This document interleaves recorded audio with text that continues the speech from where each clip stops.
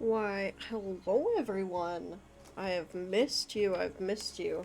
I know we were just here yesterday for Pal World, but let me be a little delusional. It's fine.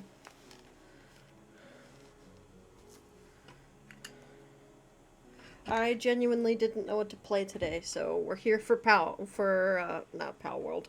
We're here for Genshin! Because we still have story quests for the characters, as well as some other, like, side quest things to finish up.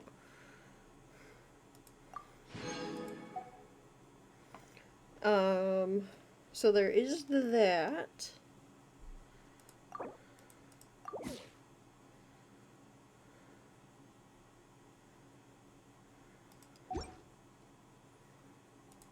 So let's see what's already in the Masters of the Nightwind side quest.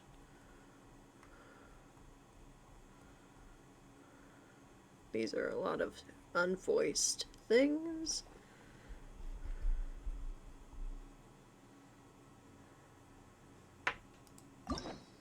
Quest overview. Story quests. Oh, yeah, they're all available. Well, all of those are available.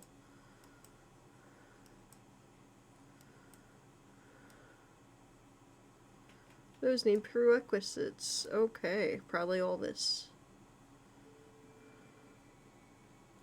Durin's takes a couple days, so let's get started on that.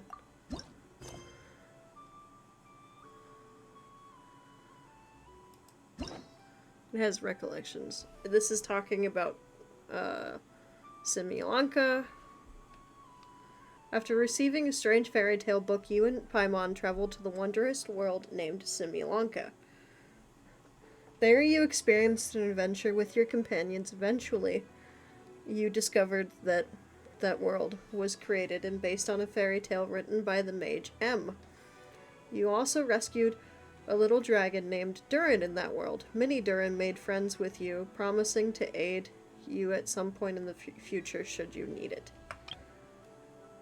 This is talking about the past again.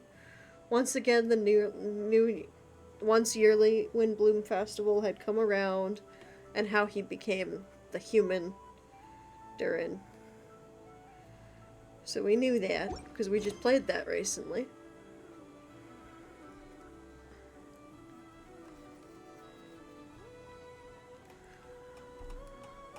So let's go get started Durin's quest, because it is going to make us do a whole thing over a course of like a week or so.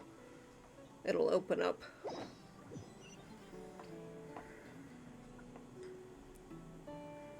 $300. We're only 300 away? Oh, it starts here, that's why. Okay.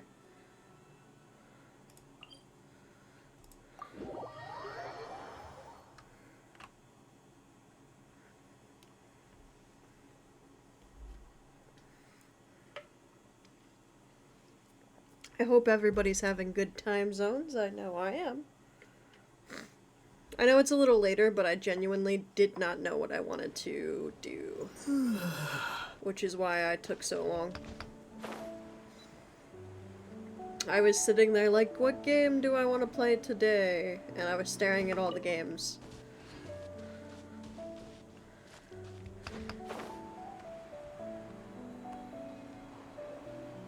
Yeah, that doesn't do anything. Okay. I'm sure it does, but I don't. I already did that. Thank you, though.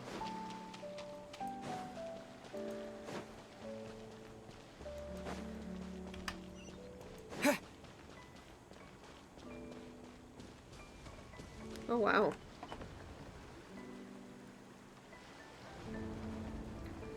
Oh, I didn't open fishing. Oh, it's Durin!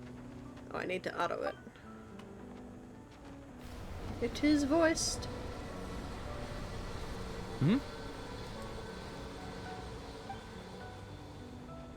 Traveler in Paimon? I'm sorry. I hope I didn't scare you.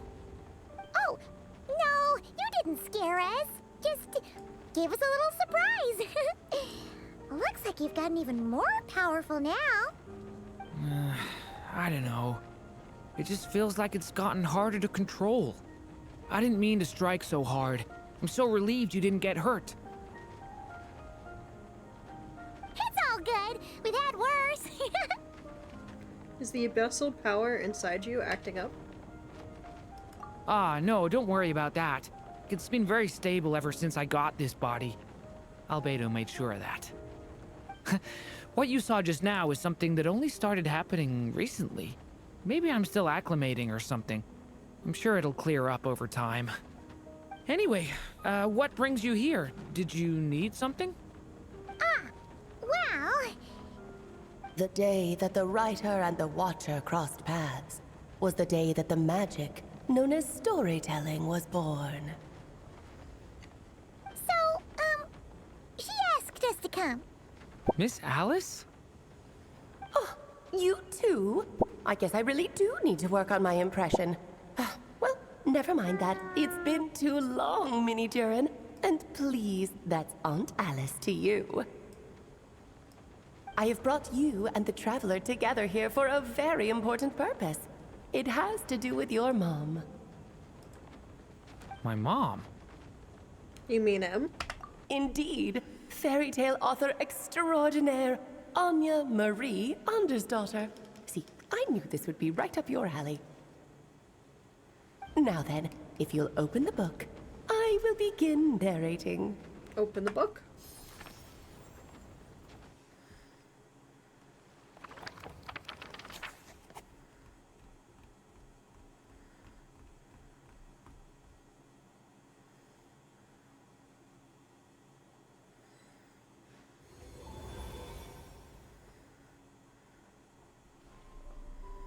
Whoa! What is this place? It reminds Paimon of Simulanka. The two are indeed similar. Both worlds were built using the same magic, after all.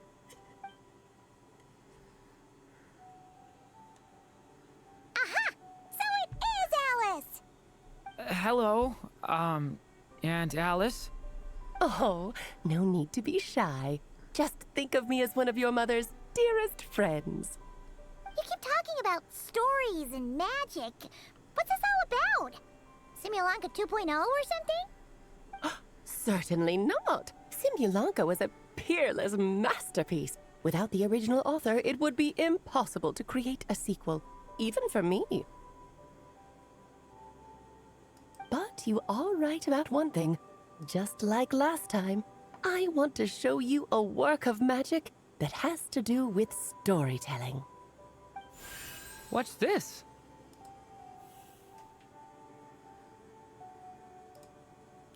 It's the book we just saw. This is your mother's dying wish. My mother's dying wish was a book? Let me answer that with a question. What do you suppose would be a writer's greatest regret? have you ever read a book called The Little Witch and the Undying Fire? I have, but I'm not sure who wrote it.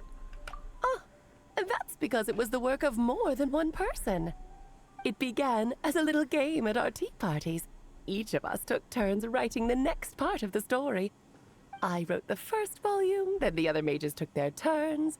Em was tasked with writing the final volume and tying everything up. But by the time everyone had finished writing their parts, Em had passed away. Oh, it was a terrible shame. A true tragedy. And that is the answer to my question. A writer's greatest regret is to leave a story unfinished. That makes sense. But all is not lost. I couldn't stand the doom and gloom of it all, so I went ahead and wrote an ending myself on her behalf. Then what's this book? This is the answer your mother gave to the same question. In her eyes, this was her greatest regret.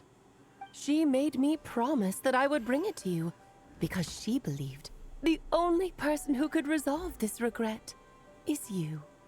So my mother's greatest regret is another unfinished story?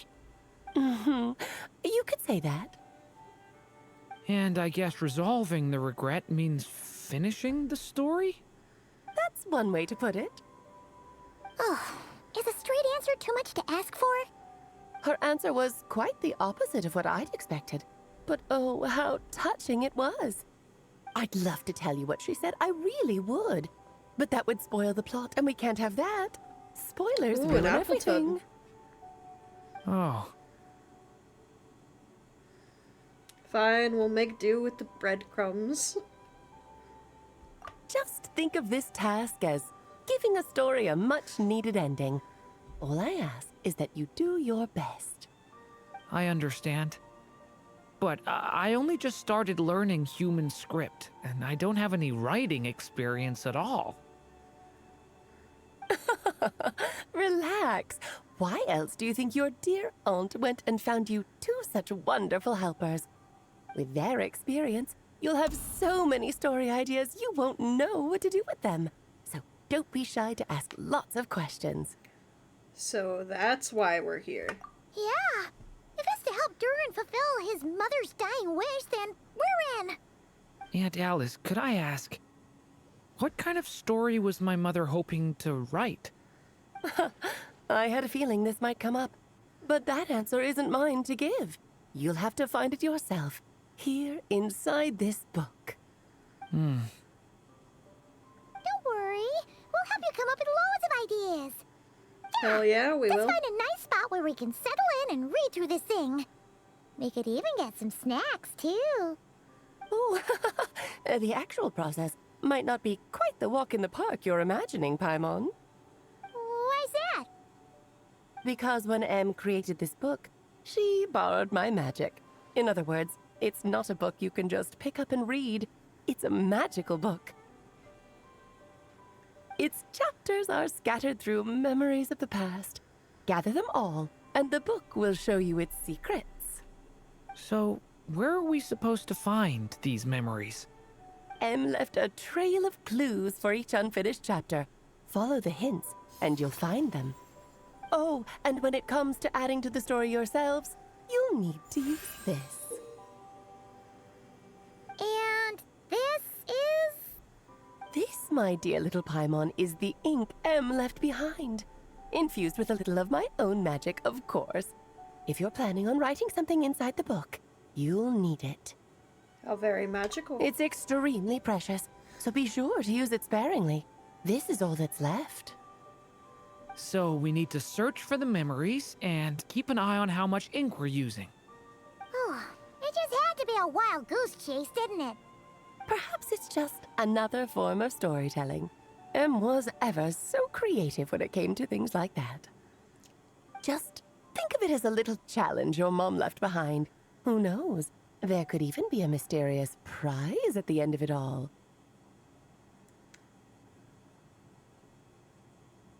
I don't care about that. This was my mother's dying wish. Whatever it takes, I'll find a way. And we're here to help. Yep. With the two of us by your side, you'll be just fine. Okie dokie. That should be pretty much all you need to know. Oh, and once the story's complete, do let me have a little look-see, okay? I've read everything she ever wrote, so naturally, I can't miss this one. How will we find you? Yeah. Most of the time, you're pretty hard to pin down. Don't worry, I'll know when you're finished. Just wait for me to reach out. All right, off you go. I can't wait to hear how the story ends.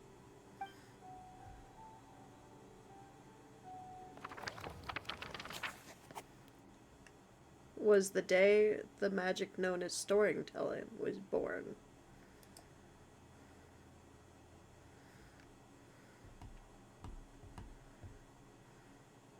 It's loading. You can kind of see the little heart behind me. Oh, here we are again. Alice's magic really is incredible, huh? Let's take a look at this book. Right. Alice mentioned we should be on the lookout for clues. Huh? A corner of repose for countless tales, watched over by the honor of knights. A place for stories to sleep, perchance to dream of ancient cities and the epics of ages past. There, a witch once spent a sleepless night, and all to bring forth a story yet untold. Find the place I speak of, for it is where the seeds of this story lie. Was that a riddle? Where do you think this mysterious place could be? Obviously, it's the Mondstadt Library. Hey, you might actually be onto something. Guess that means we need to head back to Mondstadt? I had a feeling that's where we would be headed. After all, it's where my mother was from, and I bet it's where she wrote this story, too. Yeah, that makes sense. Still, I feel bad about dragging the two of you along on such a long journey. Don't worry about it. We don't really have much going on right now, so we're all yours. Come on, let's go! The magic known as storytelling. To the library.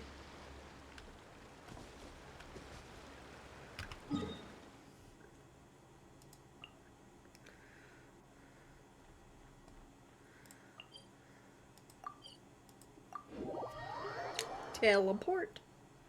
Love the teleports.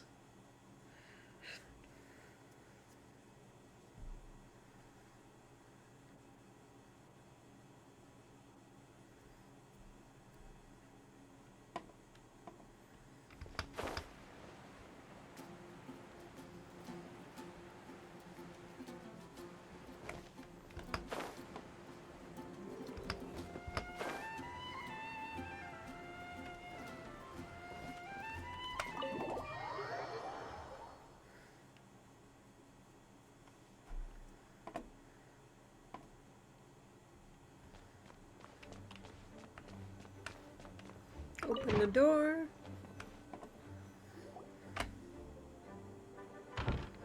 Back in the Mondstadt Library, huh? Talk about a trip down memory lane. Feels like we were just here yesterday. So, we're supposed to find the seeds of the story, right? What do you think that means? Well, we're in a library, so it's gotta be books, right? But seriously, there's so many here. How are we supposed to know which ones we need? Making a racket in a library? You should know better than that. Lisa! Oh, sorry about that. Now, who do we have here? Ah, my golden-haired cutie. And my little horn cutie, too. Sorry, Miss Lisa. I know you taught me to be quiet in the library, but Paimon was just trying to help. Please don't be too hard on her. Well, it has been far too long since we saw each other, so I suppose I can let it slide just this once. So Lisa's been mentoring you? Back when he first arrived here, Poor Jean wasn't sure what to do with him, so I stepped in to lend a hand. I figured, if I can handle a boy raised by wolves, then teaching one who's part dragon should be a walk in the park. Nice! Sounds like Durin was welcomed with open arms. Why, of course. Now, let's save the reminiscing for another time. I'm sure you're here for a reason. Did you need to borrow some books? It's kind of hard to explain. Maybe you could take a look at this. Oh?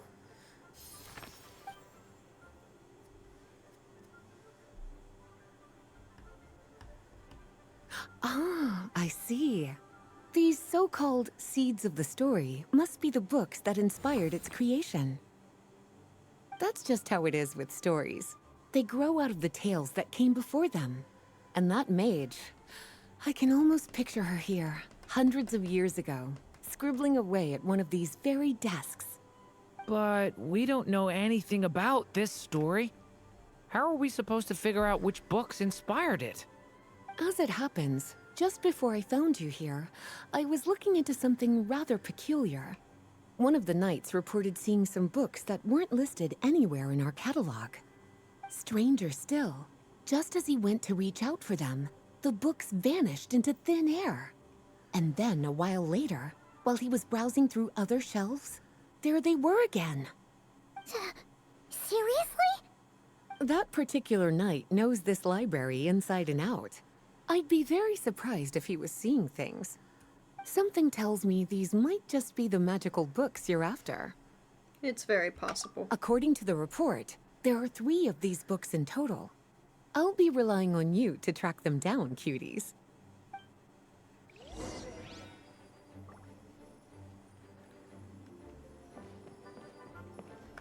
Kinda looks like a poetry collection. But why is part of the title missing? Let's see what Lisa makes of it.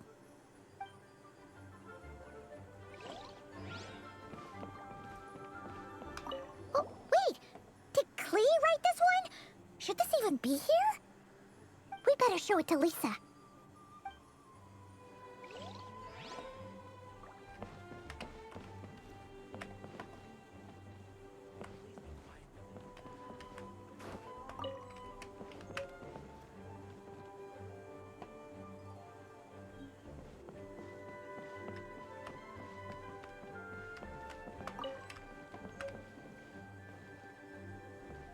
I don't think I ever collected the books. Whoops. We'll do that now.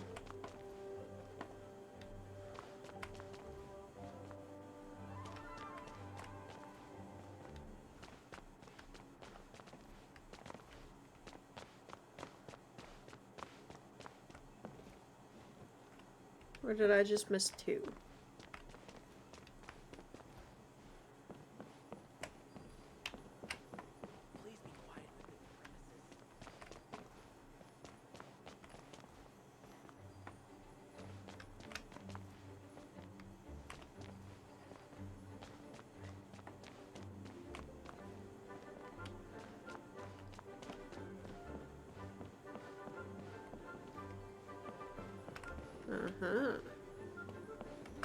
An experiment log? Looks like part of the title's been erased. There's something seriously suspicious about this book.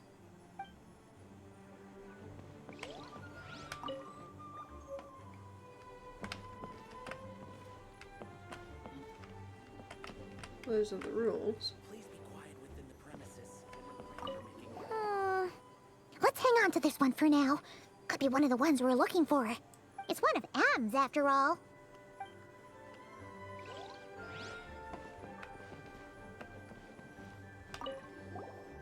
Second strongest spell in existence. Do not show Klee. Wait, there's actually a book like that right here in the Mondstadt library? That title's just gonna make people even more curious. Huh. There's definitely something fishy about this one.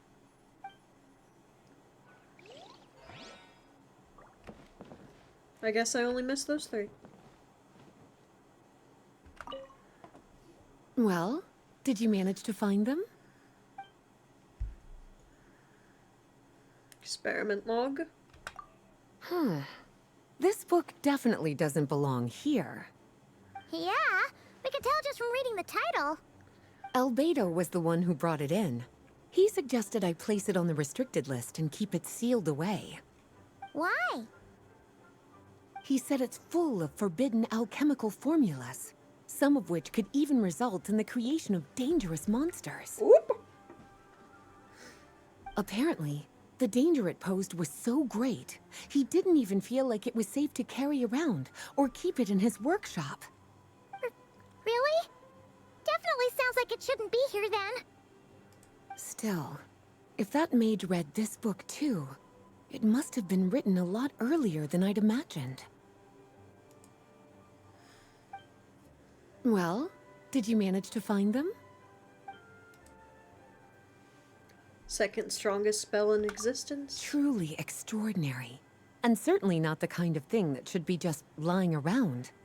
In fact, Miss Alice gave strict instructions about it. So, it's some kind of book of spells?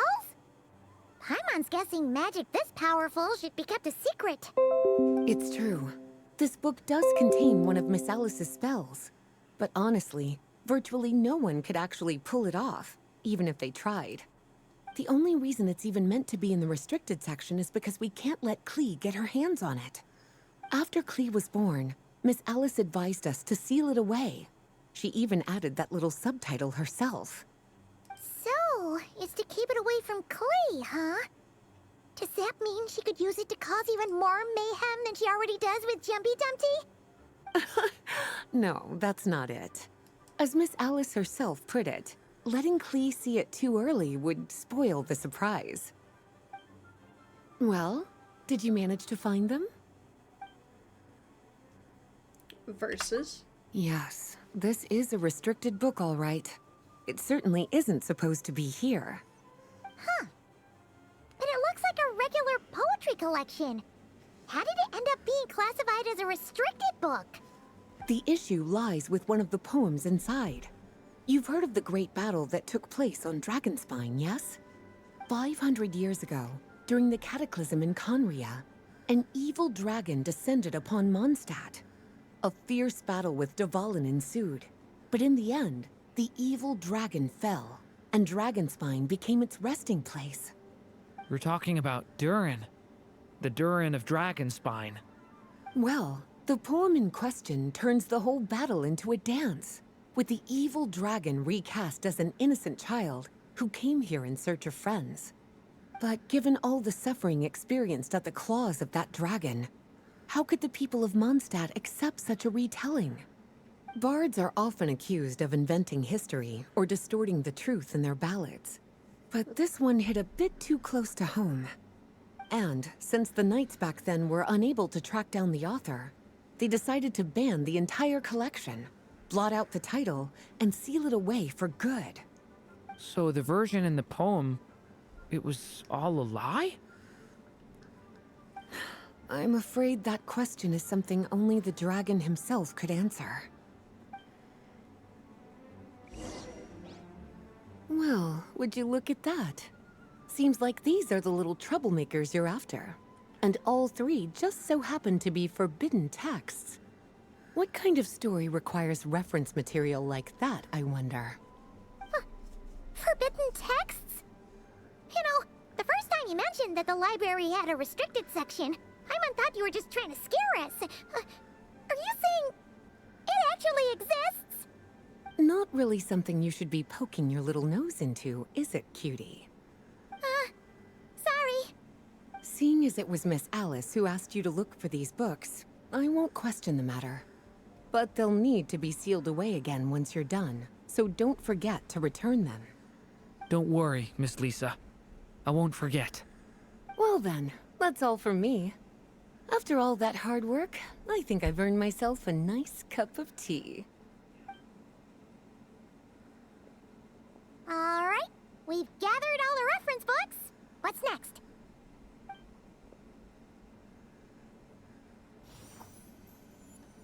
Wait, look!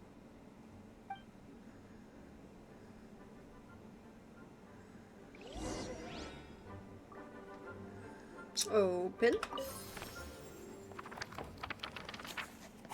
Find the places I speak of, for it is where the seeds of this story lie. Birth. Long, long ago, an evil dragon descended upon the human world, bringing terrible calamity in its wake. Bravely did the people resist, until at last, the dragon lay slain. Later, a witch with a love for stories came upon the tale of the evil dragon, and for reasons she could not explain, felt a pang of sorrow on its behalf. For she knew, despite its body being born of wicked alchemy, all along, the dragon's soul was that of an innocent child. Right up to the moment of its death, it had no choice in becoming a vessel of calamity, nor could it fathom the cruel fate that lay before it. Though the witch had a love of stories, she was not pleased with how this one ended. No, that won't do, she thought. I'll write you a better ending instead. And so she set off to do just that, borrowing a little magic from her friend. With it, she wove a dragon's egg, resolving to rear a dragon child of her own. Yet long in thought she lingered, wondering what kind of world her little dragon ought to behold upon waking.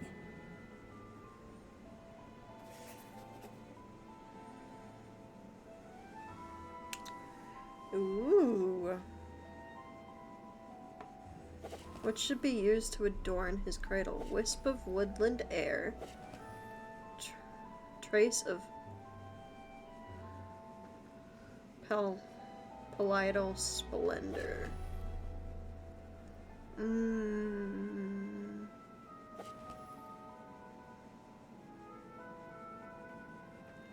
Thank you for the lurk, May. Do you quickly want to choose which one?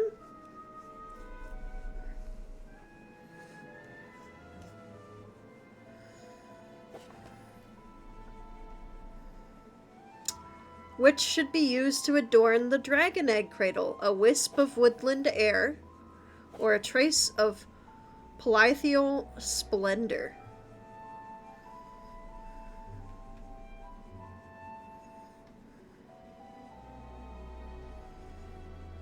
Air? Okay. At last, she made her mind up, adorning the cradle with a wisp of woodland air. Then, she quietly waited for the egg to hatch.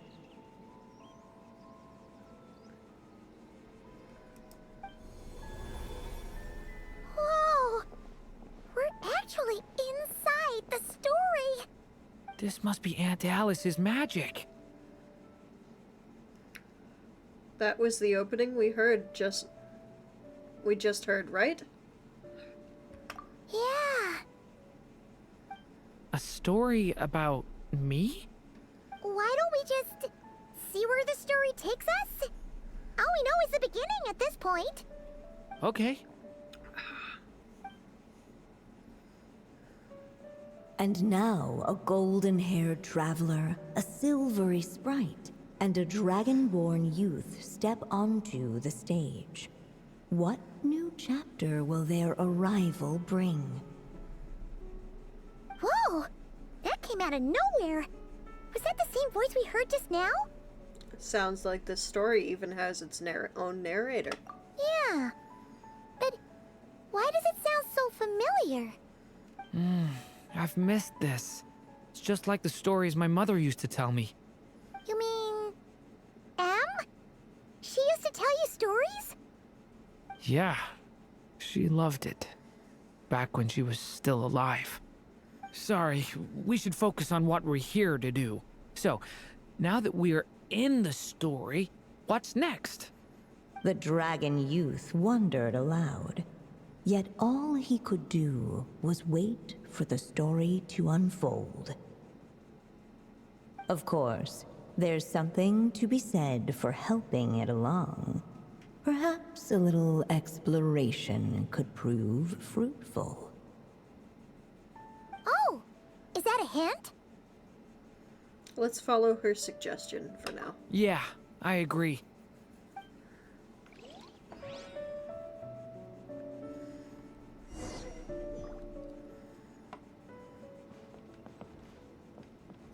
Observe.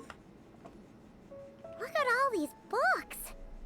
Guessing the witch did a lot of reading while she was waiting for the egg to hatch. It just so happened a dragon egg wasn't the only thing she was incubating here. Where else might a story be born, if not among books? Oh.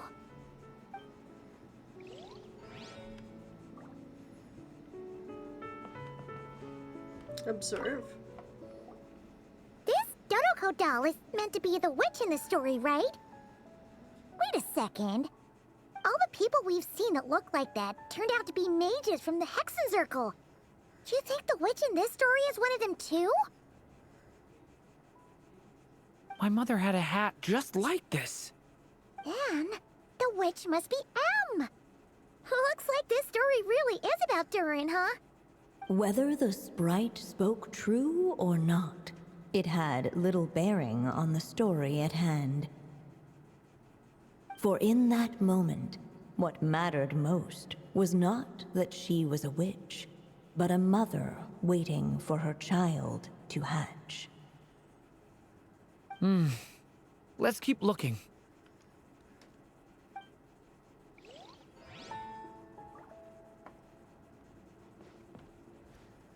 Up the stairs we go. Ooh, they made the grass sound nice under his feet.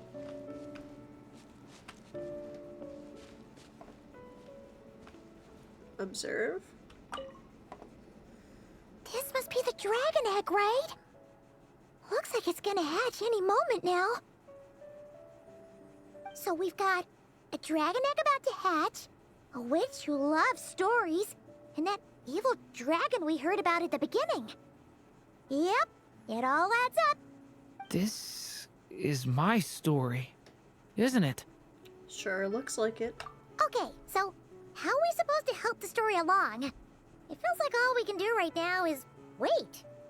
Apparently, it hadn't dawned on the group to look for a way to help the egg hatch faster.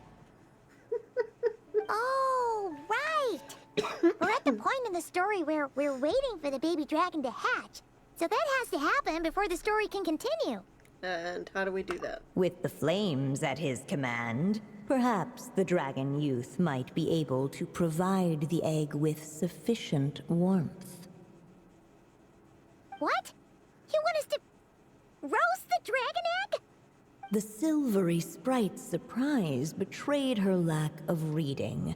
For in countless tales, it is told that only by fire's embrace will a dragon's egg hatch swiftly. Huh, you This kinda have a point there. She is, isn't she? Want to give it a try, Darren? Okay, I'll see what I can do.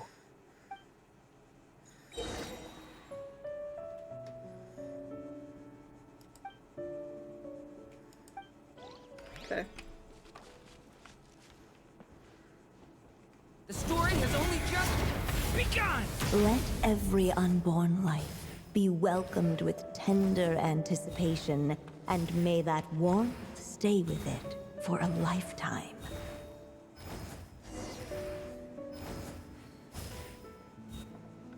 At last, under the witch's expectant gaze, the little dragon broke free from its shell.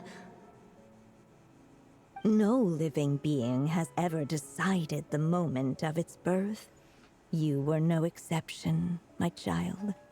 I brought you into being because I willed it so, just like the witch who created that evil dragon. But I promise you this. Your birth was wanted. You are loved. and you will have a different fate than the dragon that came before you.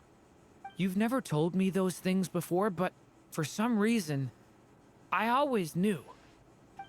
Thank you for bringing me into this world.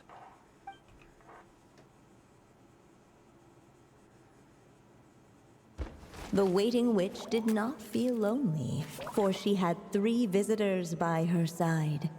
Together, they beheld the hatchling's first breath of life. Holding her dragon child close, the witch promised him a life unlike that of the evil dragon. And so, nestled in his mother's warm embrace, did the little dragon's story begin.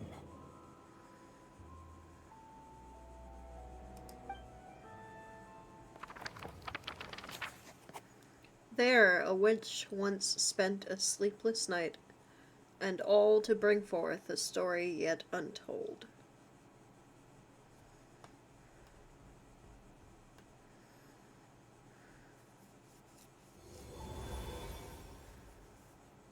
Wait, isn't this Mondstadt? Looks like we're back in the real world. Looks like there's more written on the page now and less ink left than before. So, does that mean we've completed this chapter? So it is Durin's story after all. At least, a window into his past. Yeah, but why does M seem to think that the story isn't finished yet? Durin broke free from the curse, came into this world with a new body, and even made a bunch of new friends. That already sounds like a happy ending to Paimon. Maybe there'll be some clues in the following chapters? True. Everything's always so mysterious with these mages. Guess all we can do is wait for more clues. Huh.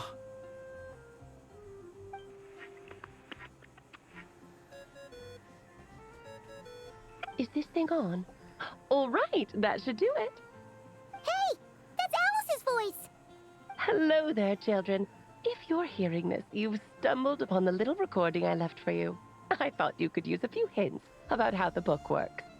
By now, I'm guessing you've already begun to leave your mark on the story. You should know, however, that the book needs time to absorb the ink, so the next chapter's clues won't show up right away. Wait, so even magic ink needs time to dry? The good news is, you can return to any chapter you've already completed and continue to explore the mystical, magical storybook world you helped create. Have fun, dearies. Toodles! Oh, man. Paimon was so ready to knock this out in one go. Me too, Maybe Paimon. it's for the best. Sooner or later, we'll end up being whisked off to another world again, and if that happens, who knows when we'll be able to come back. So it might be good to take a break while we can. A break. Guess now's as good a time as any. Yeah. Paimon has a sudden craving for the good hunter's sticky honey roast. And we happen to be in Mondstadt, so... So let's meet up here later. I need to find Miss Lisa to return those books anyway.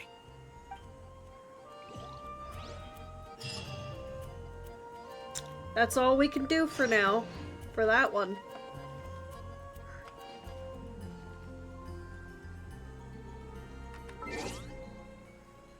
It takes a day to do it, I think. Yeah, 10 hours.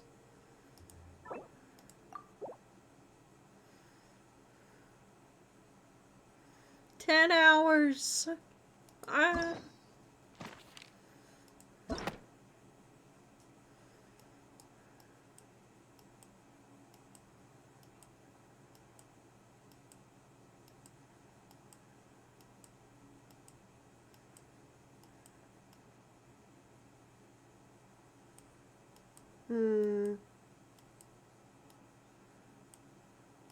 Did those ones.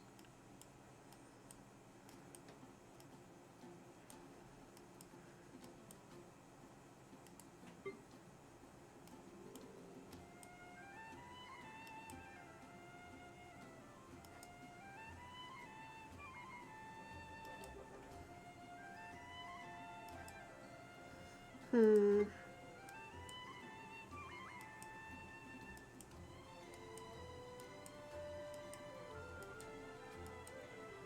Alright, I'll go for the oldest. We'll go Eula. That's another Mondstadt person. What do you mean it's currently evolved? Oh. I'll go do it, actually. Fine.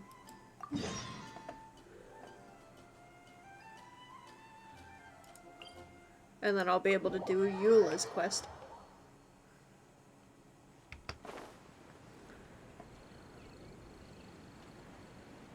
Which is homework.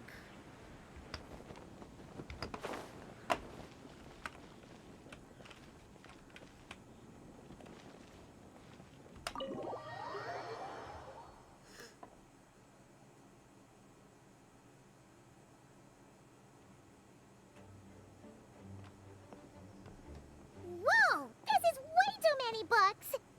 Considering this library organizing job was classified as a premium commission, I'm on key mentally prepared, you know? But seeing it in person is something else. Yep. Why, if it isn't Cutie and Paimon. What brings you back to Mondstadt? Let me guess. You missed me so much you just had to come visit. Is that it? Here for business, actually. Found you! We were starting to think you weren't clocking in today. Well, I wasn't planning to. But then, Catherine mentioned someone had finally accepted an important commission for the library. So I came to check on things. Might you both be here for that very commission by any chance?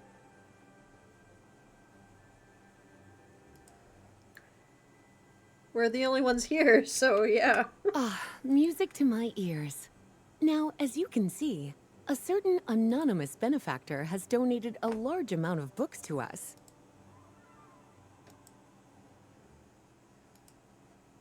Imagine my surprise when a glance down the book list revealed that each one would be an entirely new addition to our collection.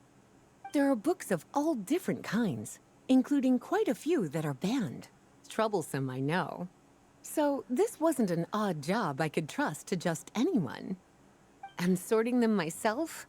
My, what a headache that would be. It would take ages. All that to say, I'm very relieved to see you here. I would treat you to some tea, of course, but looking at the state of this place, perhaps another time, yes? Don't worry, just leave the commission to us. You're as sweet as ever, Paimon. Well then, good luck in here. I'll leave you to it.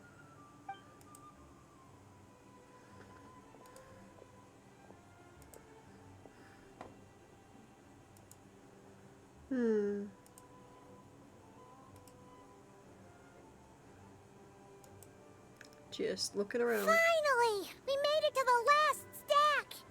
What even are some of these books? A Hilichurl's Guide to Running for Your Life? Do Hilichurls even read? Oh, and Basics of Whopper Flower Cultivation. Who'd grow one of those, anyway? And what's this one? The Little Witch's Dictionary? Huh. That title's kind of suspicious. And didn't we already sort this area?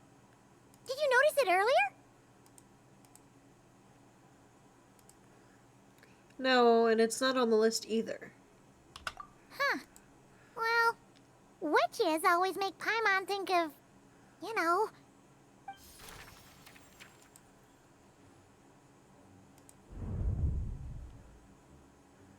Yoo-hoo! Looking for me? Alice? How did you get in here? You must not have noticed, Paimon. I wasn't the one who barged in at all. When you opened that dictionary, you entered a mage's domain. What? Ugh. Paimon knew that book had issues. Have you ever read the storybook, The Little Witch and the Undying Fire, by any chance? Do. I think so. Splendid! That makes things easier to explain. This book was written as a dictionary for that other story. The actual contents of the dew aren't related at all, though. That explanation makes things even more confusing. Oh dear. Where should I begin? You know the promise the Hexen Circle made to Varka at the Tripartite Conference, yes? Namely, that in Mondstadt's greatest time of need, the mages would return and lend their aid to the nation? Well, waiting around for danger to descend upon the land isn't exactly our style. Rather than a scenario where we jump in and save the day out of nowhere, it makes more sense to lay the groundwork over time. That's how M put it. Besides, who knows when such a crisis could occur? It could be in the next life, or even tomorrow. Preparation is crucial. So, I gathered the mages together to write this dictionary. Of course, it had to be under the guise of being related to that storybook. Otherwise, I would never have been able to get them in one place.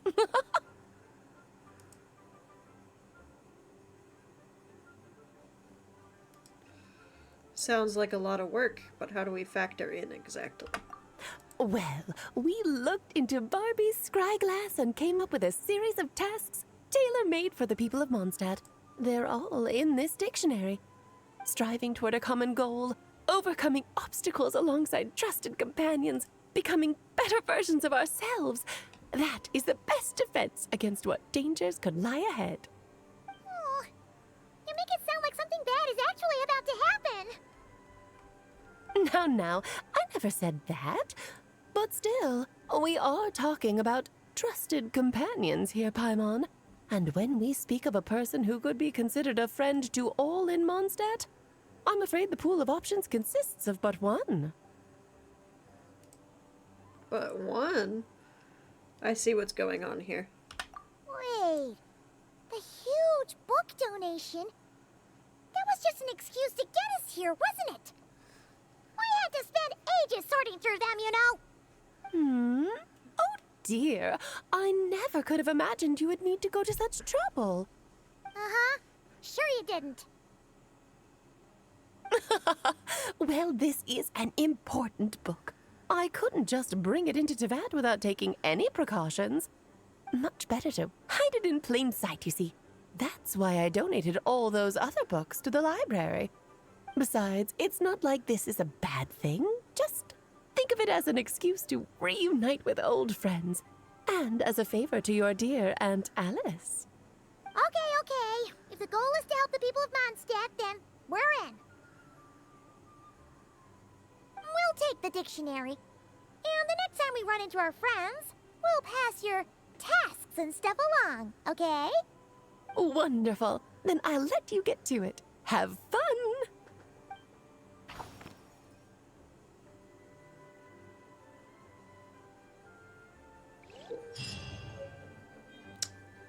Alright, I have the dictionary that I can't use.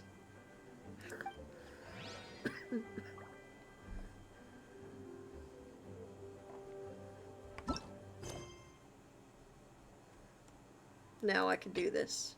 Navigate.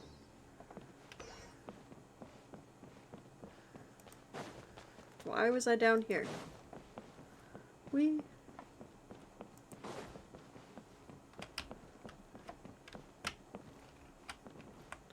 Oh, the library rules are what's yelling at me. Open door! Hello. Thank you for coming on such short notice, Honorary Knight. I know you must be busy. Well, to make a long story short, there's a particular matter at hand that the Knights requires your assistance with.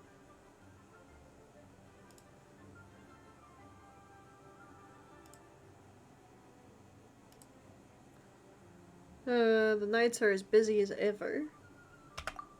Yes, it has been one thing after another recently. Neither myself nor any of the Mondstadt garrison are able to catch a moment of peace. I have recently received multiple reports from the Knights of someone within the Lawrence clan having close dealings with the Fatui. The Fatui? Again? But who are the Lawrence clan? There was a dark period in Mondstadt's history when the aristocracy ruled over the city. The hard-won freedom that followed with the fall of Decarabian was lost once again, as slavery spread throughout the land.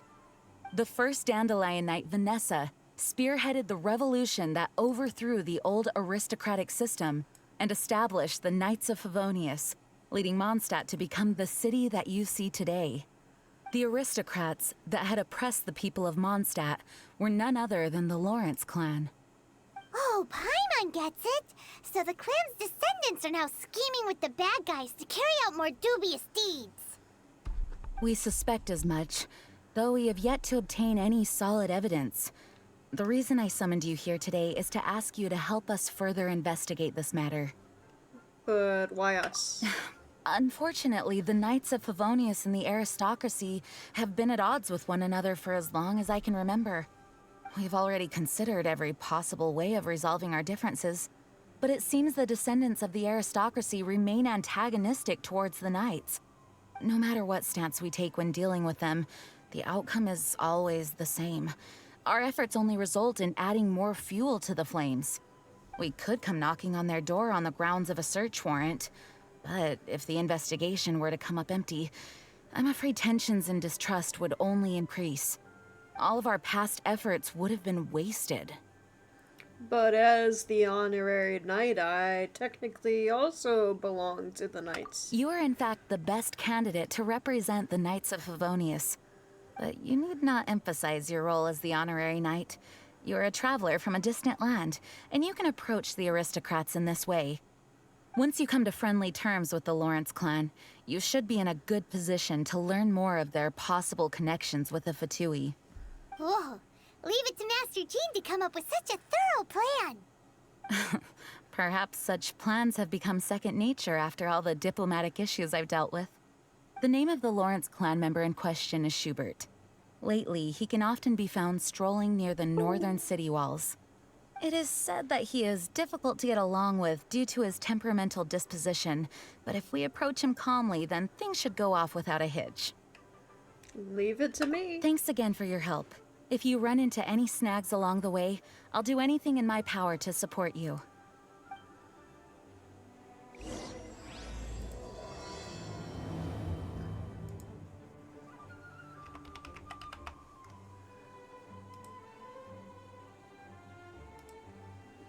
All right.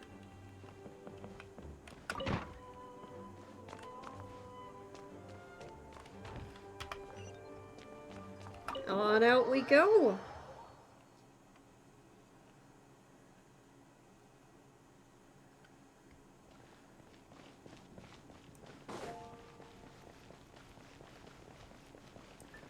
With my shiny new clothes.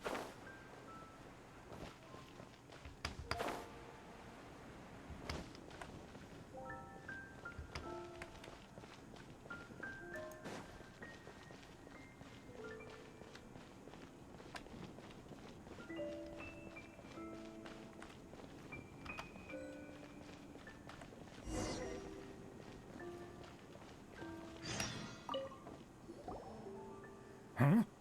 Who are you? Hello, we're here to... Hello? Hello. Did I hear you correctly? Hello? Huh. And I suppose you think that you can simply strut up here and greet me in such an ignoble and vulgar manner? Given that I don't recognize you, I can only assume that you are a traveler of some variety. I'll have you know that you are speaking with the Schubert Lawrence, a blood descendant of the magnanimous nobility.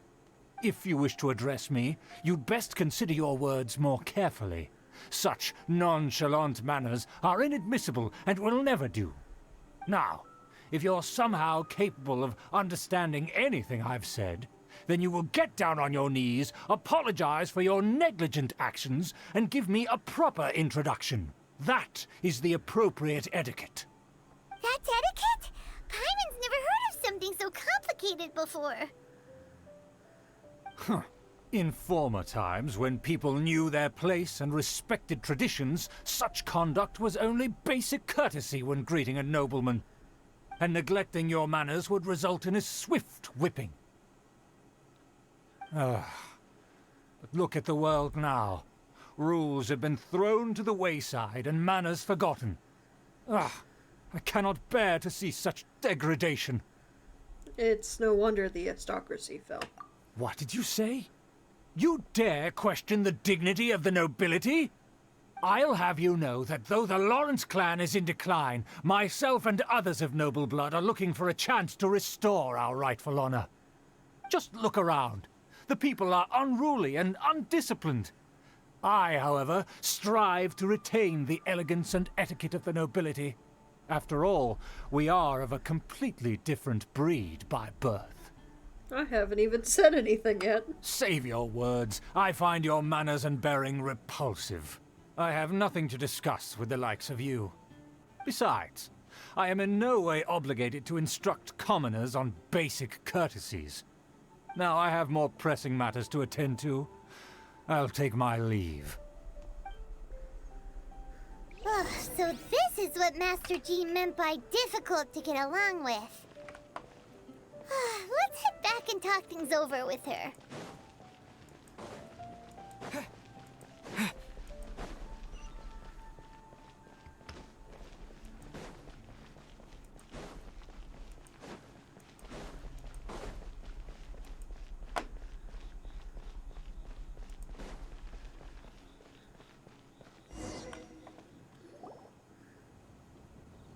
Well, if it isn't the honorary knight.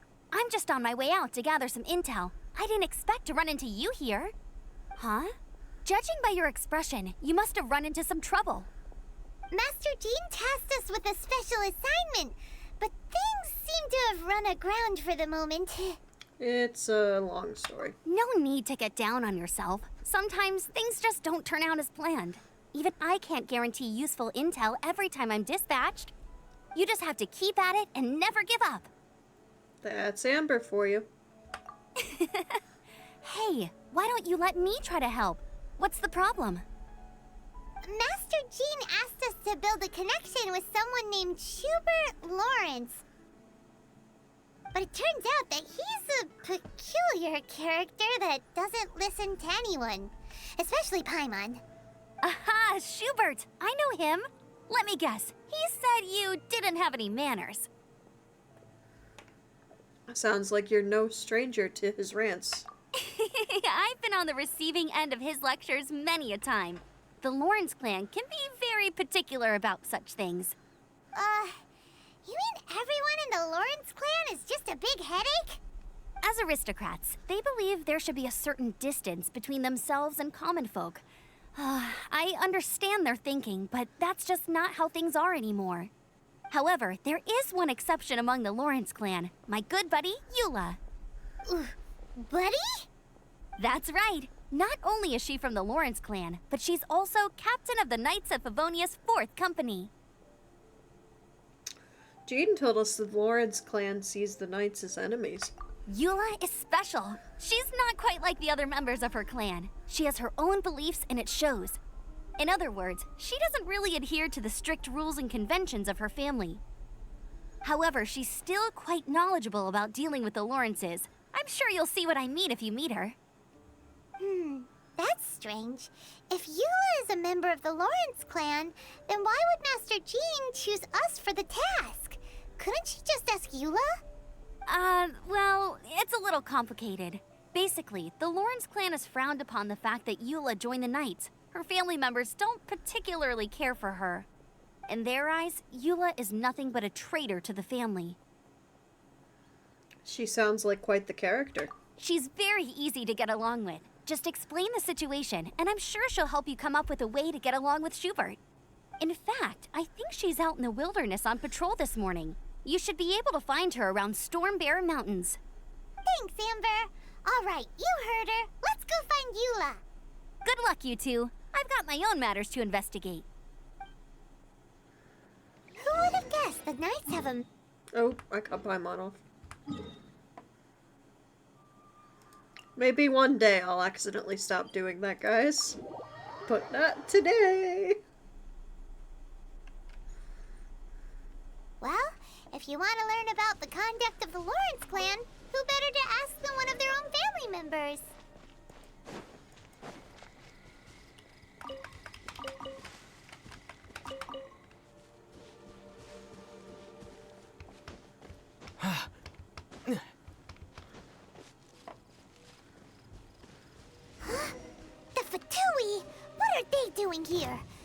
that why Yula was sent on patrol here? Let's fight first and talk later! Yeah! Yeah! Detoxify! Yeah!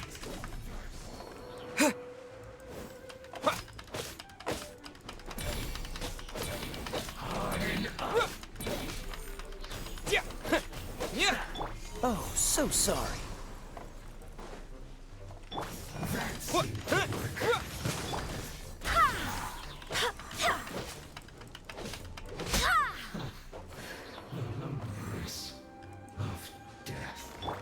Mighty mythical beast! I guess.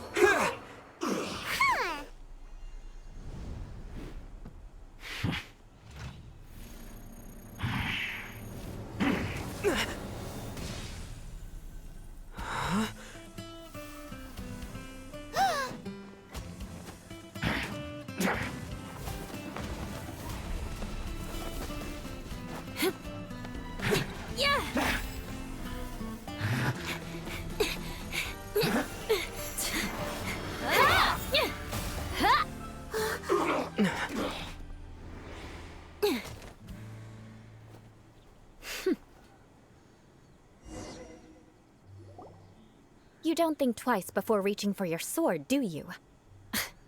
Do you have any idea how long I've been tracking these targets? And now you get to stake a claim. You think you're stronger because you got to them first? Mark my words, vengeance will be mine. What? Sorry. Vengeance? That's right. I heard the commotion and came as swiftly as I could, only to find you two already fighting the Fatui. Not only that, you are making quick work of them too. If I didn't make my move, you would have been able to take all the credit. Still, I'm glad you're unscathed. Confronting that number of Fatui at once can be dangerous. I'm quite used to fighting the Fatui. Sorry, Paimon doesn't understand what you mean, but thanks for your concern. Concern? Why would I be concerned for the safety of my arch-enemies? Arch-enemies? Wait a minute! You were saying how glad you were that we were unscathed a second ago! By which I meant, if you were injured, I'd have to escort two strangers guilty of stealing my targets all the way back to Mondstadt. Which would mean you'd cause me even more trouble. My vengeance would be swifter still. Huh? So that's how you see all this? So you must be Eula. Yes, that's me. Paimon thinks she's pretty strange. Although at least we can communicate with her. You dare to call someone you've just met strange? Forget the aristocracy. That's rude even by normal standards. Speaking of which, how do you know my name? This is the honorary knight of the Knights of Favonius. And speaking of rude, we're trying to investigate an aristocrat named Schubert Lawrence. He's so obsessed with etiquette that he's not even willing to speak with us. I understand now. That's my uncle, all right. But why do you mean to investigate him? He may be secretly involved with the Fatui. I see. You have some nerve to faming a family member right in front of me. I will have vengeance for this too. No! This is an assignment from Master Jean! It's just an investigation, that's all! Aren't you worried about your uncle? To the everyday citizens of Mondstadt, everyone in the Lawrence clan is scum. It's natural for rumors and unwarranted gossip to lead to such suspicion. Hard to avoid such a reputation when you're known as the ruthless rulers of Old Mondstadt. Oh, so that's what you think of me? Yet another transgression to avenge. But didn't you say it first? Oh. Curious. We've only just met, and you've already given me 3 causes for vengeance. It's been a while since I've encountered anyone as interesting as you. Why do you seem so happy about it? I assume you need me to teach you the conduct of the Lawrence clan. Only then will you finally be able to communicate with my uncle, correct? That's right. Amber told us to come and talk to you. Well then, let's begin your training immediately. It'll be easier to train when we're back in Mondstadt. will require other people. Aren't you plotting vengeance against us? We can put that aside for now. Besides, if it's the acting Grandmaster's assignment, and Amber's the one who recommended me, I should comply. Paimon's confused. This girl's all vengeance this and revenge that. But she doesn't seem the least bit angry. Still, Paimon has met bigger weirdos before.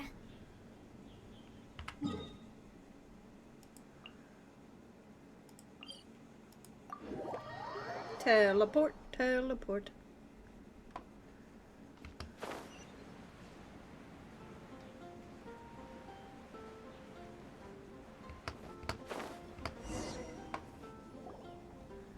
Ah, you finally arrived.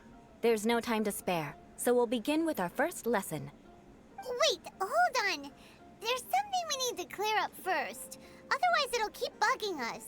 About all that vengeance stuff, you won't really take revenge, will you? So that's still on your mind, huh? Maybe you're the ones who can't let things go.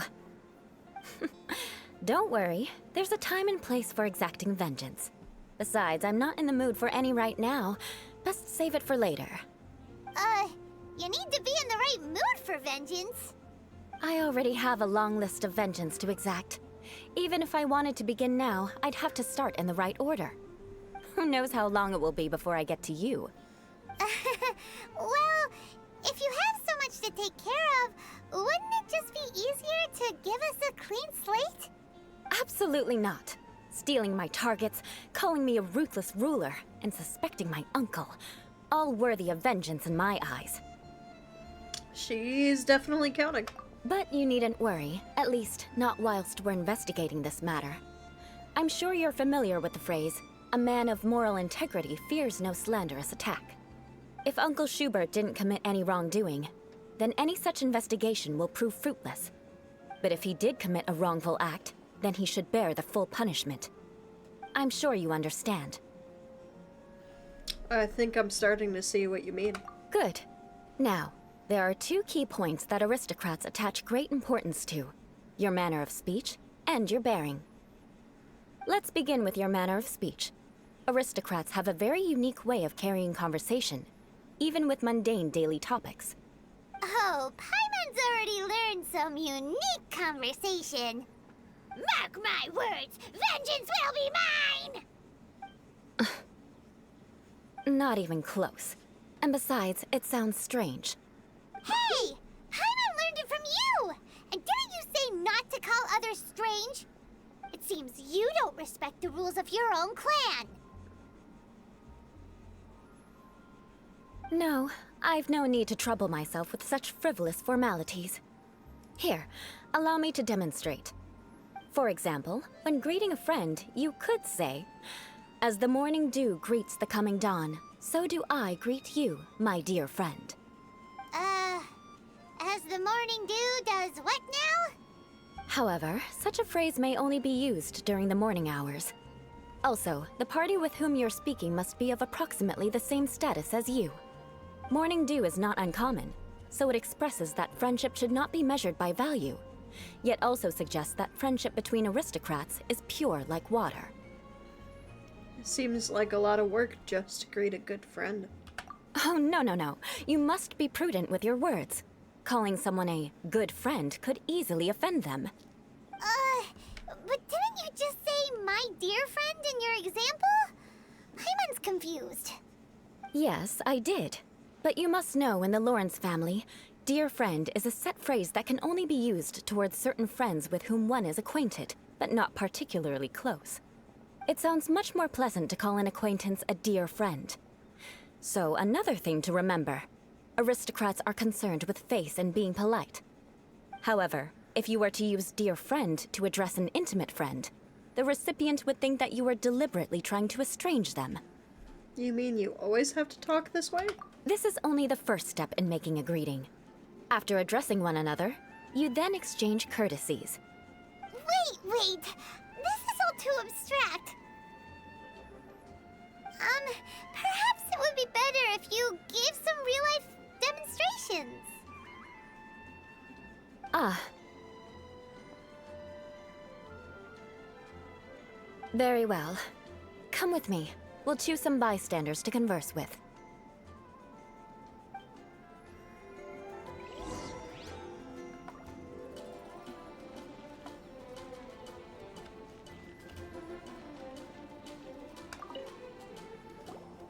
Oh, you're Eula of the Lawrence clan, right? This can't be good. You there, lowly laborer. You stand in the presence of a member of the illustrious Lawrence clan. I have words for you. Please acknowledge the glory bestowed upon thee by the nobility... what comes next? Oh, right. By solemnly kneeling to the ground with utmost sincerity. Huh? I can't make heads or tails of anything you're saying. Hold on. What did they always teach me?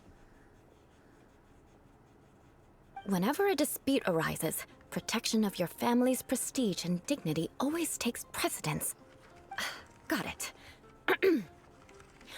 As a lowly commoner, you shall maintain absolute reverence when speaking with those under which you so graciously toil. How dare you speak in such a manner? Is everyone from the Lawrence clan so strange? The days of the Lawrence clan's tyranny have long passed. I don't care what you're trying to do. Just beat it. I think you misunderstood her. She's just trying to give us a demonstration, that's all. Like I said, I don't care what you're doing. I have nothing to say to any member of the Lawrence clan. And here's a word of advice. I wouldn't be caught dead walking too closely with any one of their like in Mondstadt. If that's all, I'll be going. I'm afraid I won't be able to control myself if we talk any longer. Hey! Don't leave! Halt! Mark my words, vengeance will be mine! Wow, the Lawrence name really does carry a terrible reputation. Never mind him. I could have predicted as much. Let's find someone else.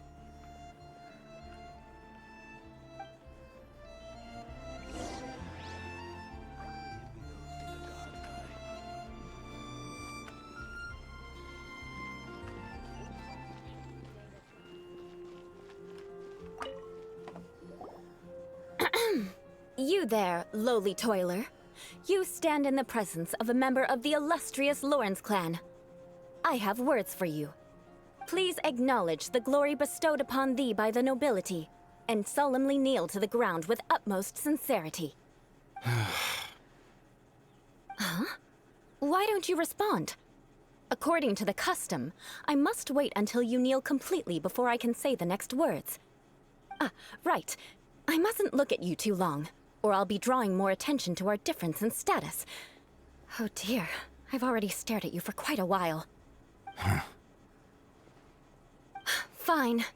You may spare yourself the formality of kneeling, as it may be a little inconvenient.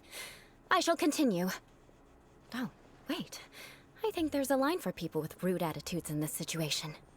Hey, stop bothering me or else I might say something you wouldn't like to hear. Then again, I've got no words for anyone from the Lawrence clan. Again? What's with this attitude?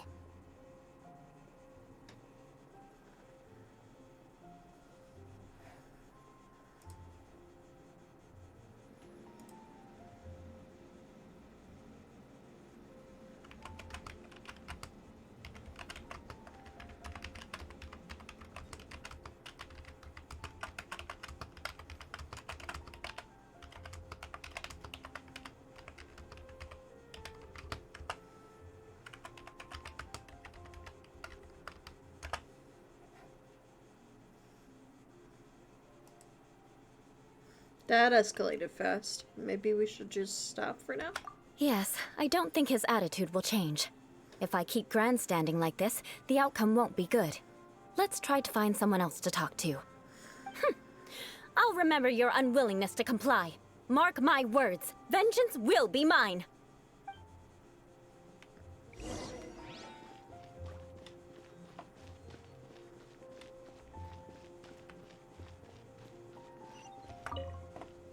You there, lowly worker.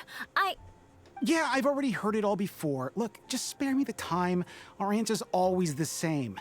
We've got nothing to say to the likes of you. I mean, seriously, can't you just take a hint?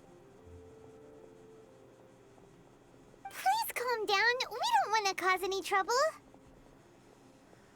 I know she's a Knight of Favonius, and that the Knights wouldn't misplace their trust, but the name Lawrence carries too much weight with it. Even to this very day, the descendants of the Lawrence clan are still scheming to reclaim Mondstadt and reinstate their aristocratic rule. And if that wasn't enough, here you are purposefully using their awkward way of speaking just to put on an act? Don't you care for the feelings of us ordinary folk? You have a point. But mark my words, this transgression will not go unnoticed. Huh? You want to fight? Listen here, I may be no match for you, but I'll be sure to lodge a complaint with the Knights of Favonius. Maybe everyone just take a step back. I'm sorry, but I want her to understand that I'm serious. Listen here, if you don't want things to get more unpleasant, then you'd better just stop. Forget it. There's no point in quarreling any further. Let's go.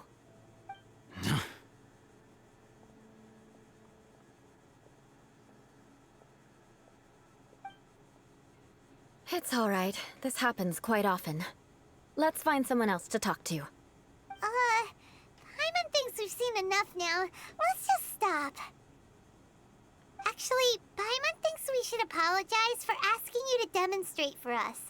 We had no idea the feelings between the Lawrence clan and the people of Mondstadt were so bitter. What can we do? The Lawrence name is already a dirty word among every household in Mondstadt. Even 3-year-olds know the story. I see this kind of attitude all the time. I'm starting to sympathize with you. Don't worry. What with me being a Knight of Favonius, they're usually willing to speak a few words with me. Perhaps my aristocratic manner of speech provoked them today. Believe me, it's not a big issue. So this is the way things are normally for you? There's no need for them to direct their anger at you personally. That's the way things are. Perhaps it's just fate for those who have made mistakes. Accepting punishment is only fair, right? But when your family has committed atrocities, I'm afraid there's no easy path to reconciliation. As memories are carried in the city breeze, the faults of such grievances are passed from one generation to the next. It is now my turn to bear this burden. At least I have a means of living a relatively normal life compared to the elders of my family. I have nothing to be discontented about. So you knew all along we'd encounter these kinds of problems? Yeah! Why were you so willing to try and demonstrate for us? Oh, that reminds me. That last person will not escape my vengeance either. Let's leave it at that. Just think of it as something I like to do. But unfortunately, you probably didn't learn much from those conversations. It seems we have no other choice but to find more people to talk to. No need! Besides, the Traveler's pretty sharp, and nothing gets in our way on an adventure. Paimon thinks we got the gist of it now. Right? Right? Yeah, I think I've got it. We'll just have to roll with it for now. Let's just keep Eula from getting anyone else riled up. Well then, I'm glad you learned something. You're already halfway toward mastering aristocratic conduct. A proper manner of speech is more aesthetic than anything else. It stems from their taste for refinement. But we must also practice your bearing. I have a very effective way of training for this. Come with me to Dragonspine.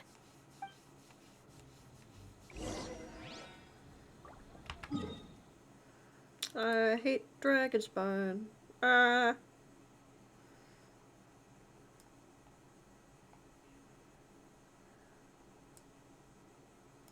I'll have to go here. And then climb.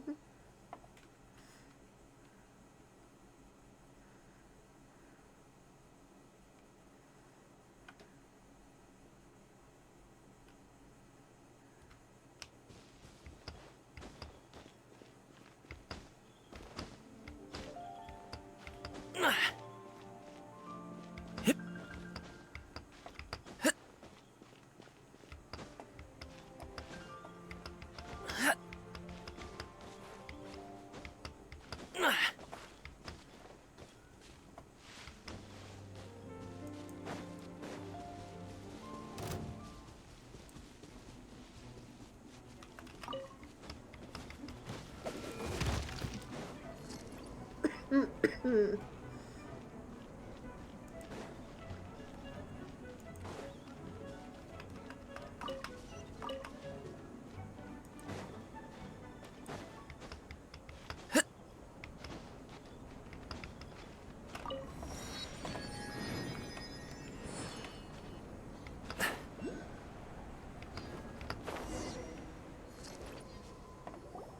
It's so cold. Does aristocrat training really need to be done here? Give me just If a you second, wish I'll to be right truly back. achieve the dignified conduct of an aristocrat, you must learn to remain composed and elegant even amidst harsh conditions. For example, you can see that part of the path up ahead is quite difficult to traverse.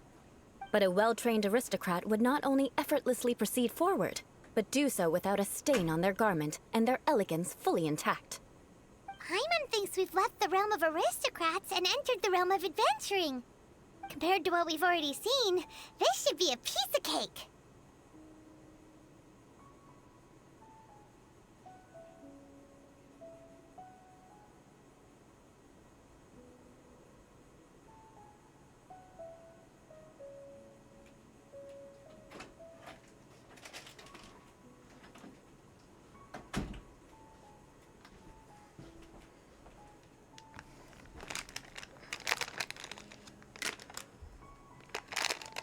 Should be way easier than making conversation, at least. Paimon thinks so too. But you've got this in the bag. You look pretty confident this time. All right, let's get started. Remember, you must be graceful and elegant. Don't get knocked or launched into the air. That would be most unsightly.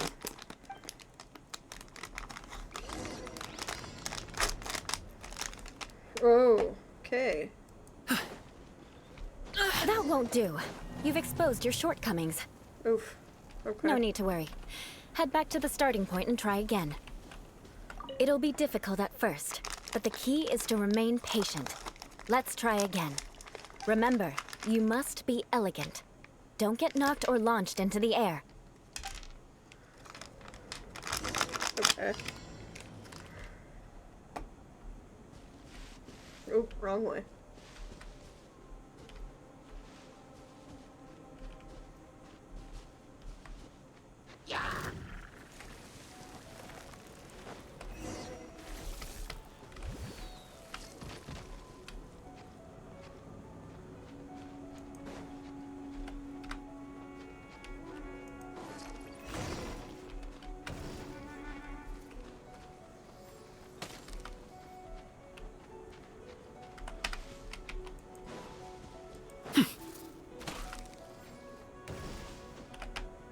Get off the tree. There we go. Not bad. A lot better than I had anticipated, at least. Paimon almost didn't make it through. Whew. Good thing we didn't get stuck. So, are we aristocrats now? Don't flatter yourselves. We've only just begun. This scenario was relatively simple. In the face of a real battle, one would seldom have a chance to stop and evaluate the situation. There's a ley line monolith just up ahead that will attract nearby monsters. True elegance is the ability to calmly yet swiftly make decisions in the heat of battle. Oh, was I supposed to battle them? Whoops.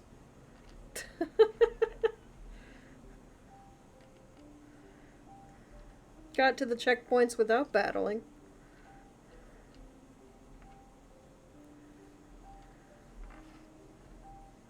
That's just me. Is this how you normally train? My family set only the highest expectations for me, even as a child. Let's proceed, shall we?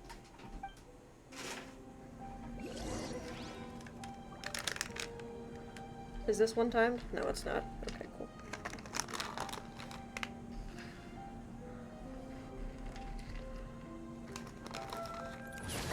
So I have trail mix.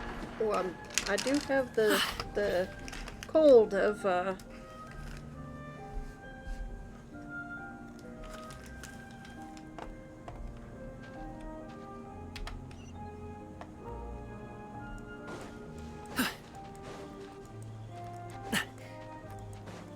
This is the leyline monolith. Go ahead, activate it. But be careful not to get launched into the air or frozen while fighting. That would be most unsightly.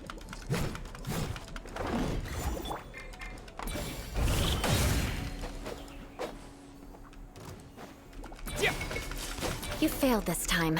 What a shame. But not to worry. It's just training after all. Let's try again. Barbados, guide us.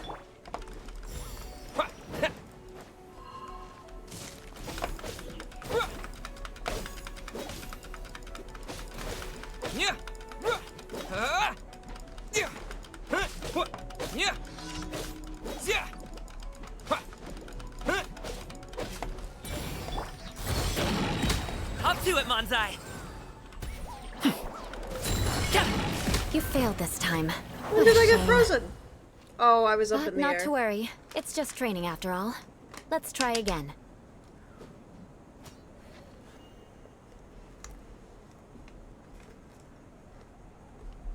Gaming did not exist back.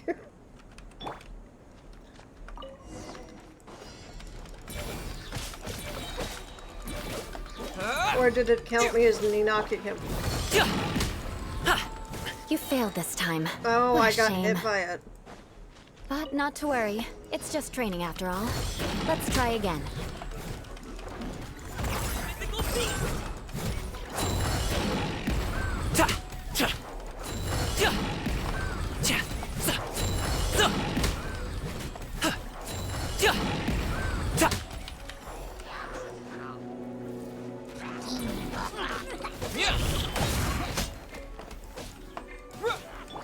Up to it, Manzai! There we go. Well done. Your performance was most impressive. And you managed to remain calm even in these grueling dragonspine surroundings. I'm starting to wonder if even I could have done the same. Given such an outstanding performance, it seems there is little left for me to teach you. Like Paimon said, adventuring is our specialty.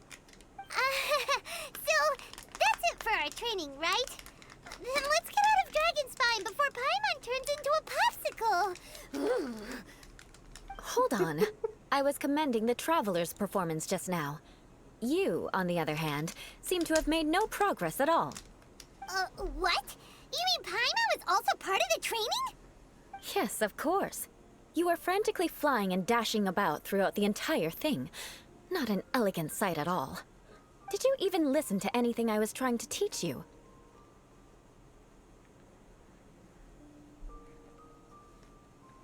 Maybe that's just Paimon's style? Hey! That's not true!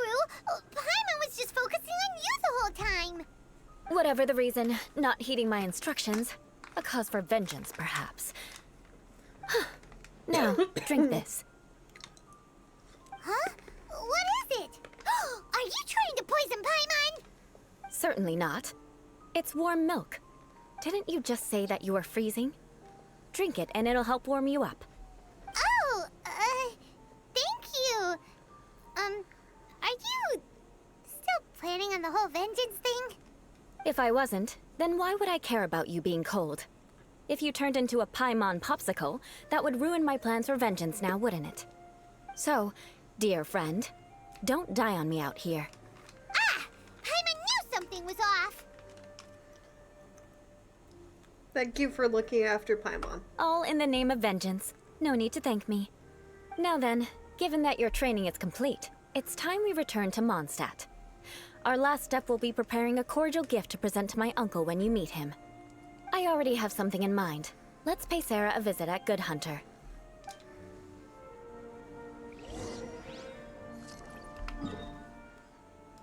Get me out of here.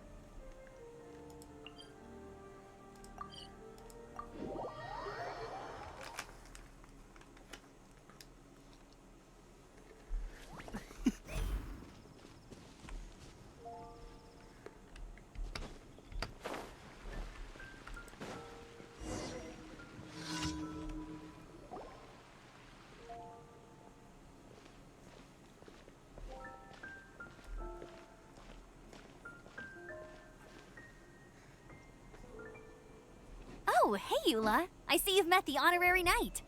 We meet again, Amber. Seems we're just bound to run into you these days. Well, I just got back and was thinking about grabbing a bite at Good Hunter. But now that you're here, why don't we all eat together? Very well. It's been some time since we've last shared a meal together. Come, take a seat. We can discuss my uncle's gift while we eat.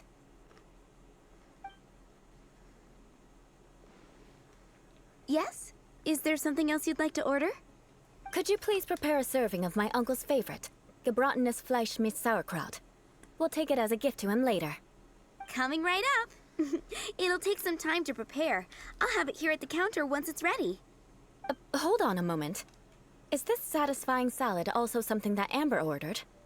No, she didn't order it.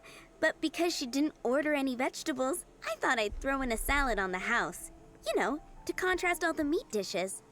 So, we clearly didn't order this, yet you prepared it without authorization. Mark my words, this transgression will not go unnoticed. You're gonna take revenge on her for giving us a free salad?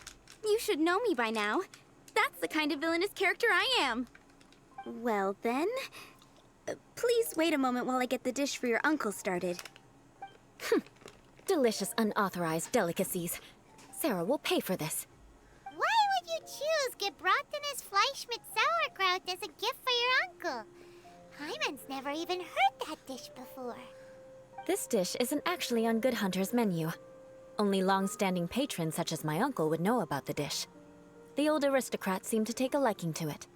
Because of the sour flavor of the sauerkraut, not too many people are fond of it these days. I guess it's become less popular over time. Eula treated me to the dish once, and I couldn't even finish a bite. I've nicknamed it gebratenes Fleisch mit Vengeance ever since. Ugh. I never expected us to have such completely different tastes in food. If I weren't in such a good mood, I'd say that constitutes grounds for transgression. Huh? So even Amber doesn't escape your vengeance? Of course not. It's hard to find someone in Mondstadt that attracts contempt as much as she does. It's fine when you're just joking between us, but I'm afraid our honorary knight might misunderstand you. Eula's always talking about vengeance, but that's just how she is. It's nothing you should take too seriously. But I am serious, and I'll remember every transgression committed against me. Ugh, it's no wonder so many people dislike you. Hyman's starting to realize that Eula is actually a very good person. There's no need to be so awkward when you want to say something nice. Listen, you've never been labeled as a social pariah, have you? Well, no? So that's why you wouldn't understand how hard it is for a bad person to try to be good. It's impossible for me, and I have no intention of acting like a good person. All right, no need to look so sullen. I'm just kidding. Come on, let's eat. The food is getting cold. – After an awkward pause, everyone resumes cheerfully chatting. I'm stuffed. I'll see Sarah about the bill. No need. I've left the mora under the plate. If you try to settle it with her in person, she won't accept payment for the salad. Don't underestimate my ability to exact revenge. Sarah won't get the upper hand this time. All right, next you should pay my uncle a visit. He has a small camp at the top of the mountain near Springvale. He usually whiles his time away there when there's nothing else to do. Aren't you coming with us, Eula? I'm afraid that wouldn't be very convenient for me. It'd be better if you two went alone. Ah, yes. Please do remember to pick up the dish from Sarah. I still have more recon to do in the wilderness. Well, until next time. Let's meet again. What an interesting bunch you are.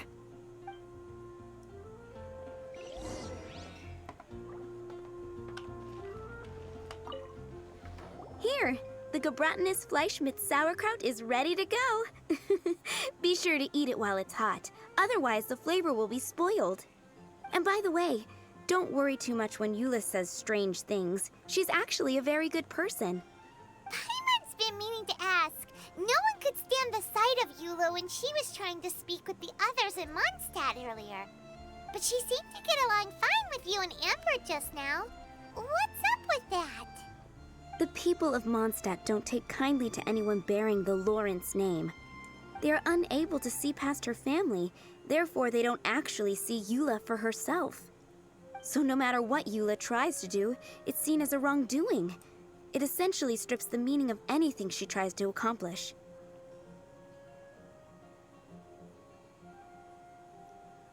Alright. I'm gonna do something for Puddle real quick. Which is Cryptid Care.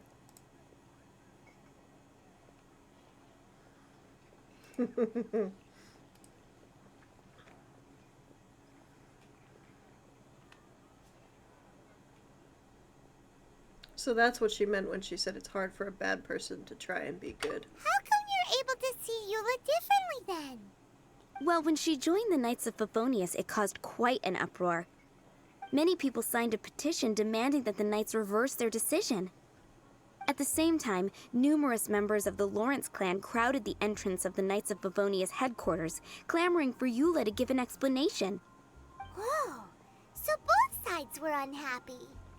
That's right. So you can imagine how determined Eula must have been under such circumstances. But thanks to Grandmaster Varka and the unwavering attitudes of others in the Knights of Favonius, they were able to quell the unrest. Tensions still remain beneath the surface, I'm afraid. In the eyes of the people, she's a stain on the Knights of Favonius. And in the eyes of the Lawrence clan, she's a disgrace to her family. But she simply fulfills her duty as a knight, silently helping one person after another, myself included. People like Eula should be approached with care and understanding. She could stand to be treated a little more fairly. If only there were more people like you. I believe a day will come when things will get better. Once everything's settled, we should go talk to Eula again. Paimon thinks we know how to communicate with her now. I'm glad. I think that would make her very happy, though she might not ever admit it. Take care. Please come again.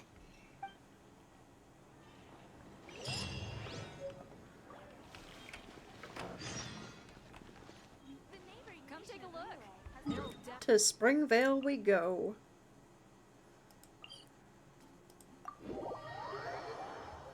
Wee.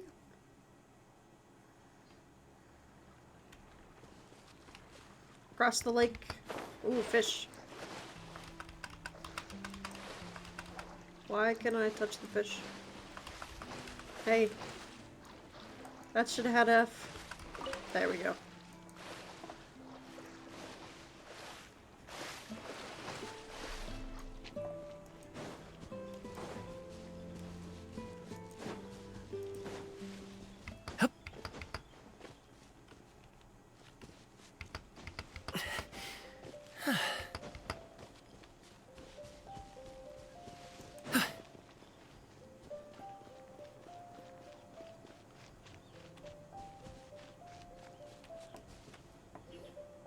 The tent seems to be pretty tattered, but there's a really fancy chair. Could this be another aristocratic custom? Ah, it's you again. I thought I had rid myself of you two. Please, if I may be so bold as to say a few humble words. A few humble words, huh? Yes, that sounds appropriate enough. Very well. I'm certainly not one to be narrow-minded. I'll overlook your previous misconduct for now and listen to what you have to say. Wow, this guy thinks so highly of himself. It is an honor to stand before you here immersed in your supreme brilliance. It appears I have misjudged you. Supreme brilliance. The glory of the nobility that continues to this day. A true loyalist. Impressive. My intentions were to test your humility. It appears you have become well-versed in our etiquette. Oh, so he was testing us. Sheesh, what an ordeal. Your conduct is satisfactory. I must say, such progress in such a short time is practically unfathomable. If I may ask, from whence did you learn such a civilized manner of speech? I refined my conduct with some instruction in the classics, courtesy of a dear friend. Ah, good. Very good. You are bright, and compared with the common folk of Mondstadt, you certainly have potential. If you were of aristocratic blood, your prospects would be promising indeed. By the way, we brought a gift. Ahem. Paimon means we would like to present you with a small token of our goodwill. Huh? Could this be? Gebratenes Fleisch mit Sauerkraut? It's evident that your sentiment is genuine. As a young person nowadays, only with no small effort could you achieve such a dish. It's been so long since I dug into a big, tasty... I beg your pardon. What I mean to say is, since it's nearly mealtime, I shall partake. He relishes the sauerkraut. Ah, yes. This aroma, just as I remember it. And this exquisite sour flavor. I can't stand sauerkraut personally. A delicacy Can't that stand the only smell, us can't noblemen stand the and women taste. could appreciate. Now even Paimon's starting to wonder what it tastes like.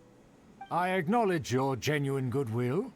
Such sincerity must certainly imply that you come bearing a request. It seems there's word that the Lawrence family has a grand scheme of sorts. Wait, so you've come to know of this, too? It was meant to be a family secret. I would like to know what I can do for the nobility. Well, considering your meticulous etiquette, you must be a talent of unusual fortitude. I'm willing to place my full trust in you. Please, come with me. We happen to be in need of competent fellows like yourself. Where are we going? To see some friends from a distant land. They have offered their assistance in restoring the Lawrence clan to its former glory. So he trusts us solely based on your etiquette. Perhaps this is what old aristocrats see as most important. Well then, let's get going, shall we? You'll understand everything in due course. Do you think his friends are the Fatui? Things will get sticky if the Fatui happen to recognize you. What should we do? We're gonna cook real quick. 'Cause I'm here and I can. We're gonna start with berries and fried meat, I guess. Haha, do I have anything else that cooks a little better? Nope, nobody with bonuses. Okay.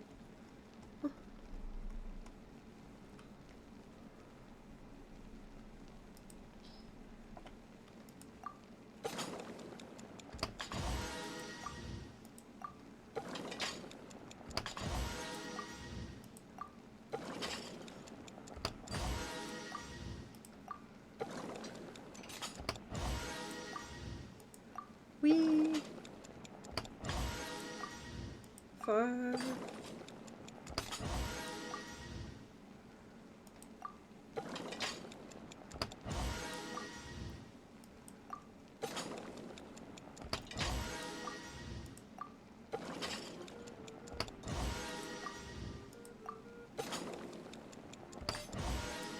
There we go. I can auto-cook this now.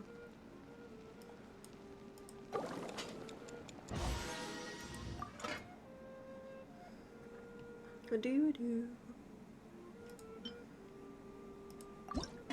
Do I have razor yet?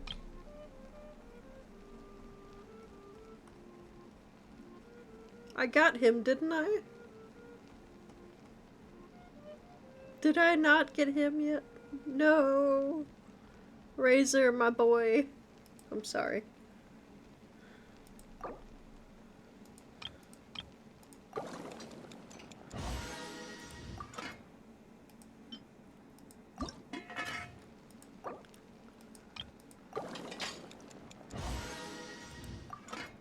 Look, May, I'm cooking.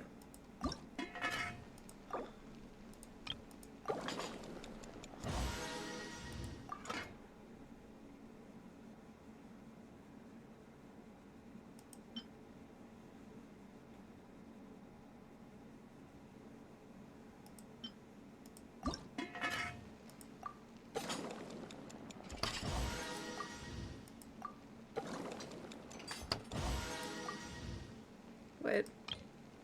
Why is it on him?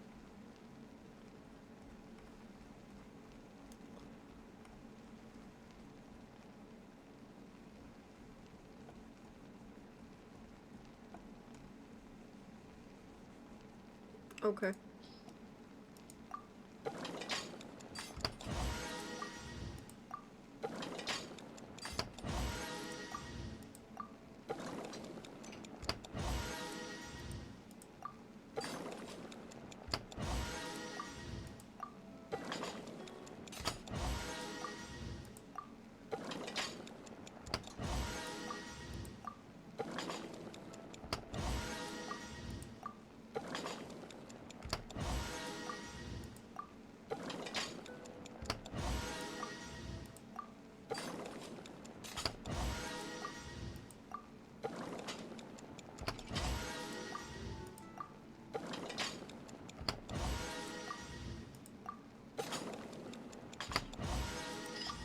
Yeah, I can auto cook now.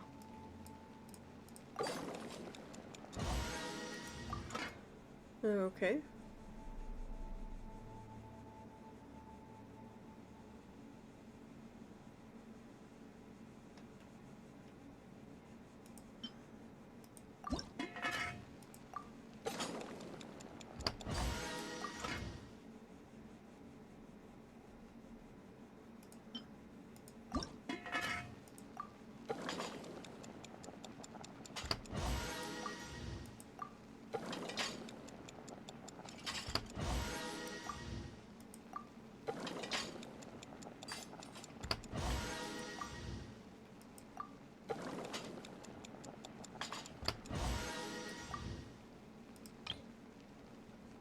Oh, double boosting. Okay.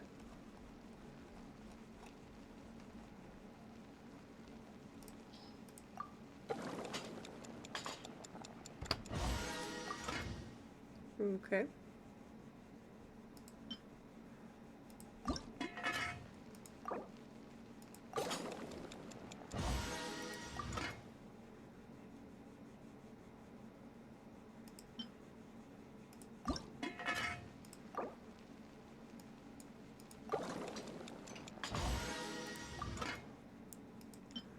Alright.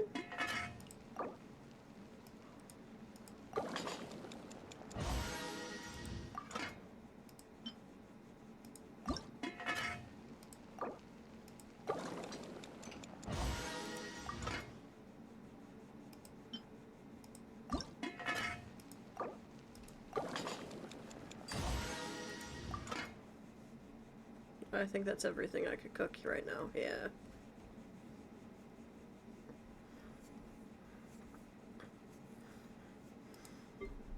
Might as well collect all this stuff.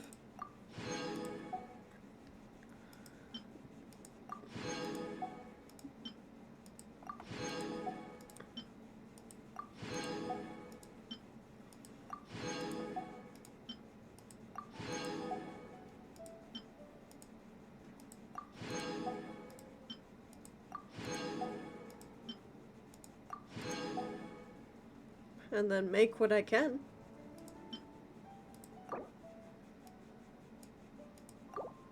Some cheese. Some jam. Some of this. Some of this.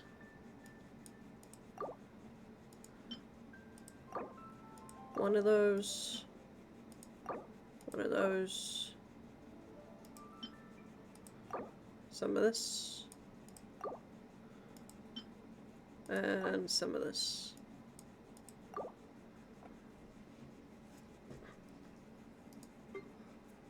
What can I make? Oh, hey. Some stuff. I bet you this I can make with Yehoda. I can't? Really? Oh, okay. You'd think that would be her special dish. Fine, fine.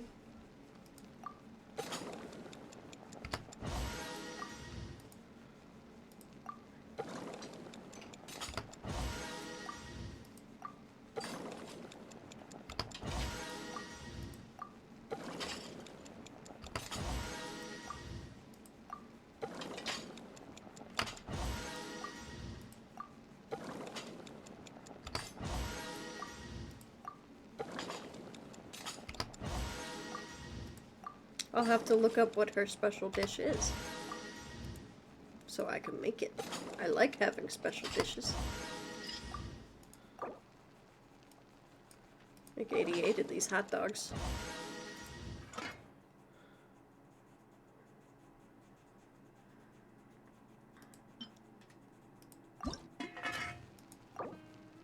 $11 of these.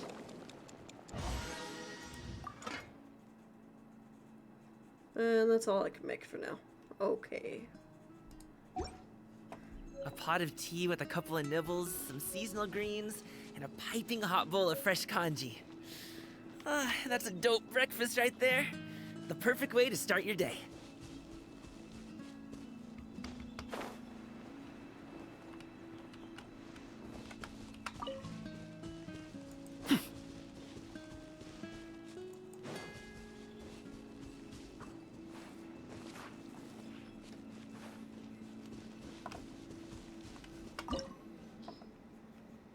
In we go. Start.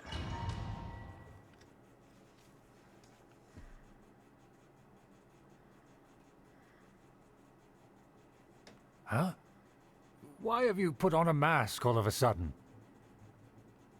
It's only proper for aristocrats to wear a mask. Even if they are powerful, our status is much higher than theirs in the land of Mondstadt. And therefore, we shouldn't allow them to admire our true faces so easily. I see. Good thinking. Paimon thought for sure they'd recognize us. Let's proceed, shall we? I'll introduce you as my guest.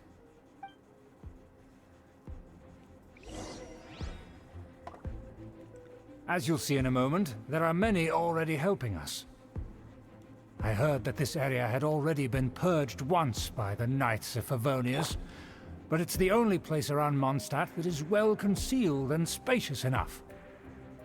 Although it has fallen into disrepair and does not suit the tastes of the nobility, we simply have to make do for now. Sorry, can we walk any faster? Of course not. An aristocrat always moves with grace in his steps. Moving hurriedly is unacceptable. Goodbye, Lulu.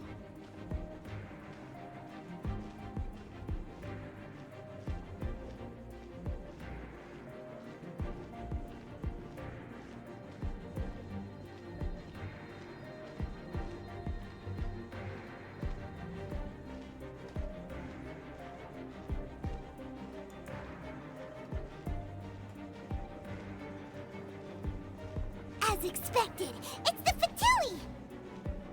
As expected. Because we always see them around the city. They must be very powerful. Huh. Nothing more than foreign ruffians with power and the ability to flaunt it. But they are favorable. Hold it right there! Who's this? If you really must know, they're my guests. If you happen to offend them in even the slightest, then you will be held accountable by the Lawrence clan. But this matter is of utmost secrecy. We must exercise caution. You dare question the ways of a nobleman? I don't have time for this. Make way. No need to sound all high and mighty like that. Fine. You may proceed. Good thing you're with us. They don't dare to question you. Of course. That is the benefit of prestige. In past times, it would be a dire offense to speak to a nobleman in such a manner. We could determine a person's fate with the blink of an eye. Huh. And such glory will return to me again before long.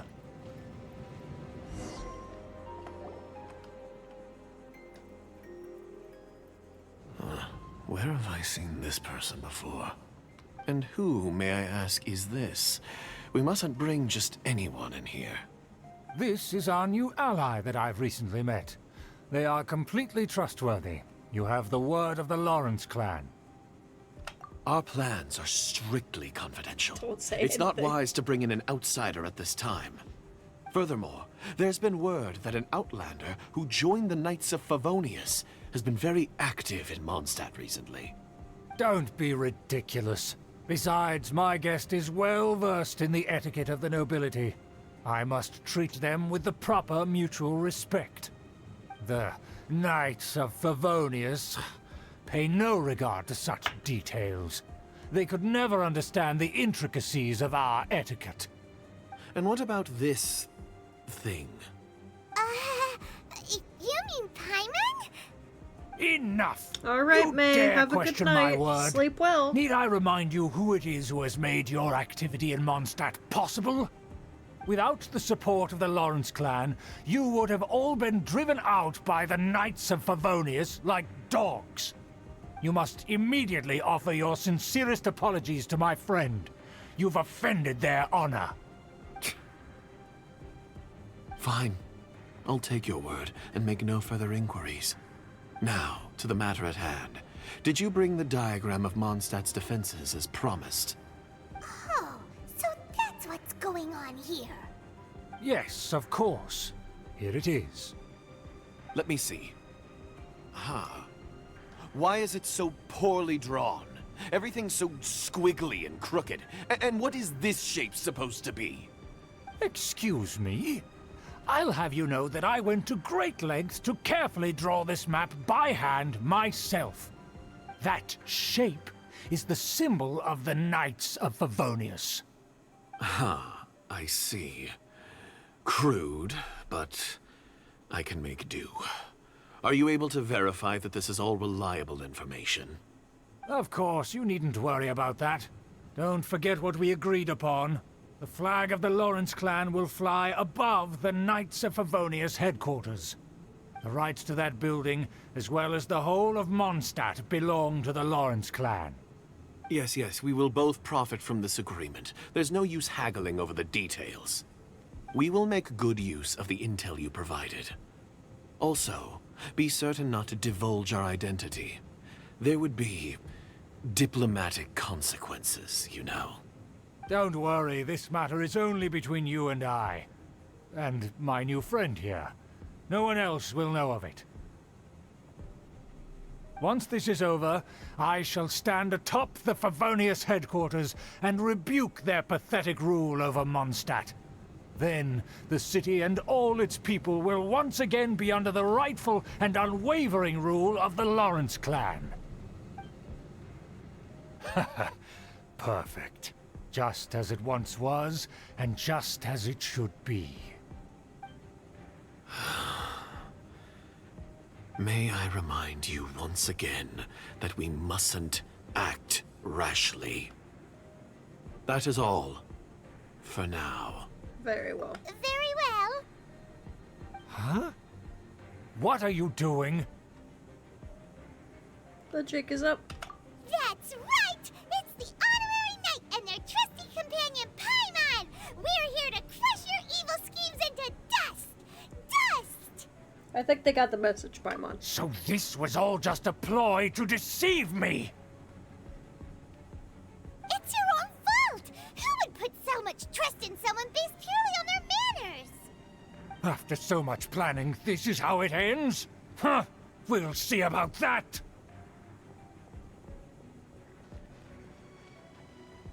Just as I expected. I knew I should have never trusted these foolish aristocrats. No matter, we already have the intel we need. Get them! They're running off in different directions. Paimon remembers that this place is a dead end. Let's take care of the Fatui first and then deal with Schubert later.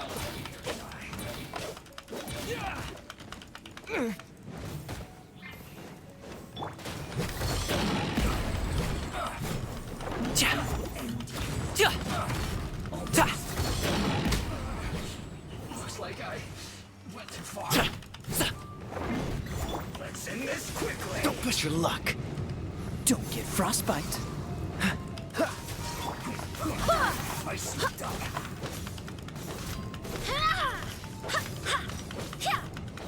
The door is open. Let's go.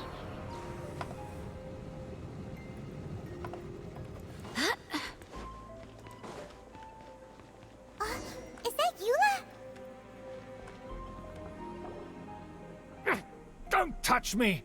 Get out of my way! I'll leave on my own! It seems we finally caught up with you. This place is crawling with Fatui. Oh, it's you. It seems your investigation went well. Things progressed much faster than we anticipated. Aha! I see now. So you're the one that taught them our etiquette. And I thought you despised such pleasantries. Furthermore, there is a rule in our family. Such traditions are never to be taught to outsiders. Ah yes, rings a bell. So what? I had no reason not to teach them. You have brought shame to our family and ruined my plans. It's all for naught now. I know that you poured great efforts into these plans, Uncle. But you were well aware that it was not the right thing to do.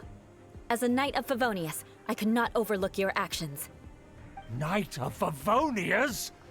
Let's get one thing straight. I am your uncle, and you are a member of the Lawrence clan. You should strive to restore your family's glory. You still have a chance. Defeat every Knight of Favonius here, and leave with me. Then I shall plead with the family to spare you, and give you a new beginning. So just to be clear, you want a Knight of Favonius to attack the Knights of Favonius? I shall say this one last time. You are not a Knight of Favonius. You are a descendant of the Lawrence clan. The blood of the Lawrence clan flows in your veins. You must comply with the will of the family. Since when have I ever complied with the will of the family? Why, you unruly maid! If anyone should be angry, it Ooh, should be me. thank you for the follow. As a member of the Lawrence clan, you knowingly plotted against the city of Mondstadt and threatened its safety. Had you ever stopped to consider the trouble it would bring to so many people? Had you considered how many enemies you would make trying to keep the plans under wraps? You dare lecture me? That's right. In the name of the family that you so dearly revere, Uncle Schubert. I've never experienced the age of glory you always speak of, and I've never understood our family's incessant pursuit of it. But I am capable of discerning right from wrong, and I deeply understand what freedom means to the people of Mondstadt. The Lawrence clan should never and will never become what you've dreamed it to be. Oh, the disgrace of it all! How could such a rebellious monster emerge from our own family? Things are starting to get pretty hysterical here. Politeness and elegance seem to have gone out the window. That's enough fuss for today. You two, take him away. The honorary knight and I have other matters to attend to. Given that you've already taken action, I assume you've come across some conclusive evidence?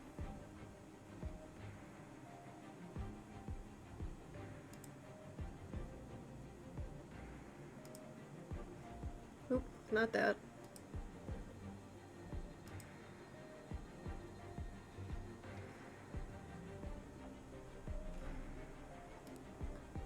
Sadly, that was a bot who wanted me to add them on Discord.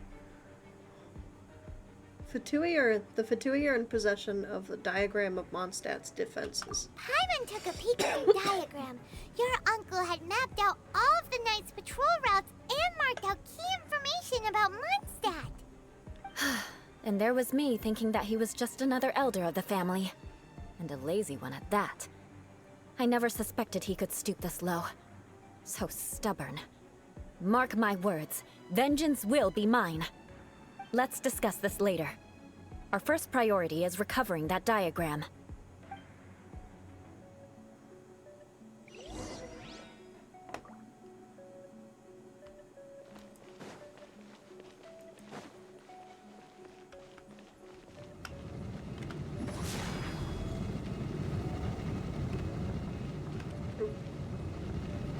More speed.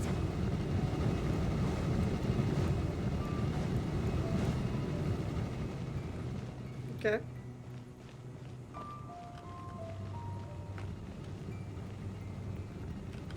Rack and ruin!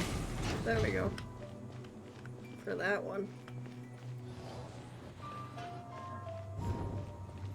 here! Stop them!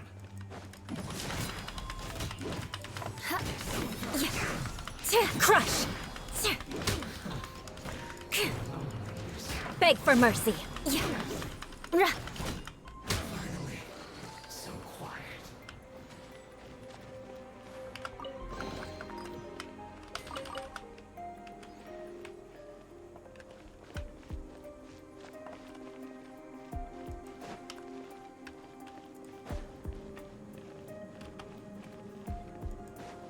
Okay.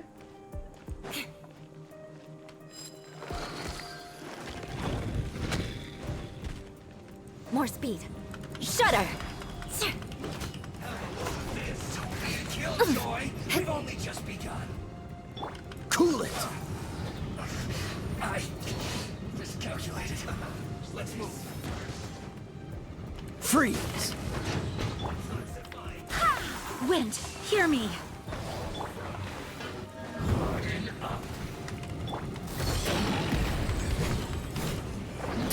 Beg for mercy. Shudder! So quiet.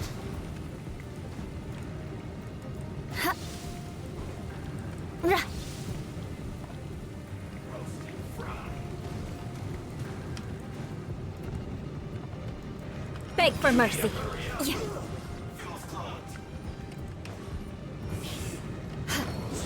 Crush! Beg for mercy.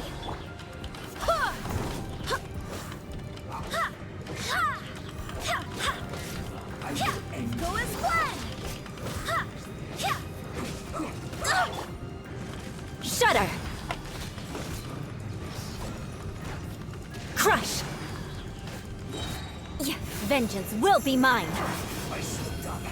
Beg for mercy. Oh, so sorry. Crush! Shudder! However, this is broken, so. Mini happy return! Frostburn.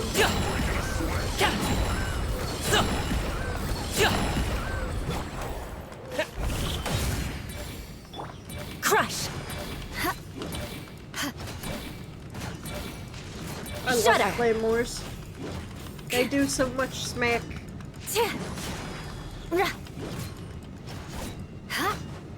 Crush!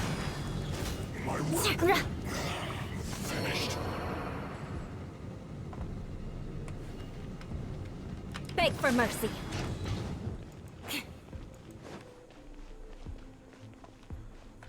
Eye for an eye.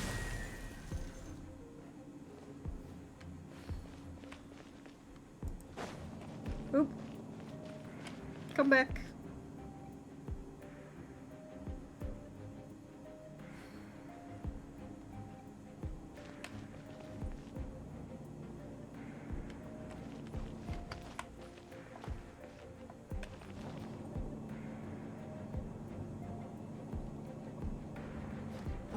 There it is! That's where they put the diagram! So you trapped us here, huh? I guess there's no other option but to fight! You dare provoke me! Fatui, come forth and dispose of them! Barbados, guide us.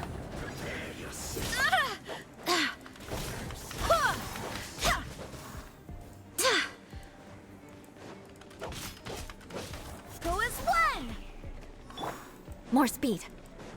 Crush!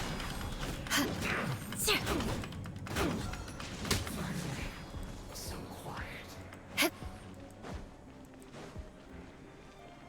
Shudder!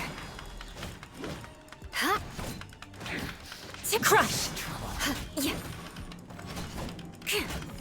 Shudder!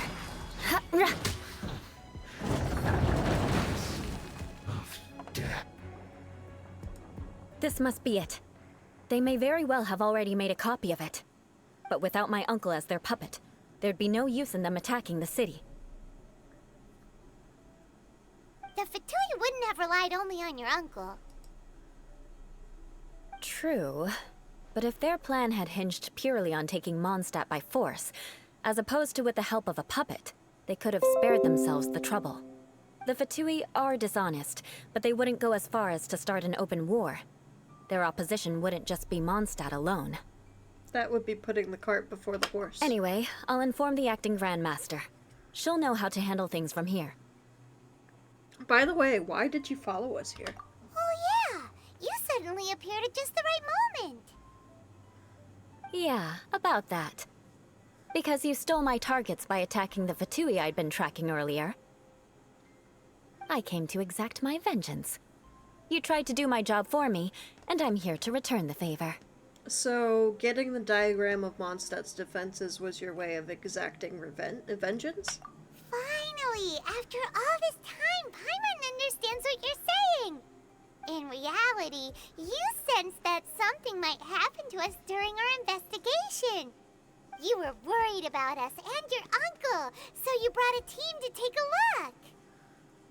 My purpose was vengeance. Don't twist the story. You don't look too bright, but it turns out you have a knack for scheming. And mark my words, I'll remember that. Hey, what do you mean Paimon doesn't look too bright? You have seeded a deep enmity between us. Just you wait. Even if you were to be completely destroyed, I would never forget you.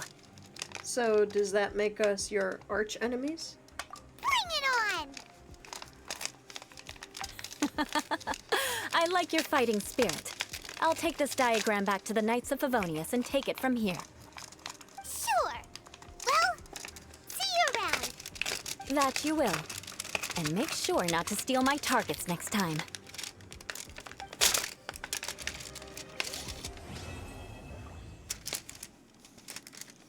And that was Eula's quest.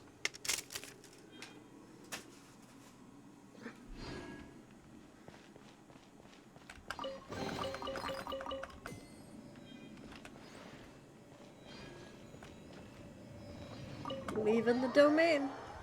We'll do one more quest, I think. And then we will call it a day. But what quest to do? Yeah, because I got 8 hours on that one.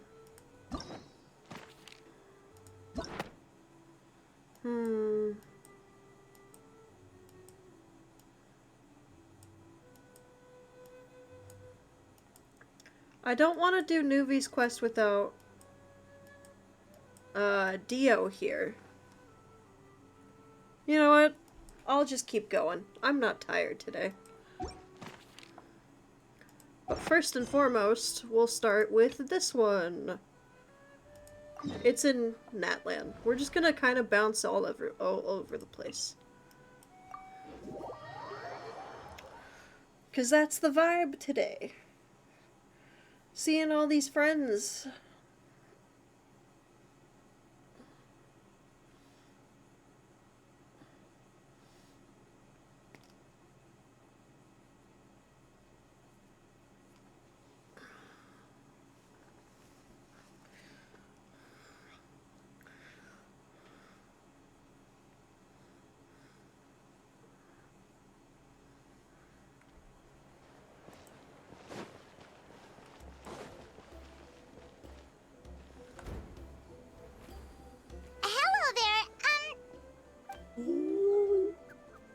It's the Kusor. Okay. Probably doesn't I'm understand gonna what go we're grab saying. something real quick. Doesn't look like any cogs are turning in there. I'm hungry. I need a snack. Whoops! Sorry! No offense intended! You there! You dare disrespect our elder?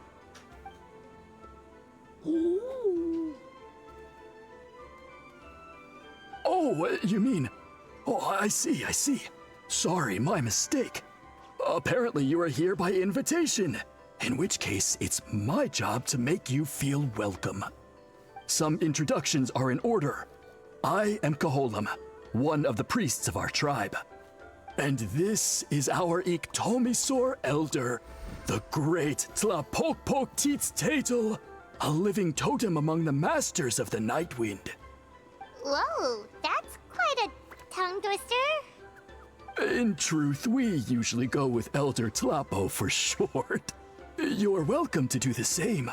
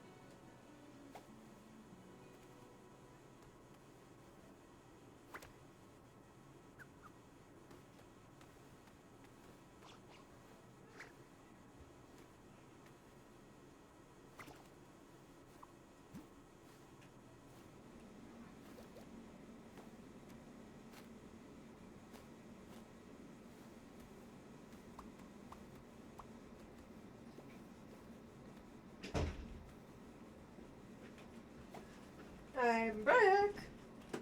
I made some popcorn.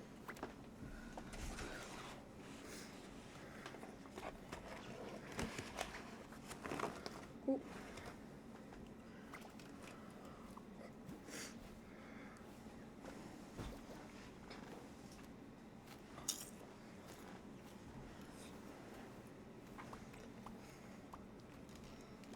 We were invited here in a very unusual way. Ah, I assume you're referring to our Elder's special ability. Elder Talapo has been alive for many centuries and harbors secrets that even we priests are at a loss to explain. So your reaction is entirely natural. But one thing I can say for sure is that Elder Talapo has appointed the two of you to an extremely important task. For this reason, I would like to ask you to undergo a test. What sort of task? And what kind of test? If it's all right with you, I'll take you to see our chief. He's in a much better position to answer your questions. Okay, sure. Very well. Then please follow me. You can use this scroll to go directly to the obsidian altar, where the chief is. Don't worry, it's just one of the many mystical abilities of our tribe.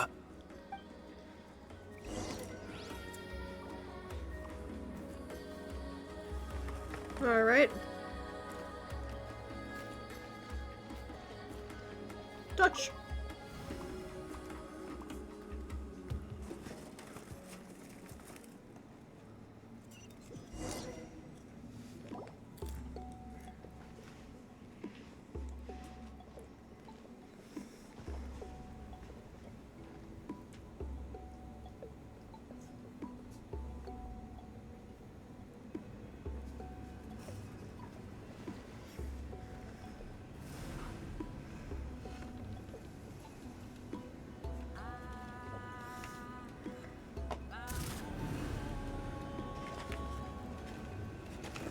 Whoa, what was that just now? One of the routine duties of a priest. We attempt to contact the spirits of our ancestors to seek epiphanies and revelations. The chief is just over there. Please wait here while I have a word with him. I'll just be a moment. Well, the Masters of the Night Wind are definitely living up to their reputation as the mysterious ones.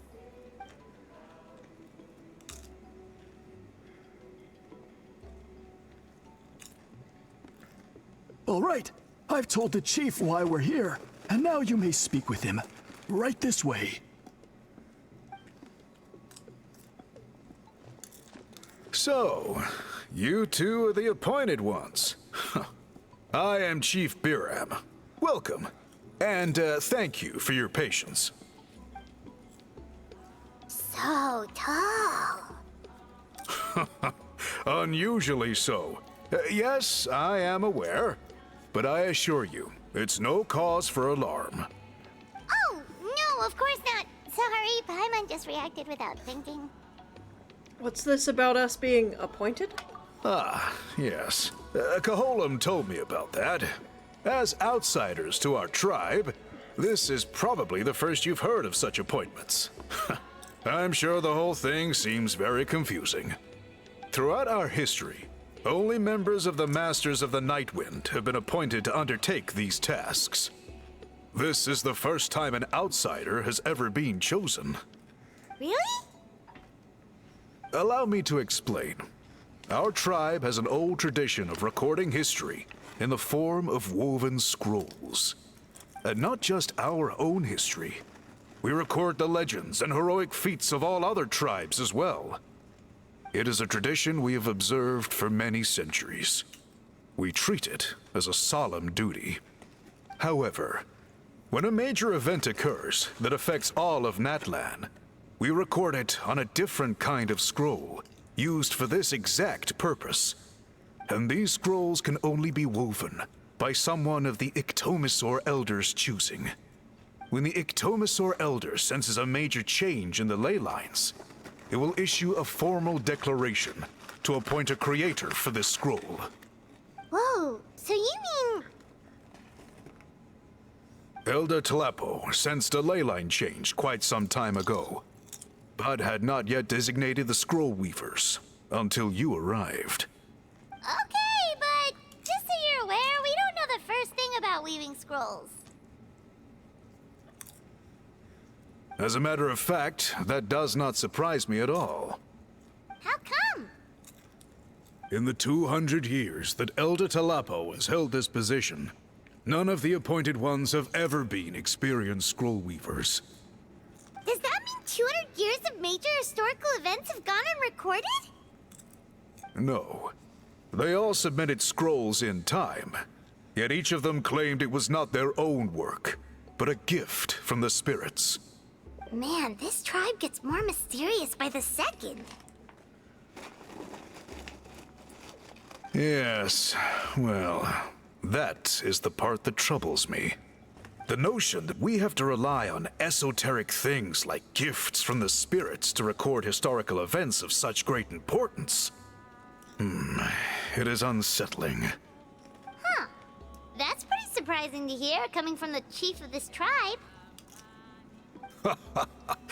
I can imagine.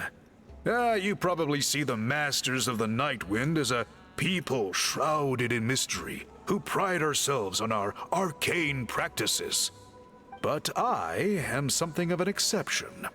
I may be the chief, but when it comes to our traditions, I'm in fact a proponent of change and reform. I have dedicated my energies to deciphering the many mysteries of our tribe. In doing so, I hope to establish clearer rules that will help sustain our traditions in the future. Wow, that sounds great!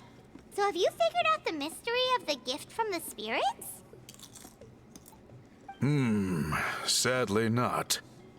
It is something I've been investigating for a long time, but I have yet to uncover what this gift truly refers to. Only a small handful of events over the years have been recorded on these special scrolls, with decades between each one. And by the time the next scroll weaver is appointed, my time as chief will be long gone. I will not be in a position to investigate as thoroughly. So... While I haven't gotten to the bottom of the matter, I have made some progress. But the only way I can develop my theories further is with the cooperation of the appointed ones. And that's why you want to put us through this test. Precisely. It's nothing to be worried about. Simply a means of validating my current hypothesis. It shouldn't take you long, nor will it put you in any danger. Alright, so what does it involve exactly? I can explain everything in detail when we get to the site of the test. But first, please wait a moment while I change out of the soul-shielding cloak. This garb is one of our important cultural relics, handed down by generations of chiefs. It is only to be worn when conducting certain ceremonies. Oh! He removes his cloak and carefully hands it to the priest. Please, follow me. Safekeeping.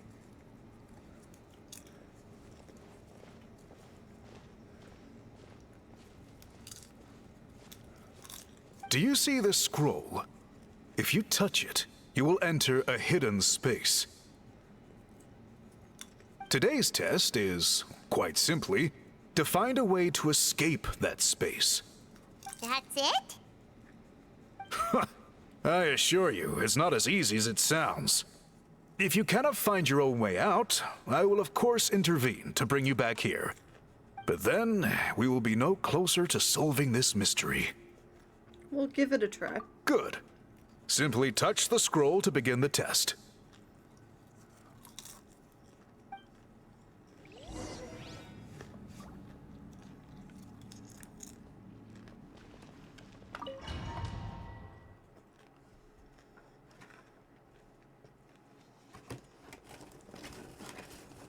Touching the scroll.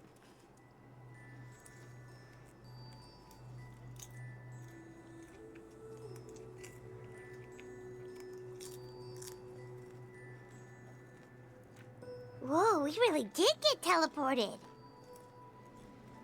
But where's the way out? It seems like this place is completely sealed off. Doesn't look like there's an exit anywhere. Let's take a look around and see what we can find.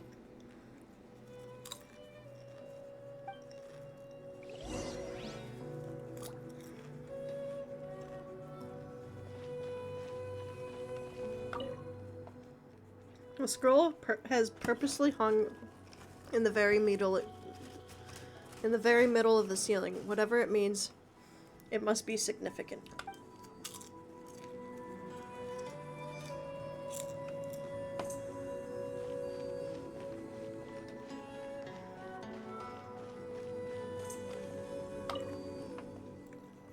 There's some sort of machine here, probably used for weaving.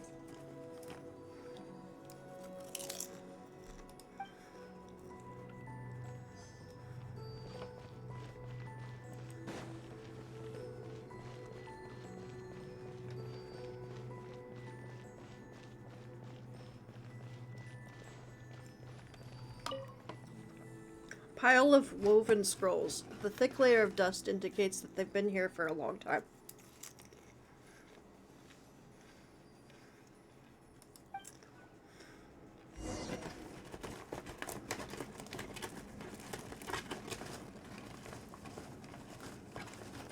There are so many woven scrolls here. Paimon remembers seeing some of them before in other tribes. They seem to record historical events. This one really stands out from the rest. For starters, it's the biggest of them all. Wonder what story it tells. The colors are very distinctive, too. Yeah, you're right. Over there, something just flashed. Traveler, did you catch that? Maybe that's how we get out. By seeing things we don't see before. Oh, right. Paimon's with you.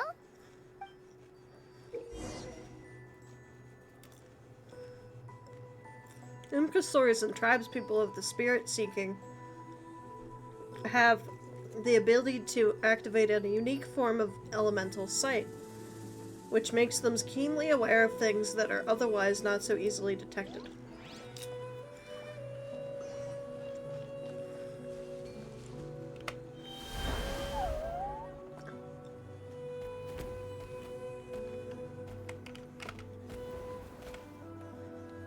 Aha! There is something hiding here! Yep, this looks like our ticket out of this place.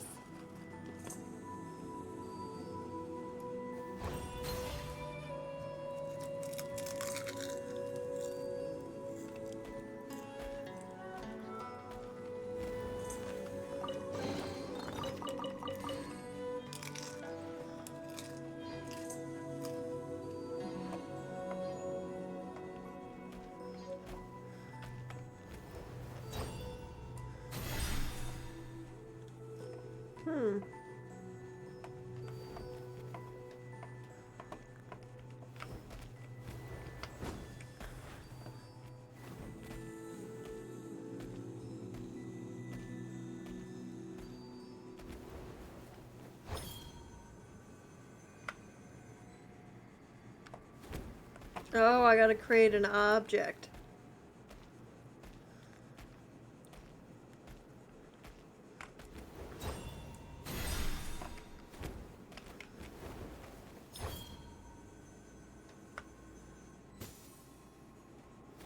Leave the grounds.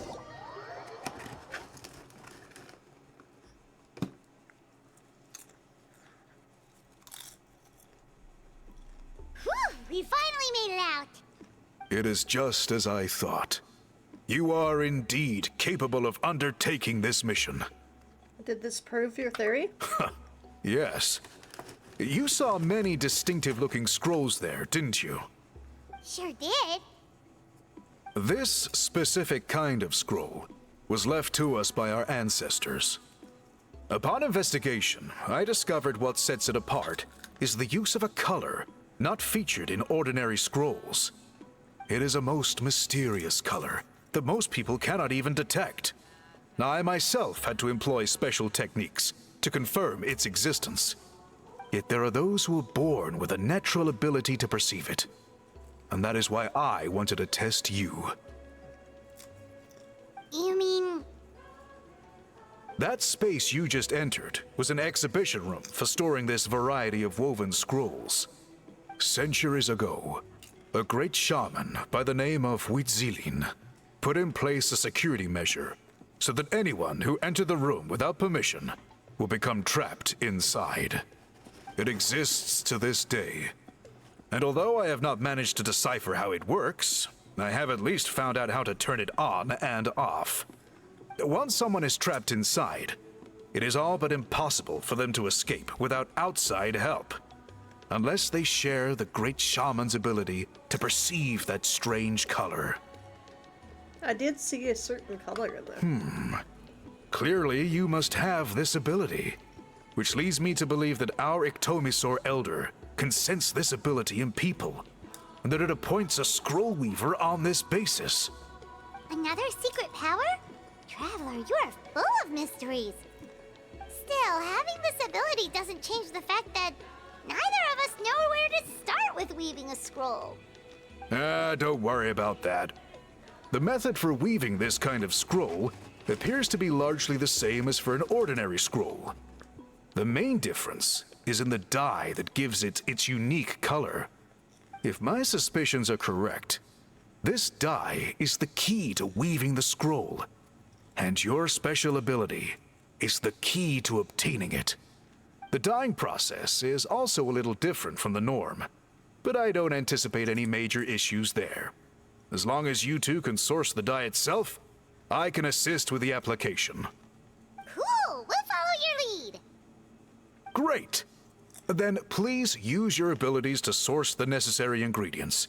And in the meantime, I will have someone prepare some fabric for test dyeing. We'll make a few sample pieces to test out my hypothesis. And if that goes well, we can begin the scroll in earnest. If you agree to help, you can expect to be handsomely rewarded once this is all over. So, what are your thoughts? I think the ability to help comes with the responsibility to do so. Agreed, especially if there's a reward in it. What is the reward, by the way? Is it food? Paimon hopes it's food. Given the stakes involved for our tribe, I was thinking a substantial sum of mora would be appropriate. Surely that would be preferable to just a free meal. Mora works too.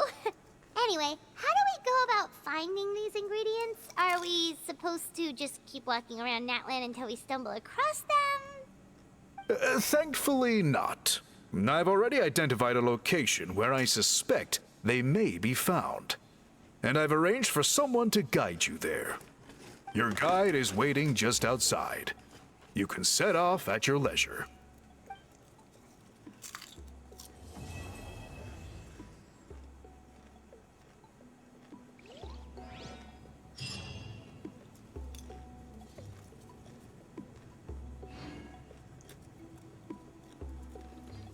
That was Act 1.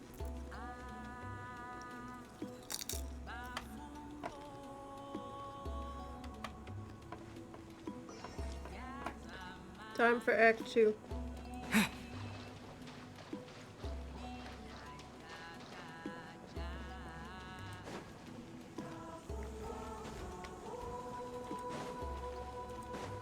Huh. Good point.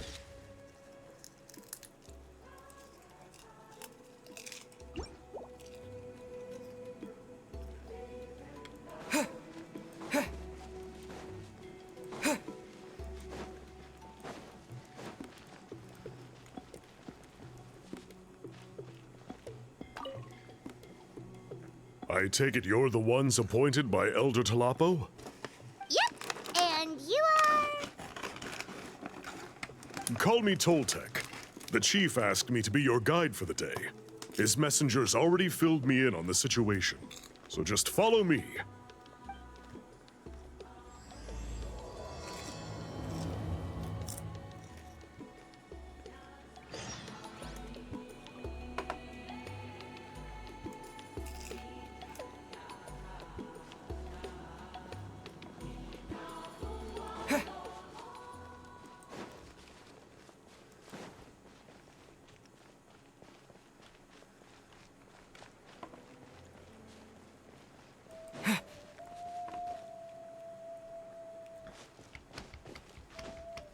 I wish to get.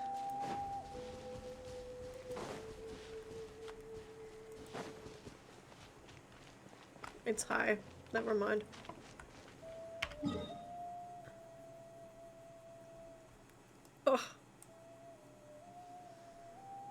It's not unlocked. Wonderful. That's fine.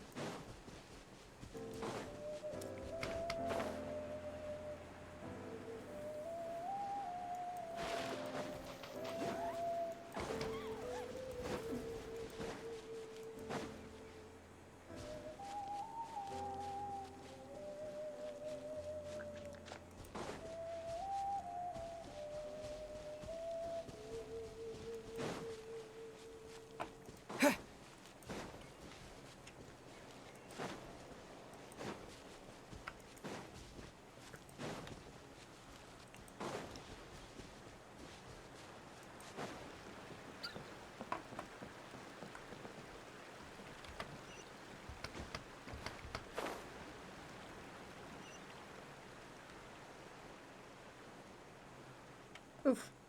So the guy is somewhere in this cave, huh? This is as far as I can take you. Only the appointed ones may proceed from here. Why's that? Kind of a long story.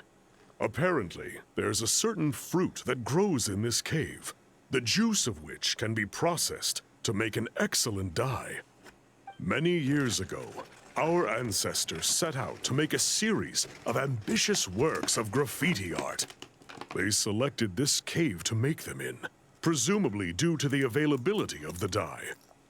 However, they didn't want anyone to see their work before it was completed, and so they sealed off the entrance to control access.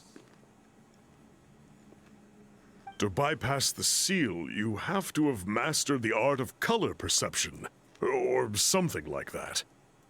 Oh, right. The strange thing is, our ancestors never removed the seal, even after they finished the graffiti art. Since it was sealed off, the only person who's been inside is the great shaman, Huitzilin, and that was 300 years ago. According to her, the artwork tells the story of a hero by the name of Kuntur. But I digress. Sorry, I'm a big fan of graffiti artwork. Once I get talking, I can go on for hours. So you're sure you don't want to come with us? I'll pass. I tried to get in once, but the seal blocked my way. I tried getting my Iktomi sword to clear it with its powers, but even that didn't work. I guess it's supposed to be a test left there by our ancestors. If you don't pass the test, you're not worthy of viewing their works of art. Don't worry about me, though. I wouldn't be joining you this time even if I was able to get in. Unlike our chief, I don't have the guts to challenge our traditions.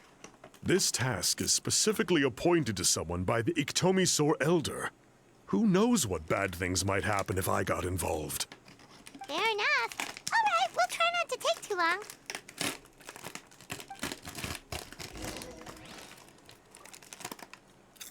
Alright, first and foremost, open this thing.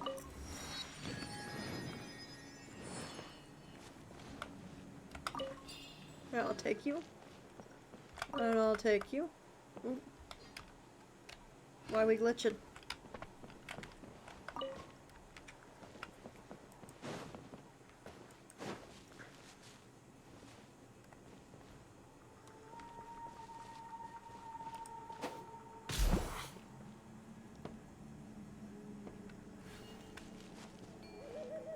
Oh.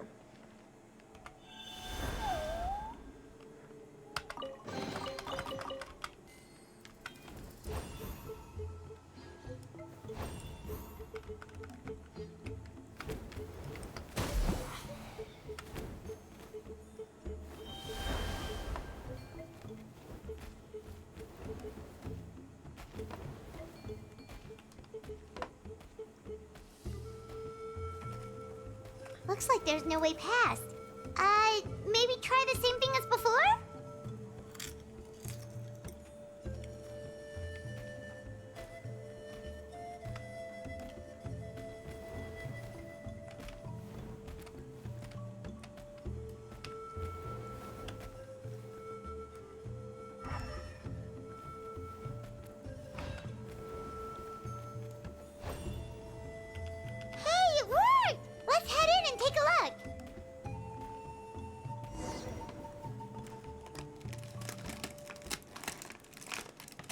the place. That fruit Toltec mentioned should be the one on the wall, right? Now the only question is, which ones do we pick? This is probably where my special ability, the chief mentioned, comes in. Well, go ahead, try it out.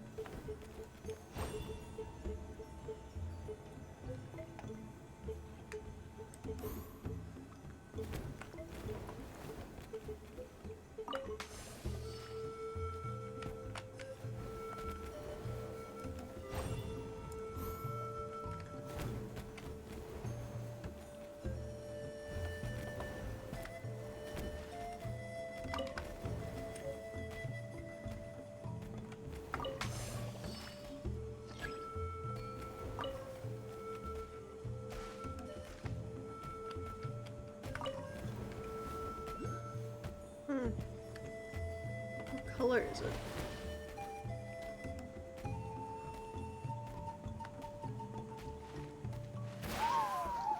Oh, I just drowned it.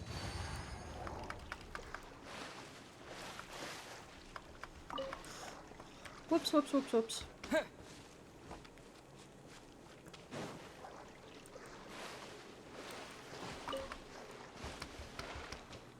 Whoops, whoops, whoops, whoops, whoops.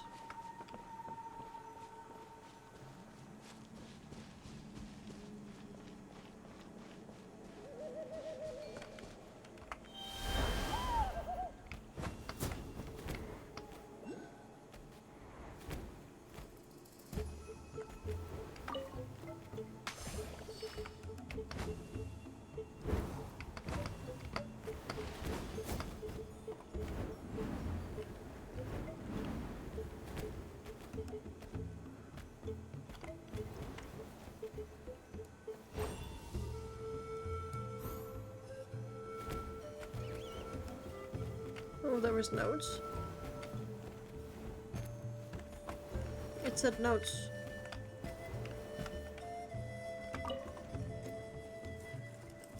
Oh, less than legible notes.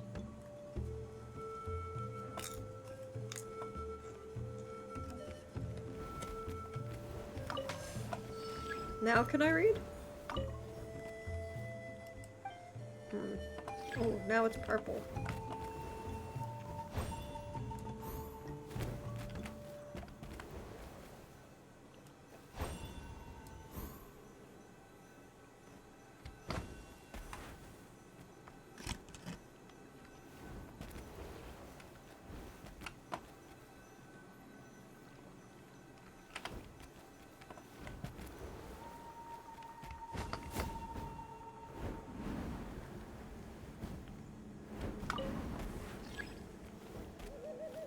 Cannot be changed again.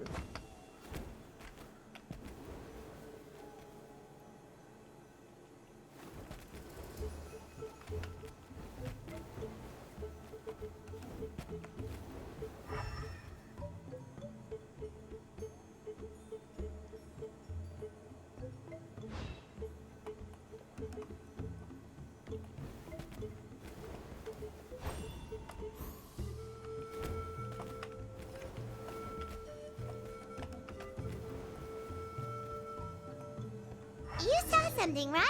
Whatever it was, grab it. I don't know what I was facing in order to pick it up, but sure.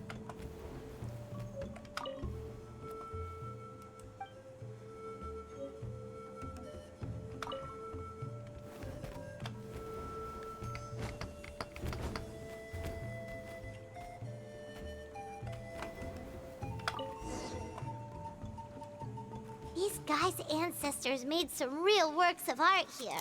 But based on what we've seen so far, it seems like there should be more to the story. Do you think maybe there's more artwork further inside? Seems kinda strange. We can take a look if you want. Oh, no need. Paimon was just thinking aloud. Toltek's waiting for us, and we have a job to do. So maybe it's best if we head out now. Let's head back and meet up with Toltek.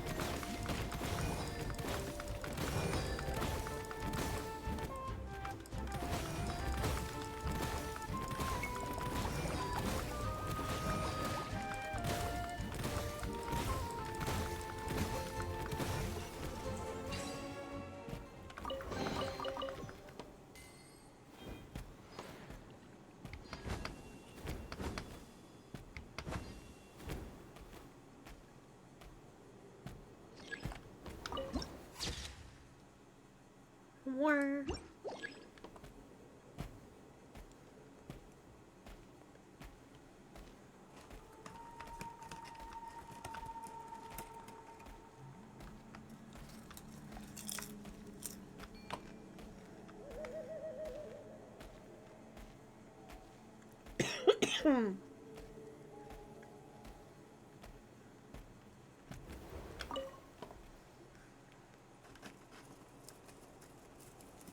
We're back, and we found the ingredients for the dye.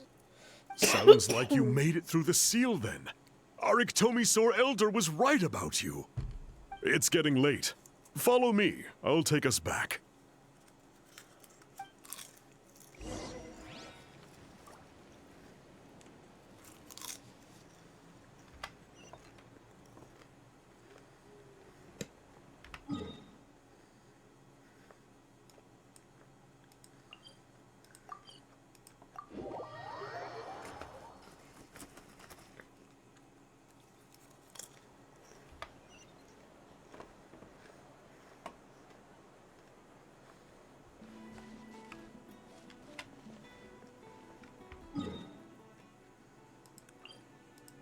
Yeah, okay.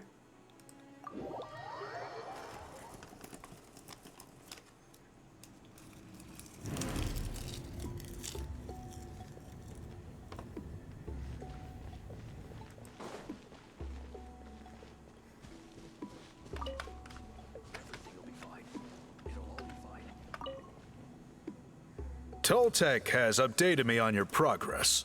Well done. I appreciate your efforts. Sure thing. Here's the stuff for the dye.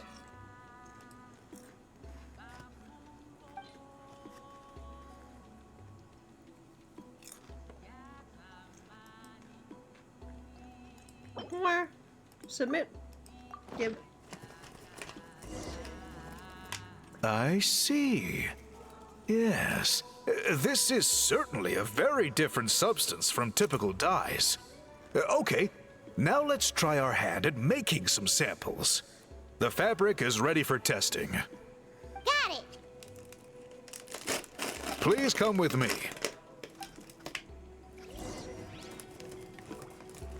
Enter the Chamber of Weaving.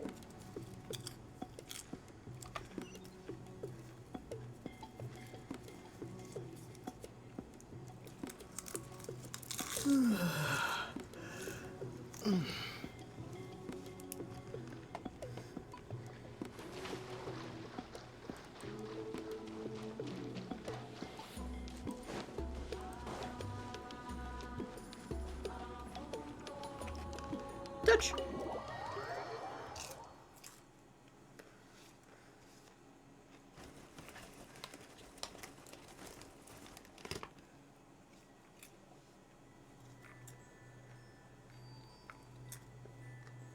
Take a look at this. It's a woven scroll made by one of our ancestors. This is the kind of thing we're trying to make. Ooh! The person depicted is the legendary shaman, Huitzilin. She lived 200 years ago and was once appointed by the Iktomisor Elder, like yourselves. She was especially skilled in the art of color manipulation, and of course completed her task with flying colors. This scroll is a record of her deeds, and was most likely the work of her own hand. The quality is simply breathtaking, even compared to other scrolls of this variety. Sadly, since she passed away, all of our Iktomisor Elder's subsequent appointees have had to rely on the gift from the spirits to complete their work. But now you're able to revive an older tradition. That's a good way of putting it. My only quibble with your phrasing would be, it's not just me, but us. Hoo-hoo! Now Paimon's getting excited.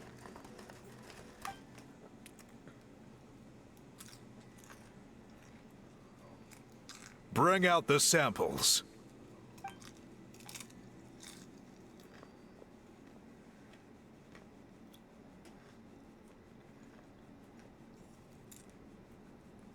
Now, as I mentioned, the dyeing process is a little complicated, but I am confident you will manage.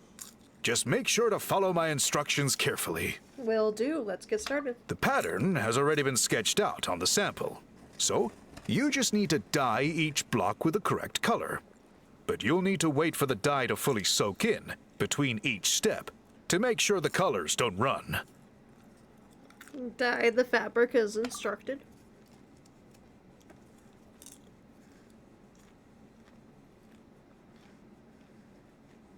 Ha ha ha! Good! The dye has taken to the fabric, and the pattern is crisp and clear. Next, apply all the remaining dye, and we should see that elusive signature color emerge. Okay, final step. Apply the remaining dye.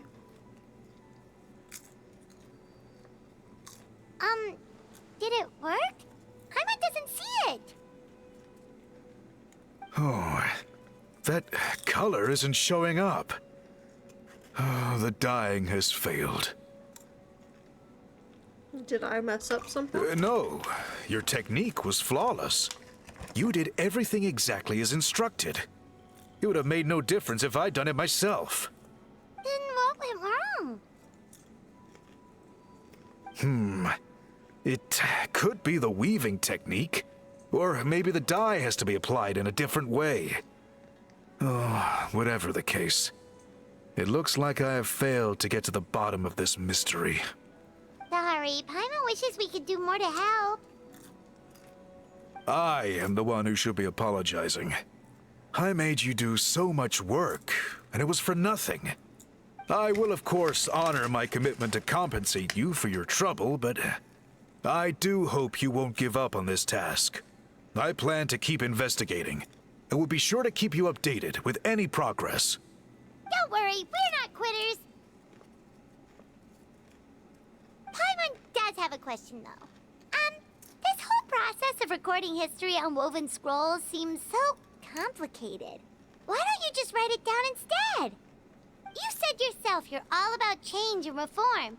Well, this seems like a pretty good place to start, don't you think? Writing things down would be easier for everyone, and your records would be more detailed.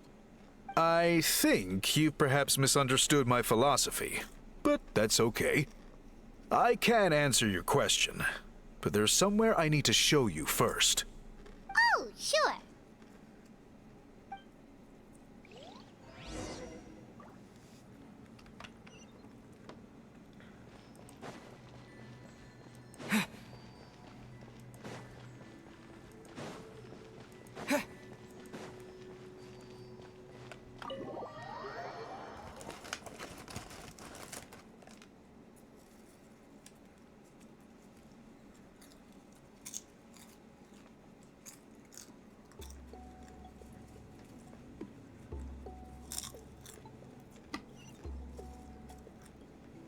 His invite.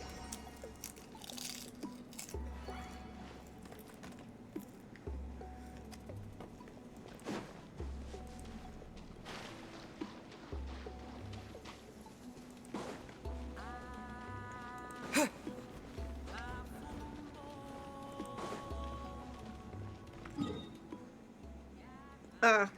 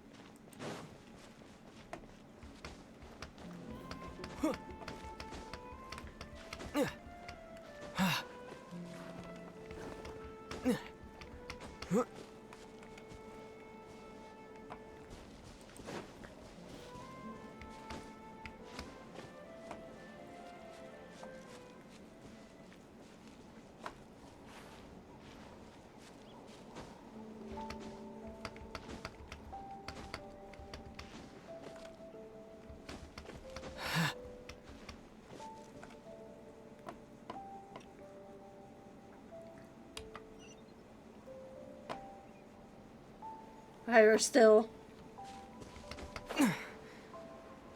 I went lower to go higher.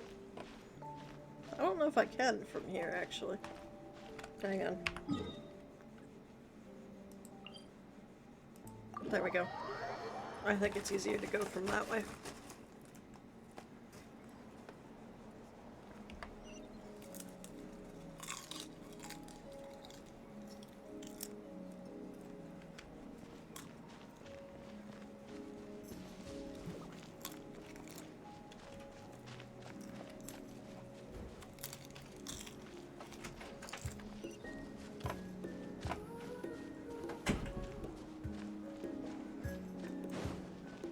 Hello. How are you, Puddle? Is anyone lurking? Yeah, we have a couple lurking. Nice. I usually have lurkers. Most people lurking by the end of stream.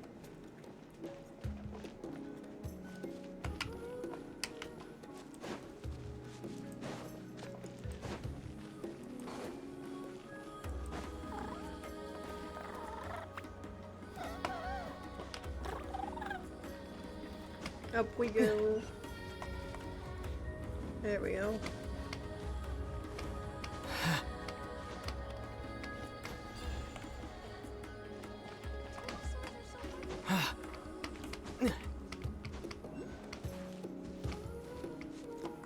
Ooh.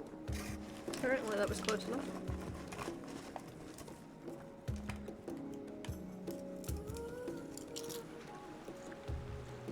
Cool. Look at this view. What do you think? It's gorgeous! Now, try looking a little further. Whoa, that graffiti! In all the years since the founding of our tribe, those colors have been with us every step of the way. It is true that I seek to bring new life to this ancient tribe through change and reform. But I also understand there are certain foundational things that we cannot afford to throw away. The foremost of these is the way we record our history. Oh, that makes sense. Since the very beginnings, our tribe has always sought to bring color to history. And I have a deep sense that this is one part of our heritage that we should not give up.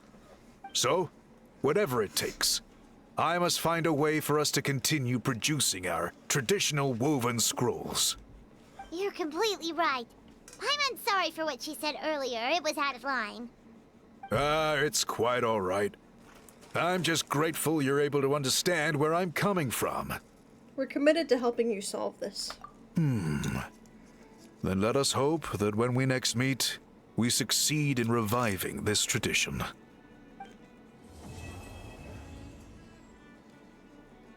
And that's Act 2.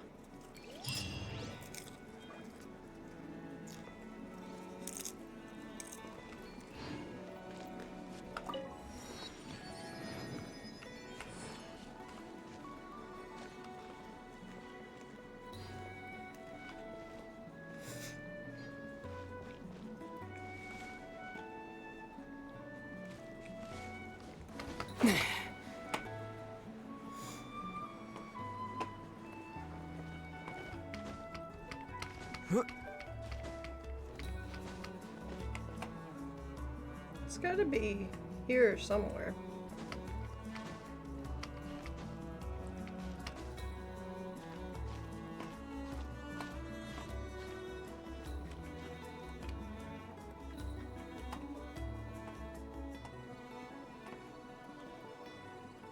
Hmm.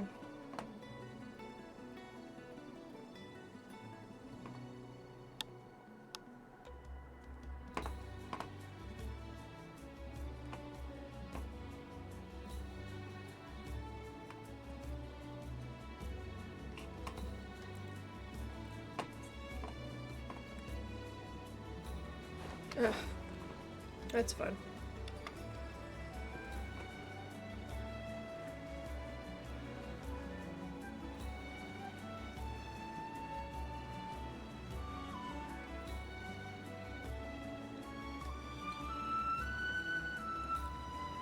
Thank you for the follow.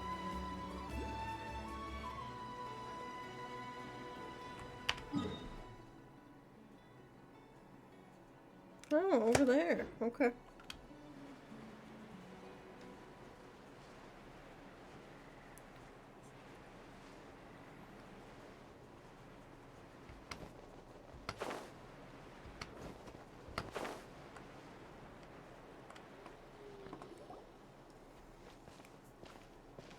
Huh? What are the Fatui doing here? That's a little concerning. Let's go over there and see what they're up to. Also, how did they get this close to a tribal settlement? Well, considering what the captain did for Natlan. Huh. All the Fatui left in Natlan are probably the captain's subordinates. That basically makes them followers of one of Natlan's heroes. Still, once a Fatus, always a Fatus. Welcome in. Something seems off seeing them here. Let's go check it out.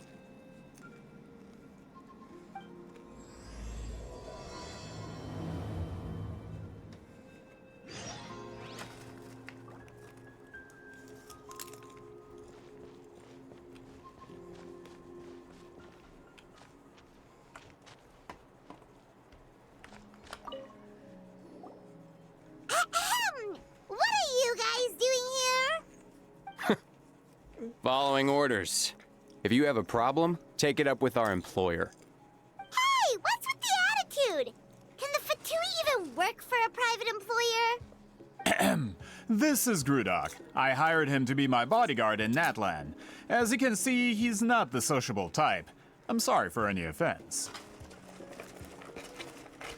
My original plan was to hire someone from the local tribes, but a priest recommended Grudok and his squad. I was told they were capable fighters and had the time to spare, so they fit the bill.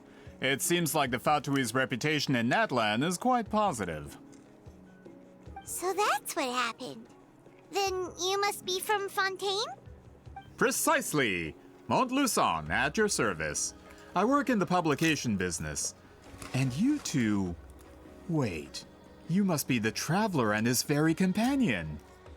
Oh, you know us? A golden-haired traveler with a floating companion. There's no mistake. Your exploits in Fontaine have all the makings of a best-selling series. I'd be a failure of a book merchant if I couldn't recognize you. Wow, we're really famous at this point, traveler. It's truly my lucky day. I know this is sudden, but I was actually looking for you two. You see, I have a favor to ask. So, you chased us all the way to Natlan? That's a little creepy. You'll be generously rewarded, I promise you. Well, at least he got straight to the point. Should we hear what he has to say? Something tells me we can't escape this one. All right, we'll You know the great shaman Sitlali, right? I need her help with something. Yeah, the chances of her helping a random stranger just because we asked?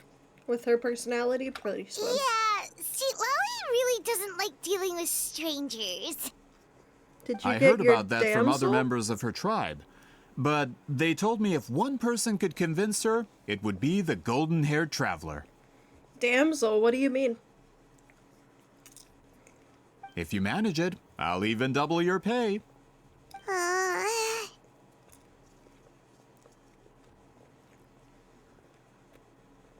Your damselette. No, I haven't been that lucky yet. Why do you need her help? Oh yeah, we should definitely get to the bottom of that first. It's kind of a long story, and there's tribal history involved, so you should hear it from an expert. Allier, if you could. Of course. I don't often have an eager audience for this kind of thing. Nice to meet you. The name's Allier. I'm a researcher from the Fontaine Research Institute. Unlike most researchers, I have a keen interest in ancient ruins. That's why I was invited to join Monsieur Montluçon's team. Have you heard of the legend of the great shaman Huitzilin? No, I haven't been that lucky enough to get her in the gacha yet, but we have gone through the story. She's the one who worked with colors, right? Yes. According to local records, she was a color mystic who lived over 200 years ago, and the most adept in her tribe at using that particular technique. Out of all of her exploits, her most celebrated is the Battle of 7 Colors. According to legend, the battle was triggered by an abyss invasion, one of the most brutal in Natlan's history, even from a greater historical perspective. Amazingly, Natlan was able to turn the tide despite being at an extreme disadvantage. The key to victory was none other than a color Huitzilin created on the battlefield. The color was extraordinary, illusory in appearance while also seeming to possess physical form. Legend has it that Huitzilin used the color to construct a magnificent maze on the battlefield and trap all the enemies inside. This allowed her allies to launch a counterattack and ultimately secure victory. Anyway, that's the gist of it. We don't want to take up too much of your Congrats time. on your Columbina, That then. story is the reason I came to Natlan. I often publish books about the history of other nations. They always end up faring well on the market. When I heard this story for the first time, I wanted to include it in my next collection, but historical records about I'm glad you were Natlan able aren't to get very her. detailed. We haven't been able to determine where the battle took place, or find any definitive evidence that it occurred at all. Yeah, I Even don't within the see Masters 6 of the characters on my Nightwind, personal people account dispute either. the legitimacy of the story. Some believe it to be a myth. If that were the case, the story would not be fit for publication. But if you're just including it in a story collection, why does it matter if it never happened? Well, you see, the slogan for the collection is Restoring the Truth of History. Naturally, I need it to be factual. That's why I'm here. The Masters of the Nightwind are said to have a tradition of recording past events, so I wanted to consult their records. But I was refused access to the Obsidian Altar. Application after application, and all I received were a few ordinary woven scrolls with nothing to offer. Honestly, I'm just trying to promote their history, and they make such a fuss. According to my research, their scrolls are considered sacred relics in addition to historical records. Naturally, outsiders are rarely granted access. Not to mention, the scrolls we did get to review actually contain a huge amount of information. I just need more time, and I could... We've been over this, Allier. There's no need to waste time on those scrolls when we have a better way. Seat Lally, you mean? Exactly. You're well aware, I'm sure, that Sitlali has been alive for more than 200 years. That means she lived during the era of the Battle of 7 Colors. If she agrees to be my consultant, then no other historical records are necessary. Oh, that's what you want. So, what do you say? I'll quadruple the pay if it helps sweeten the deal. Well, it's not that we don't want to help you. We actually should go ask her, Paimon. Oh, right. The duty the chief gave us has a lot to do with wheat sealing. Who knows? The Battle of Seven Colors might lead us in the right direction. All right, we'll help you convince Seat Lolly. Just let us do the talking, okay? Of course.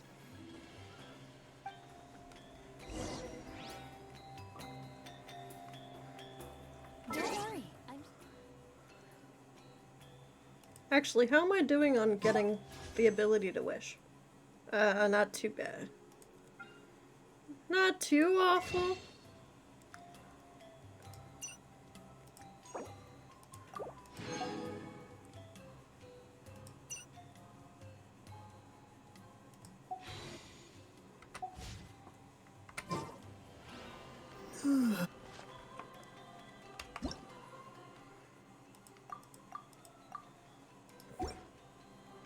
Finally got here, and now I can even find the recipient.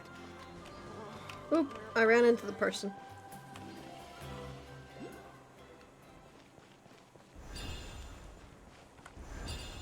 Do I have anything close? No, of course not. Well, this is kind of close.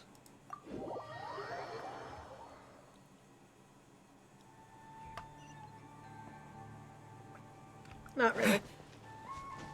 It's like the same distance, apparently. Oh, hey.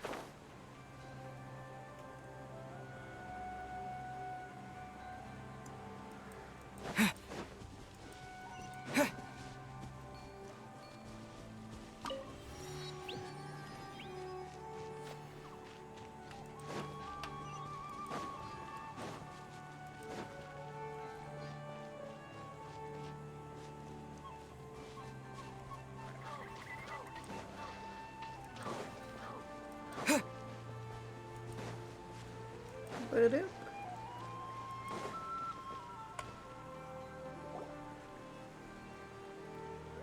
So, this is where the great shaman lives?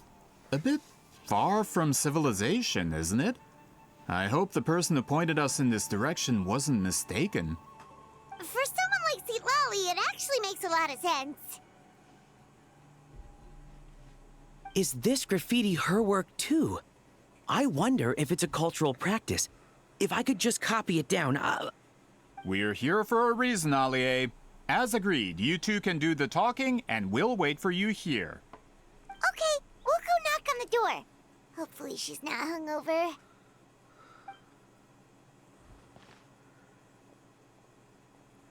Wee.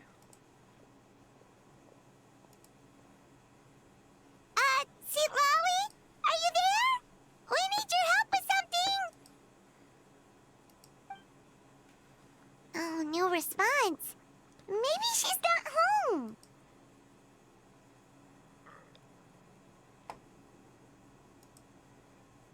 Let's try her other name.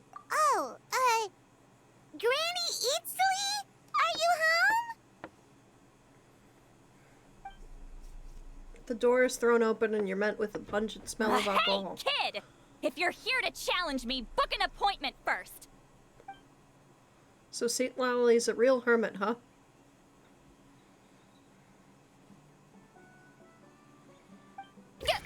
Traveler! The door closes abruptly.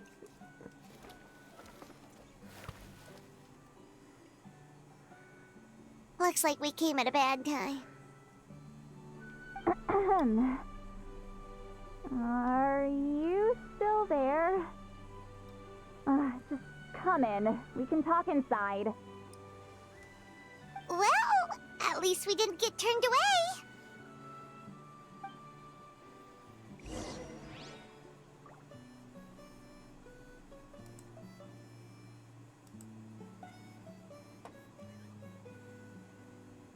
Do. Enter her home.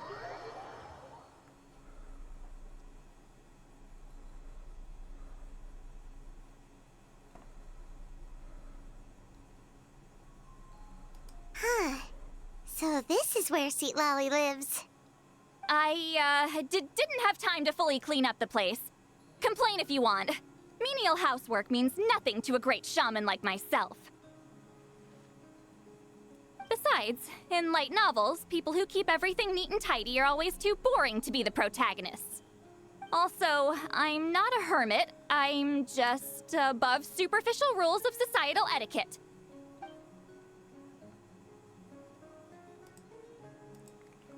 Do do do.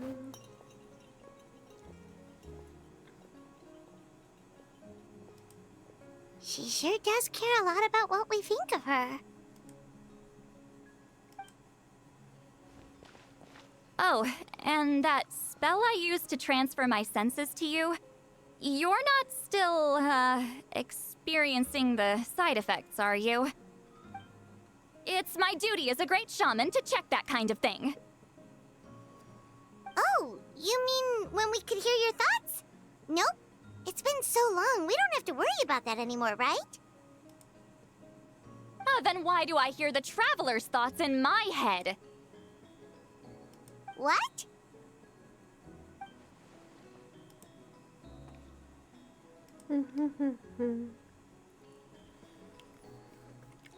She heard me call her a hermit. That bothers her. I thought she was above superficial rules of societal etiquette. I can still hear you, you know.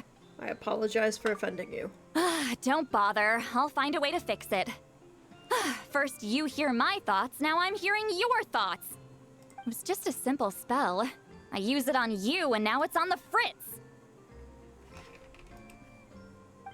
Forget it. Just tell me why you're here. Well, someone asked us to ask you to be their consultant. They have questions about the history of Natlan. So they asked the hero of Natlan to put in a good word? Sounds like they know I don't usually trouble myself with other people's problems. The pay is really good. Do. Doesn't matter. I'm busy. She sure doesn't look busy. Paimon knew this wouldn't get us anywhere. What if the request comes from me? From you? Yeah! We were given a sacred duty to help your tribe weave a special scroll. Huh? So, you're the appointed ones this time? We were surprised too! After all, we have no idea how to weave a scroll like that. But with Chef Biram's help, we were able to make some progress. We still haven't succeeded, but we learned that the key to weaving the scroll is a special kind of color. The historical event those men want to ask about also involves color. If you help them, you might end up helping us too.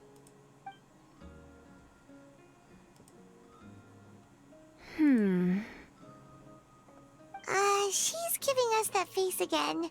Did Paimon not explain things clearly? I can't decide whether this twist is completely out of the blue or if it was foreshadowed all along.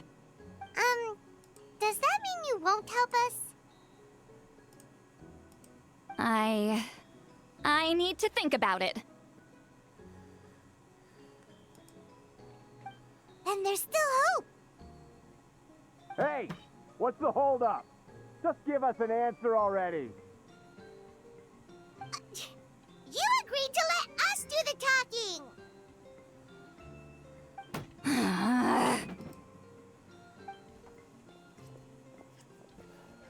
Seat Lolly!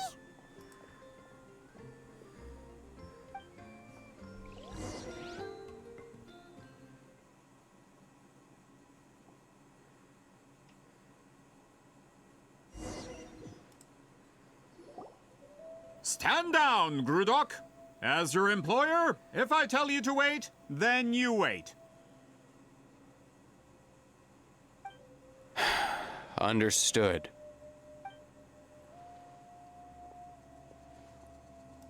You're the great shaman who's been alive for centuries? But you're so... Apologies for the disturbance. Grudok is a recent hire, so difficult to restrain sometimes. He's lucky he didn't force Seat Lolly's hand. Well, since you're here, how about a discussion? Do you have any idea who I am? Did you think Granny Eatsley would be fooled by your little performance? I have no intention of speaking to you. Your recent hire interrupted me right as I was about to make an important decision. Pull a trick like that again, and I'll make your lives a living horror novel, except 10 times worse.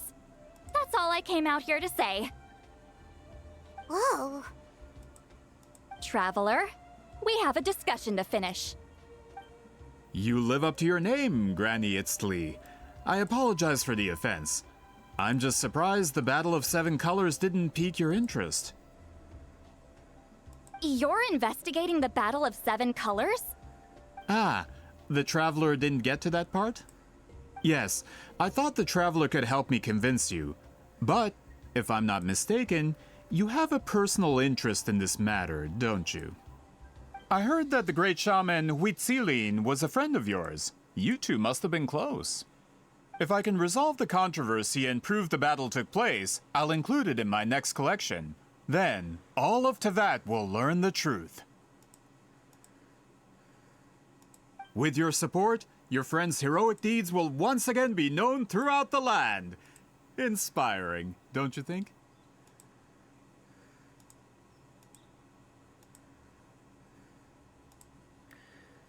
Do. You'll be helping me fulfill my duty. If this is really about that duty, then... fine. I'll help you. I'm honored. Save it. I agreed to help the Traveler, not you. You'll just have to leech what you can. Well, at least she agreed to help.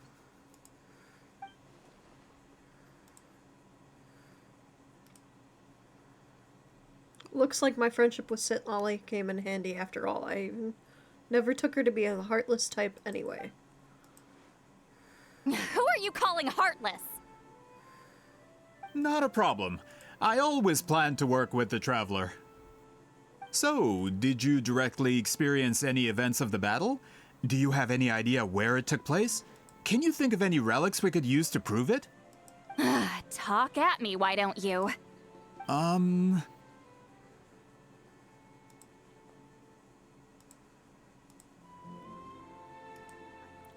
I'd like to know too. Fine.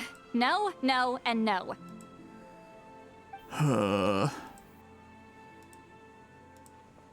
I did live during the same era as her, but that doesn't mean we experienced the same events.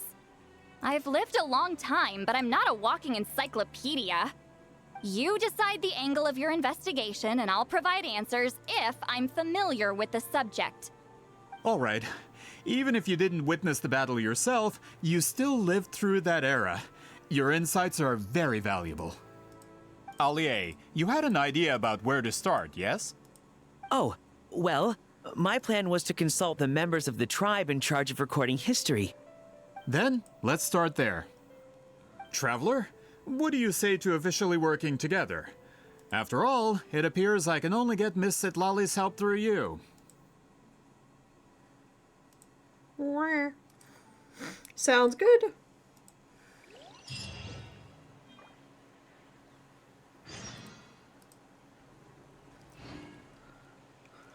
$300 again.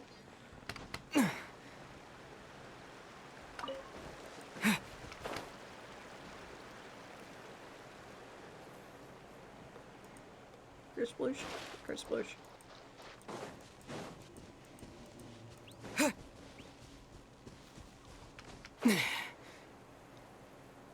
So far away.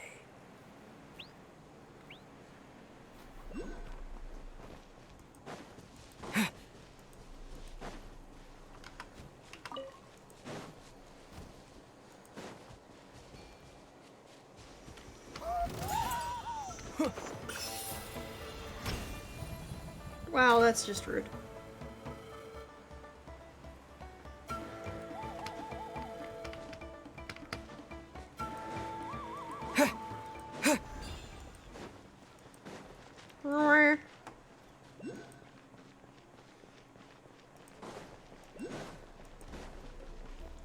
keep leaning forward, guys. I'm sorry.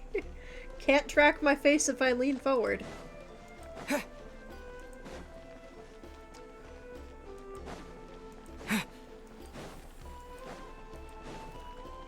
There we go.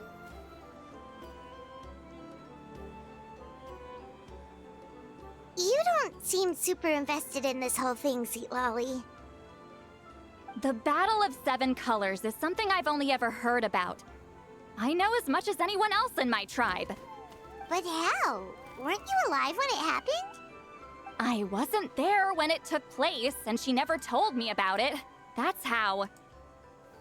But Molo-san said the two of you were close friends. The battle was legendary. Why wouldn't Huitziling tell you about it? Close friends? More like arch rivals.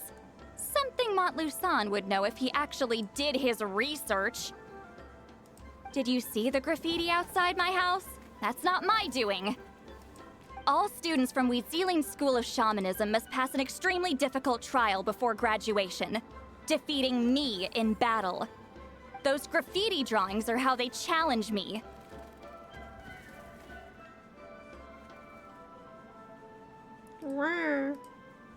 Wait, what? Of course, none of them ever succeeded. So, after Huitziling's death, her students had no choice but to modify the requirement. Instead of defeating me, all they have to do now is last long enough. Yeah, that sounds like a necessary change. As my rival, Huitziling only had one achievement that surpassed my own. And that was the Battle of Seven Colors. I can only assume she had some kind of secret technique at her disposal. It makes perfect sense that she kept it from me. I'm a fast learner. Telling me about the technique is no different than handing it to me on a silver platter. As if she would give away her one advantage. Oh, that makes sense.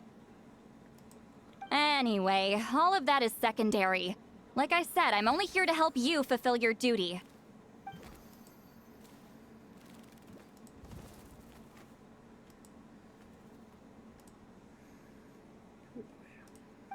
Don't misunderstand. This duty is important for my tribe, too.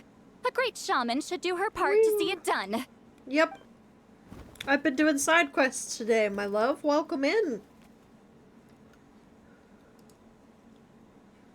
A great shaman should also be a bit more organized at home. Excuse you? I fail to see what housekeeping has to do with my duty as a shaman.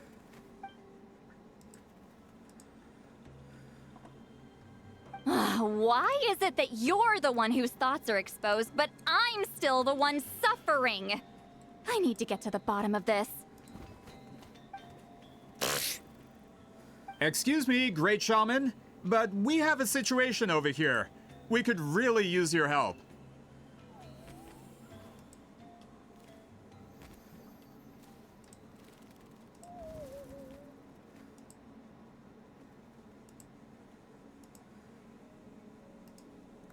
Please, great shaman. Okay.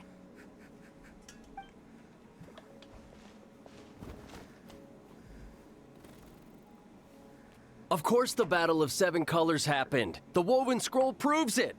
Huitziling used a mysterious color to construct a maze and trap the enemies inside. That's just your interpretation. There's more than one way to understand that scroll. Besides, constructing a maze out of color is ridiculous. Huitziling was one of the most powerful shamans of her time. She definitely could have pulled it off. That's the biggest problem. She had students. Why not pass it down? A technique that powerful? And no shaman since has ever used it? Her students are keeping it a secret, of course. If you knew a technique like that, you'd be a fool to show it to just anyone.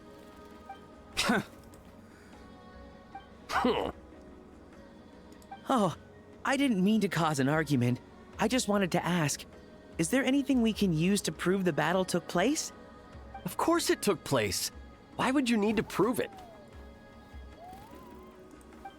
You'll have to excuse him. Some people in our tribe insist on clinging to outdated views of history. I'd give up now if I were you. It only gets more ridiculous from here. Please don't fight. Wow, so the battle really is controversial. Am I the outdated one? Kids these days can't find anything better to argue about? These arguments are precisely why I hesitate to include this story in my collection. Neither side was able to offer anything useful. What should we do?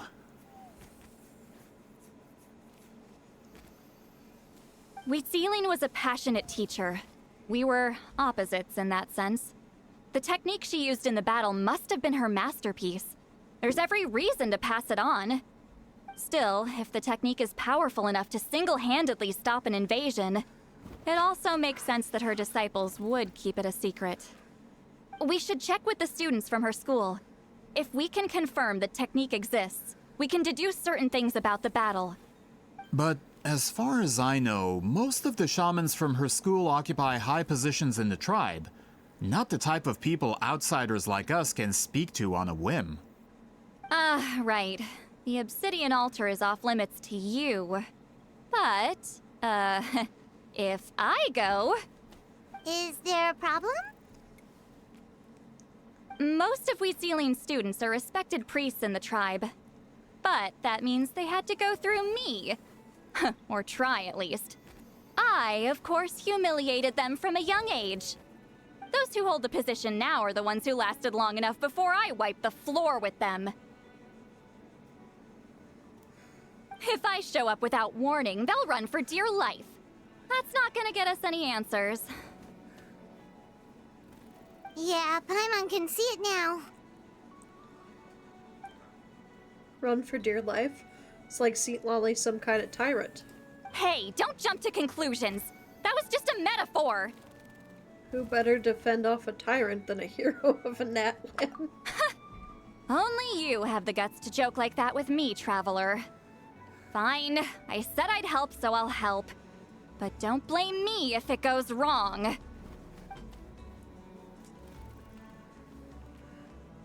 Alright, the rest of you can wait for us here. We appreciate the help.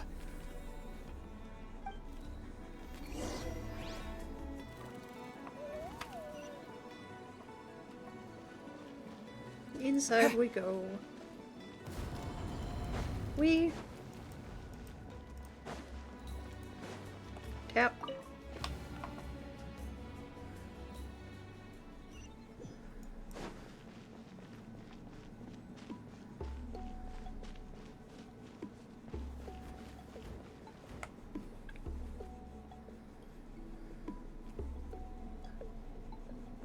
Oh, are you in the middle of a ceremony?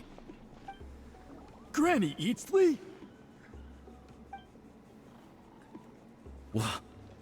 What is she doing here? Did some coward not show up after challenging her to a fight? Or is she here to officially take over the tribe? Whoa. It's like they really do see her as some kind of tyrant. No matter what, we'll defend our dignity as priests to the end. Ugh, you talk a big game for someone who lost to me the most out of the entire priesthood. What?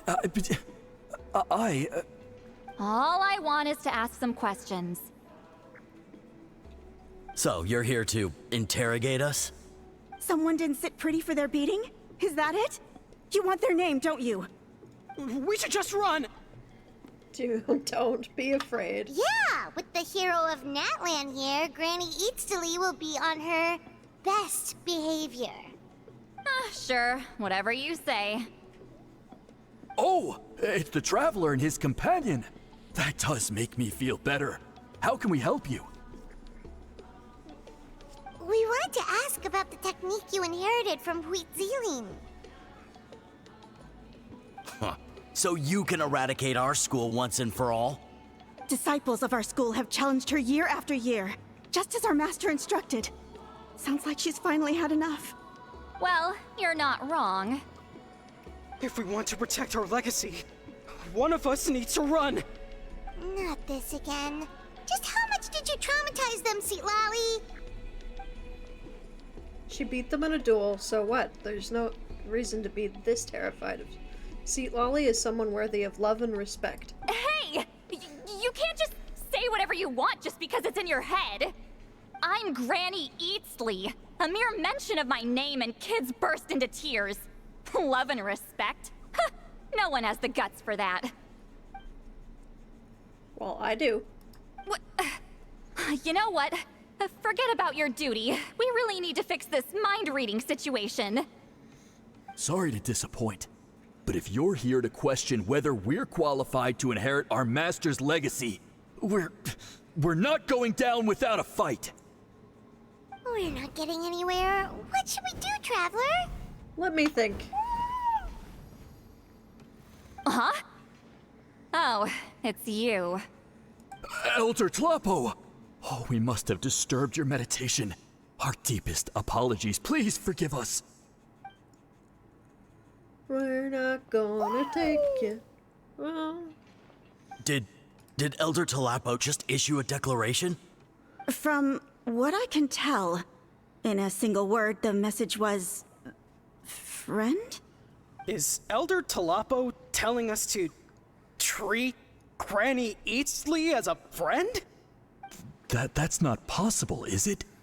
Oh, you forget yourselves, my friends. You are esteemed priests of our tribe. Where are your manners?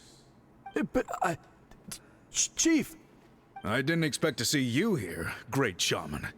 My sincere apologies for the lack of hospitality. Well, I wasn't exactly planning to come to this crowded place. So you can save the pleasantries, Chief. I'd rather get this over with. Understood. Now, as successors of Huitzilin, I understand your friction with Granny Eatsley. However, Elder Tlapo's declarations have always showed us the correct path. You would do well to respect his counsel. So, mind your manners and allow Granny Eatsley to ask her questions. Good thing Elder Tlapo and Chief Biram are on our side.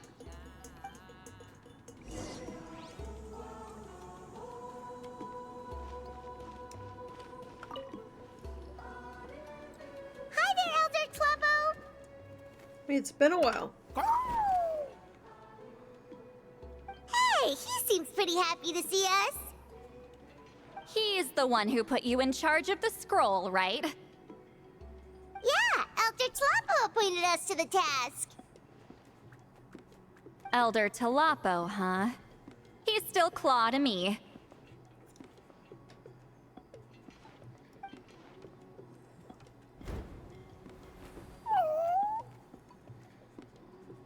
Hey, don't pull that cutesy stuff with me. You're an Iktomi-Sor Elder now. You occupy an eminent and important position within the tribe. So, you already know each other? Claw was only this big when we first met. He was Huitzilin's Saurian companion back then. She kept dragging him to my place, so over time, we got to know each other. Sounds like you, and Huitzilin were close. But she only came to my place to fight me. But at the same time, she always claimed to be my friend. She was the only one who dared to try, at least. Well, you've lived a long time. You've probably made a bunch of friends over the years, right? The more time you have, the more friends you lose. Oh, Anyway, let's get back to business. I hate talking about the past.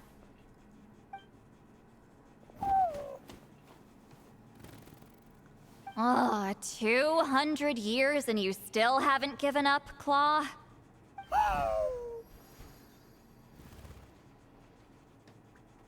I still haven't made up my mind, so you should head back. Traveler, Paimon, let's go.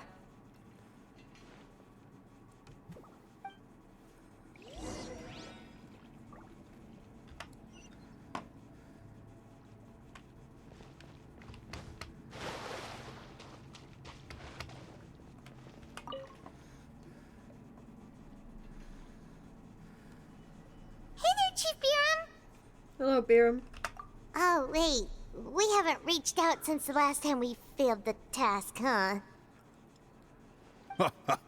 I'm just grateful you haven't forgotten that duty. Actually, we have good news! We found another clue! I'm all ears. It's the Battle of Seven Colors. Huitzilin's claim to fame? That sounds promising. But the battle took place hundreds of years ago. An investigation is bound to be difficult. True, but Granny Eatsterly promised to help. Is that so? Huh. I've tried seeking her help in the past, but I never managed to coax her out. You should cherish this opportunity. Hey, don't complain! None of the previous chiefs succeeded either. Forgive me. That wasn't my intention. It was a comment on my own failings. Paimon said you've been trying to figure out how to weave the special scroll. It is my duty, great shaman. Why bother? The scrolls always end up completed on time. So what's the point of figuring it out for yourself? If I may, this task concerns the history of Natlan as a whole. And in many ways, history is the memory of a people. Memory is sacred to our tribe. I'm sure a great shaman understands that better than a humble junior like myself. Something this important cannot be left to baseless rumors. I know you don't concern yourself with the daily affairs of the tribe, Granny Eatsterly. Even so, as a priestess, I trust you wouldn't leave something like that to chance. I get your point. Something on your mind, Sitlali? Of course. The one time I wish you could read my mind, it doesn't work. Chief referred to himself as a humble junior. Maybe Sitlali's worried she looks old? No, that's not it. Huh? It's not important. Rest assured, Baram, with my help, the Traveler and Paimon will definitely be able to complete the task. You have my thanks then.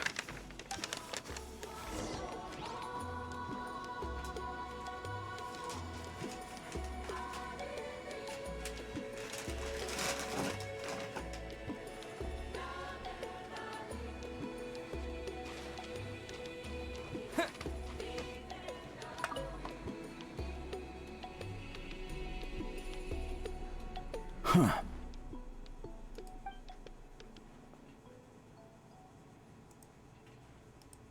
So are you here to test whether we're qualified to inherit Master Huitzilin's legacy?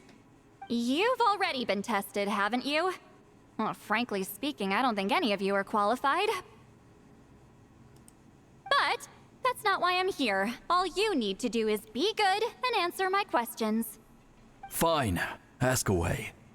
You've heard of the Battle of Seven Colors, right? Of course. It's our master's claim to fame. An immortal legend inscribed in the very history of our tribe. Then I'm sure you know there are those who question whether it actually occurred. I did hear people arguing about that the other day. It's disgraceful. How can they question something like that? It doesn't surprise me. Natlan has had more tourism lately. A lot of people have started getting strange ideas after interacting with Outlanders. After all, everyone who took part in the battle has returned to the ley lines. Without witnesses, it's hard to refute detractors. Well, it just so happens the questions I want to ask are directly related to the legitimacy of this battle. Listen, we know Thank you you were for the rivals, hug, my love. but do you really have to question her legacy? You think she's like you? Someone who can't survive a little scrutiny? No, of course not. Then let me finish. During the battle, Huitzilin most likely used a technique powerful enough to turn the tides of war. I'm sure she was very proud of it. Proud enough to pass it on to her disciples. So, which one of you inherited that technique?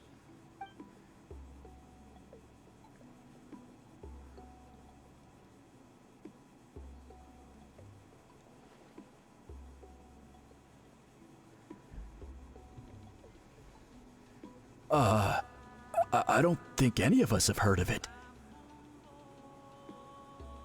Listen, I'm not trying to take it for myself, so be honest. With or without it, I can wipe the floor with any of you. Yeah, no objections there. But I'm telling the truth. None of us have ever heard of that technique. What's wrong with her? Why would she let it go extinct? Master's body of work is massive. No one student could hope to learn all her techniques. Mastering just a few already takes a lot of effort. Master had no choice but to recruit many students, split up what she knew into different portions, and pass it down through various individuals. So even though we see ourselves as representatives of Wheat Zealin's school of shamanism, what we know isn't the sum of her legacy. Actually, I know of a shaman family that inherited some of Master's techniques. The family fell on hard times and lost the right to the priesthood. Still could be worth a shot. But if they inherited Wheat Zealin's secret technique, shouldn't the family be thriving? Well, it's the only thing I can think of. All right, give me their address. I'll mark it out on your map. To be honest, I'm not optimistic about the future of this investigation. You're giving it your all, though. That's because the request came from you. You don't know the power of your own words, do you?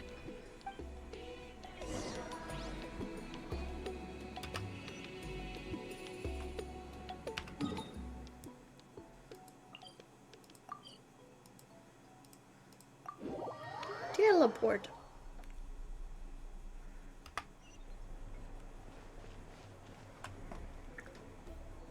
You recount everything you learned to the others. Proving the legitimacy of this battle seems more hopeless by the second. Nothing we can do about that. Well, even if our investigation ultimately proves the legend to be false, that's still a worthwhile result. Although I'm here for business purposes, I have a personal interest in this as well. I'm drawn to matters of historical truth. That's exactly why I chose to follow you, Monsieur Montluçon. Listen, I'm just updating you on the situation, not asking for your opinion. I don't really care whether you continue your investigation. And Traveler, you came to me for help with your scroll weaving duty, right? You thought looking into the Battle of Seven Colors could give you answers. That's understandable. But based on our progress, I'd say this is a dead end. Instead of wasting time, you might consider taking a different approach. I'll try to think of another way to help you. Respected traveler, let's not forget about the compensation I promised. You shall have it in full. Extra, if that's what it takes. I think this investigation could help you too, Sea Lily. What makes you say that? Because it has to do with Itzeline's past. Yeah, based on what you've told us so far, it kinda seems like there's unresolved tension between you two. You think so? She claimed to be your friend, but picked fights with you non-stop, and never told you about her biggest accomplishment. By figuring out the truth behind the battle, maybe we can finally help you get closure. Closure? I'd say we're 200 years too late. But fine, if you want to keep investigating, be my guest. Ah, that's wonderful news. Alright, let's go visit the shaman family.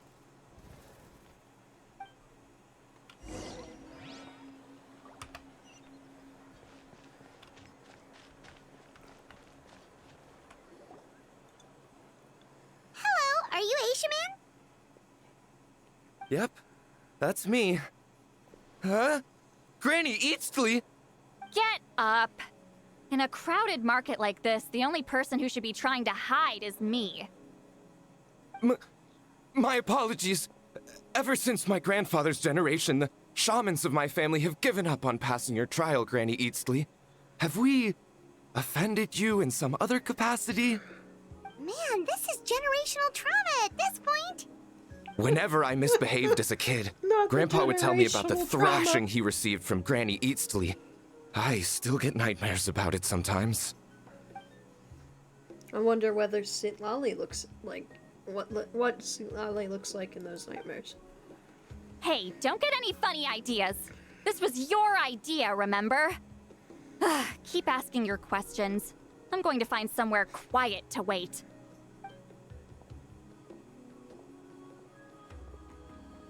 Okay, so your family studied under Wheat Ceiling, right? Yes, although that pretty much ended with my grandfather's generation, unfortunately. The techniques my family learned from Wheat Ceiling didn't have much practical use in terms of tribal affairs, so during my grandfather's time, we quit the priesthood. Turns out, shaman techniques aren't that useful outside the priesthood either. So over time, we abandoned them altogether. Of course, it's possible that we were just too foolish to understand the true power of those teachings. After all, Wheat Ceiling was a genius.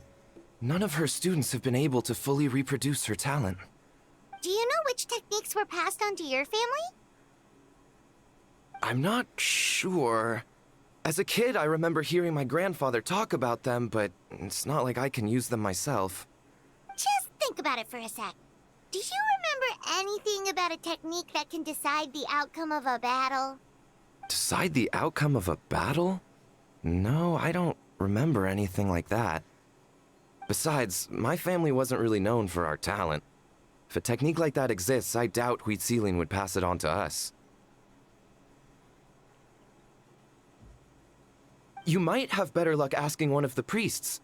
They're descendants of Wheat Ceiling's most gifted students. Well, looks like we're back where we started. Still no definitive evidence the Battle of Seven Colors took place. Allie, do you think we have enough to draw a conclusion? All we have are non-witness accounts. We could put together an interview, but that's not going to hold up in academic circles. Then we have to keep going. Oh, you're investigating the Battle of Seven Colors? Yeah, you know about it? Not a lot, but there's something special about my family. In addition to shaman techniques, Wheat Ceiling's stories were passed down to us as well. Say what you want about my ancestors' dedication to shamanism, but they definitely paid attention to those stories. And of course, the Battle of Seven Colors is the most exciting story of them all. We don't need another story. We need something concrete. Does no one in your tribe understand that? I'm not sure if this is helpful, but the story passed down in my family is a little different from the one told in the tribe. Really? How so? Well, it's Wheat Ceiling's personal account of the events, so it's a lot more detailed. For example, in the version I heard, the battle took place in a location known as Chico Mostuk Cave. That means you can tell us where to find it. Have you ever been to this place? Unfortunately not. I studied maps of Natland before we left, Monsieur Montluçon. I don't remember ever seeing such a name. Could your ancestors be mistaken, Mr. Shaman? It's unlikely. My family may have let the shamanism side of things fall by the wayside, but we're serious about these stories. In the words of my grandfather, some things deserve to be passed down more than secret arts. If Wheat Ceiling's version of events differs so much from the general understanding, that makes it even more likely the battle is completely made up. Yeah, that's disappointing. Oh, hold on. You mentioned the Chico Mostuk cave? Oh, yes? Can I clear something up for you? It's been more than 200 years. Huh. I never thought I'd hear that name again. What does she mean? Welcome back from the ads, everybody.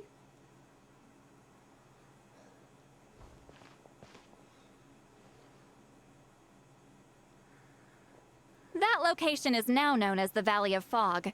The Chico Mostuk cave is what it was called 200 years ago. Precisely when Wheat Ceiling was alive. That means, Monsieur Montluçon, we can confirm the original site of the battle.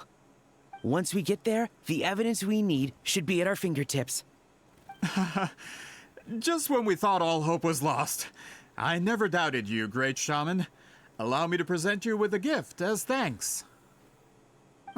Save it. Flattery won't get you anywhere with me. Just accept the gift, Seat Lolly. Wait, Mr. Montluçon works in publishing. You're a huge fan of light novels, right, Seat Lolly? Maybe he could get you some that are out of print. Really? Out of print, huh? Sure. Do you have any in mind? Well, if we're talking collectibles, then the first edition of Shogun Almighty Reborn as Raiden with Unlimited Power is a must. It's the first major hit of the isekai genre.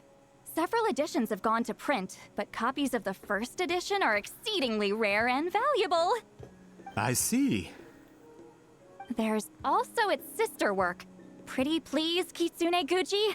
It was Yae Publishing House's attempt at gauging the new market trends. It's opened the door to a new genre after readers grew tired of isekais. The sales speak for themselves. Actually, Yae Publishing House released a limited edition not too long ago, but it's almost impossible to get.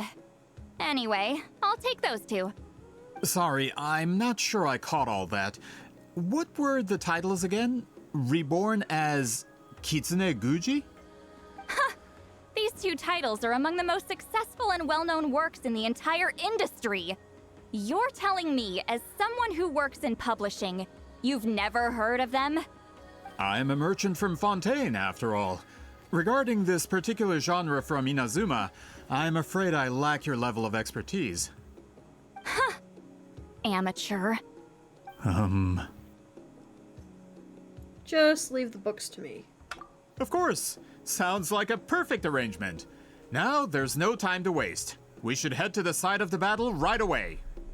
Once we get there, it'll take a bit more work to determine the actual location. Right now, all we have is a general idea. Well, I'm sure Miss Sitlali can help us with that. Have you even looked at the time? It's already evening, and I have important plans tonight. You expect me to work through the night?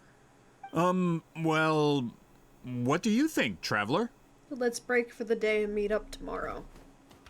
Okay, we'll find a place to rest for the night. When should we meet tomorrow?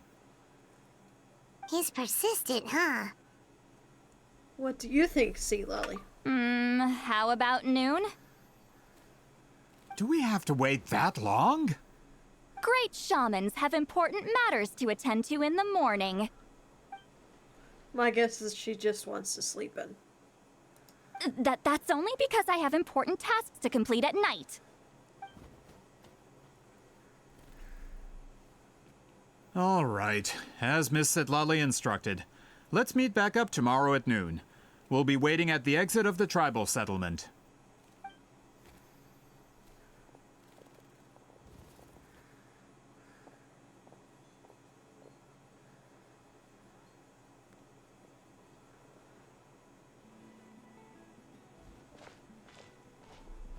Sorry, I just wanted to ask, is Granny Eatsley satisfied with my answer? Yeah, of course. You really helped us out. Oh, good. I'm glad I didn't offend her somehow. You're really that scared of her? She's actually really nice. To be honest, Granny Eatsley almost never interacts with ordinary tribespeople like us. Everything we know about her comes from rumors. She's a powerful shaman who's lived for over 200 years. As a great hero, you're probably the only one who isn't intimidated by her.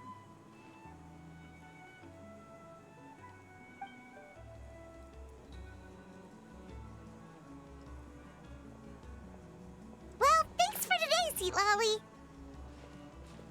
Wanna grab a meal? My treat. That's quite considerate of you. All right, let's grab a few drinks. Just like last time. Wait, didn't you say you had important plans tonight? What did you think I meant? Does that mean you've gone drinking every night for the past 200 years? Now Paimon's worried about your health. Same place? No, I've had enough socializing for one day. I know somewhere quiet, We can just buy some drinks and head over.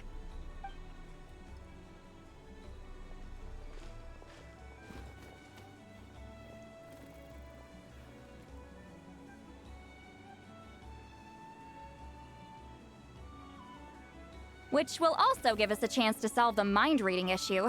Considering the necessary spell work, I'd rather do it in private.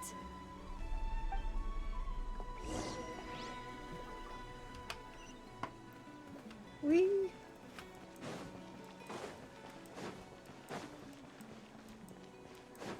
Oh, there it is. Well, there's one at least. Can I? No.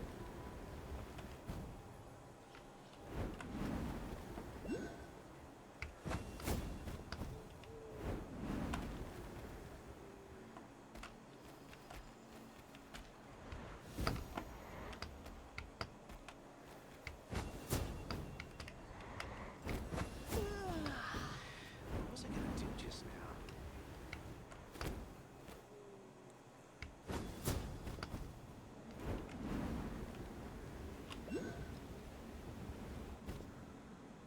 Oh, great. Alright. Nope. Q it is.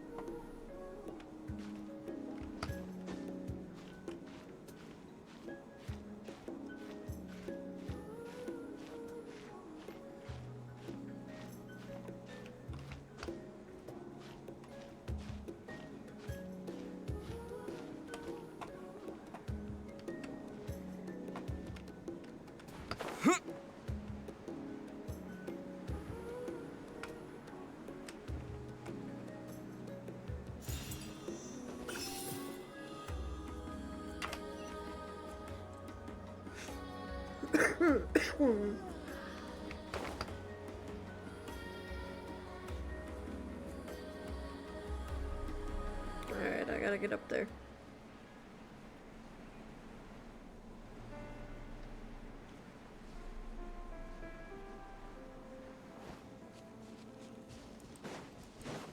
I need you, Mr. Bird.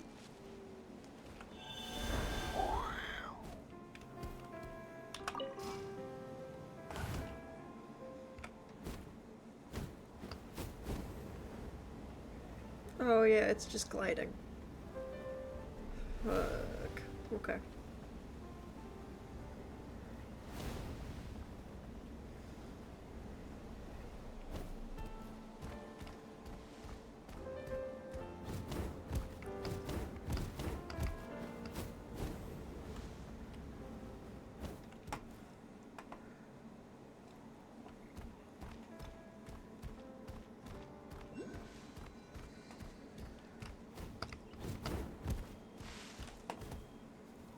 Okay.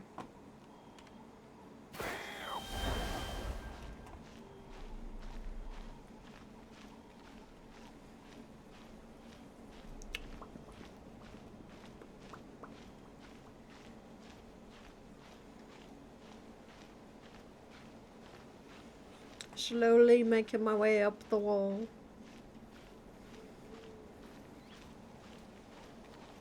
Everything's so tall in that lamp.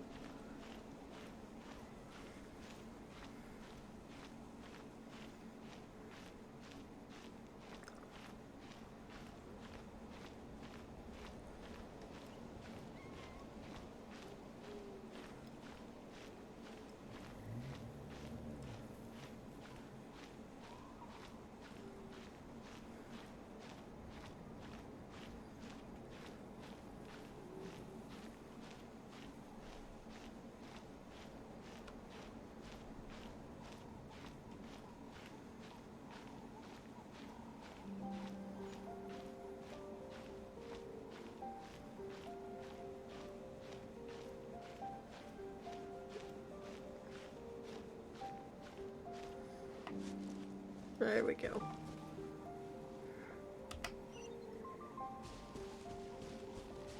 Is this the place? No, further up. Further up? St. Lolly leads you to a hot air balloon. Whoa, this is like a secret base. Sometimes I want the fresh air, but not the company. So I come here. Let's see if my stash is still here. Ah, great! The halberd crest birds didn't eat my snacks.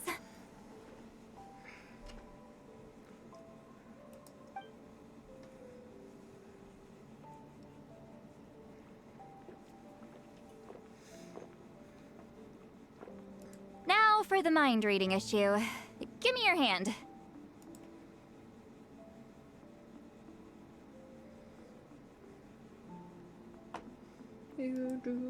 Just like last time? It might take a little longer, actually.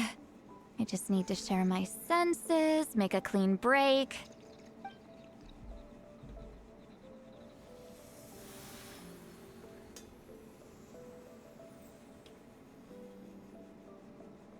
And that should do it, right? This is really a one-of-kind view. That must be why St. Lolly likes to come here. You're not wrong. Hold on. Why do I still hear you in my head? No idea. Oh, did I not separate our senses completely? Maybe using my palm isn't enough? Close your eyes.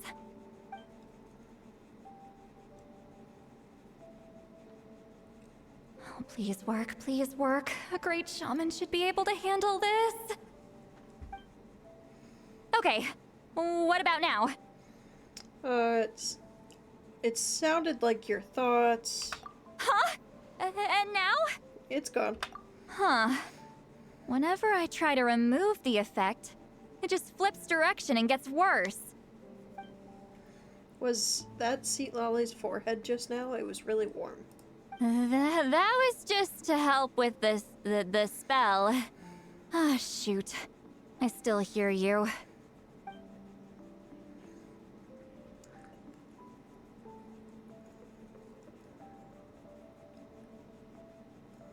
For a human soul, to lose the boundaries of the mind is to drown in the sea of consciousness without a concept of self. Wait, that sounds bad. I read that in a light novel. When it comes to the real world, I think it's pretty accurate. Is St. Lolly drunk? She's not making much sense. Anyway, we'll just have to leave it for now. Hearing the traveler's thoughts isn't that bad, right? You should just tease him. That's what Paimon would do.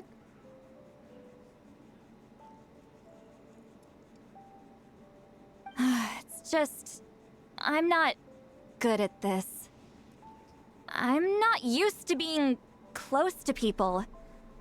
Sorry, I said we could be friends, but I guess I'm not ready. I'm used to being Granny Eatsley. Someone intimidating, someone people are scared to approach. I don't have to deal with people that way. Why live like that? Yeah, Paimon's been wondering. Why do you insist on living so far away? You could easily become a leader of your tribe, someone everyone loves and respects. When you live as long as me, a person is like a flower. The color draws you in. You water it to see it bloom. It rewards you with its fragrance, but it doesn't last. With the passing of the seasons, everything withers away. You can try to water it, but it will never bloom again. Even if the same plot of soil is covered in flowers the following year, the one you remember won't be there. That's just how it is. Most of the people in my life will be gone one day, just like a flower.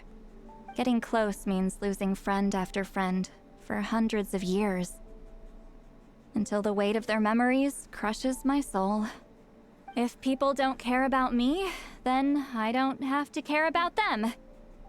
It's better if the people in my memories are nothing more than fleeting strangers. See, Lolly. My approach is different. I choose to remember everyone. You won't live as long as me, so you don't have to worry about that. Actually, I might have a long lifespan. I have some truly ancient memories. Really? Then you should understand. Nearly everyone you know will be gone one day. All the more reason to remember them. Oh yeah, this was still when we didn't have his voice. I have a friend who only lives in my memories now. In fact, you could say my memories are the sole proof she existed in this world. Sometimes I tell myself, as long as I remember every single friend, they will never truly die. Instead, they will live on in the world of my memories. When friends create memories together, there's always something to hold on to. So if you still need time, let me choose to remember you first.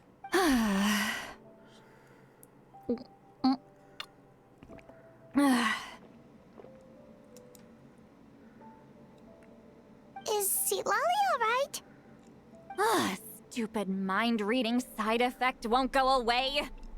It's not like I want to hear you complain about me all the time. Okay, she's definitely drunk. Seat Lolly! Well, this was in the past, so I can understand if it You doesn't might sleep past noon tomorrow. in past ones. I'm not drunk. I remember everything the traveler said. Just gotta think of a response. Like, this was released last year at this point. Something? Uh-oh, not this again. Is she asleep? Whereas the outfit was released this month. I'm fine. Can get home by myself. Is she talking in her sleep or talking to us? She seems kind of out of it. Bye. Gonna walk back alone. Need some time to think. She doesn't need us to worry about her. Alright.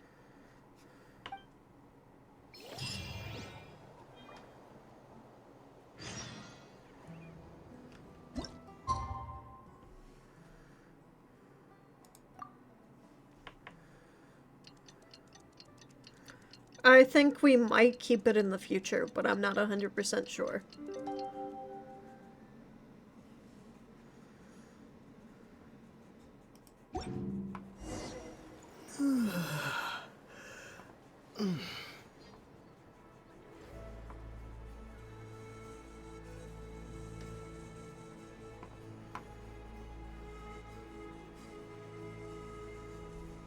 I would like the... I think I want that over there first.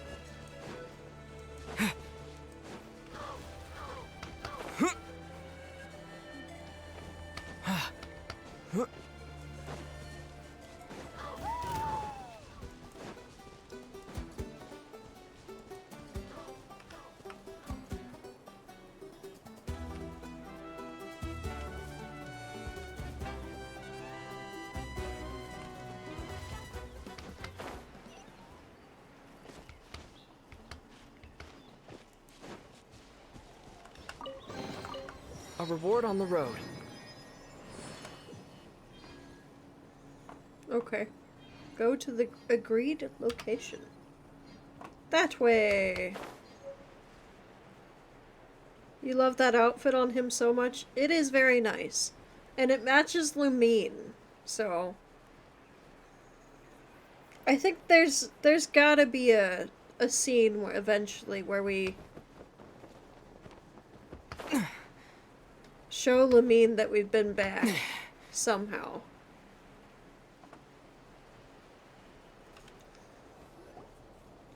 This should be the place we decided to meet yesterday. Who knows if Seat Lolly will show up on time. She drank so much last night, she might not even be up yet. Ahem. See, Lolly! No need to sound so surprised. Drinking is just a way to pass the time. I mastered the art of moderation long ago. Last night doesn't count. It was a minor slip-up, that's all. Anyway, I gave everything a lot of thought, and I think you're right about something. The Battle of Seven Colors holds the key to a lot of the answers I've been searching for. So that's why you're here so early.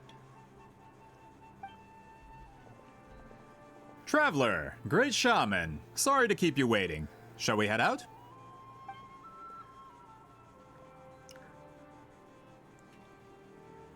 Just follow me. I'll confirm the location myself. Of course.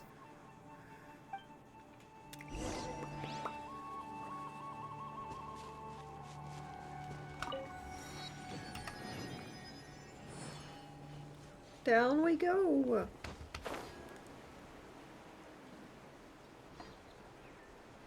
Where we stop, nobody knows. We.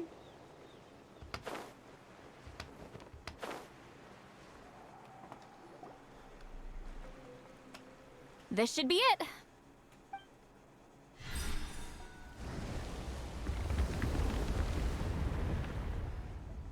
So the battlefield is inside this place. That could explain a lot of our academic questions. Don't lose focus.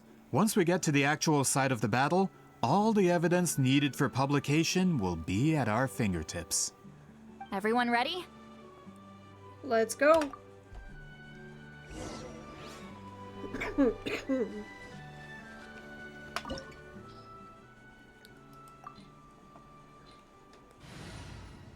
Yep. Yep.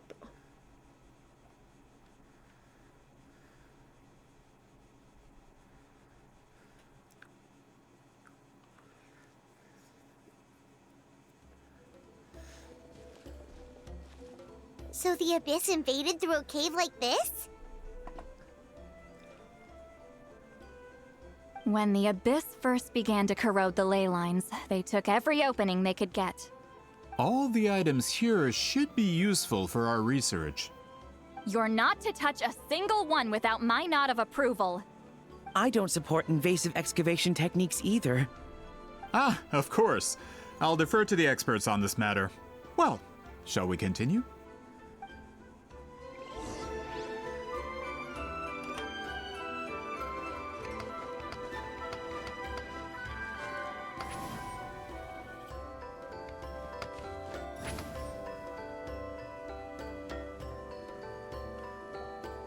There are weapons here from every tribe in Natlan. The battle must have encompassed the entire nation. Sounds like we're getting closer to what the legend describes. But all we can really say is that a battle took place here. There's still no evidence of any colors or some elaborate maze. Wow, you're really invested in the Battle of Seven Colors. Well, it's the reason I came to Natlan in the first place.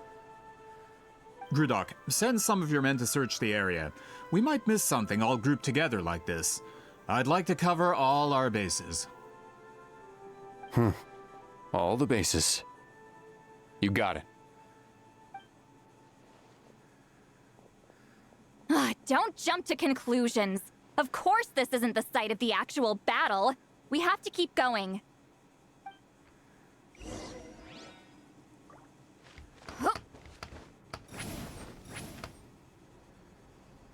This wall is in our way! I might have an idea. Traveler, try removing that sphere. Fulfill our pact!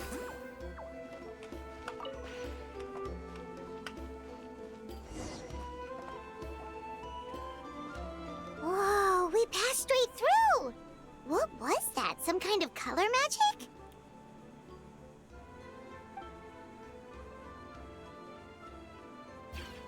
It's very close to the technique Wheatsealing might have used.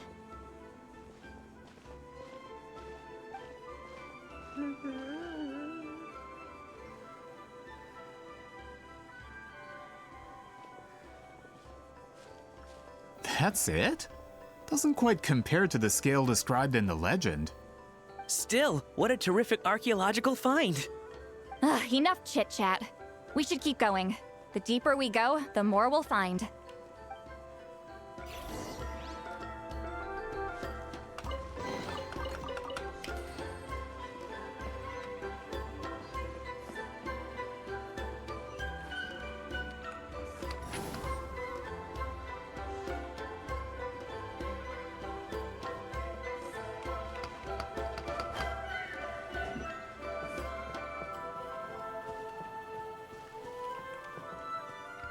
Rise like smoke!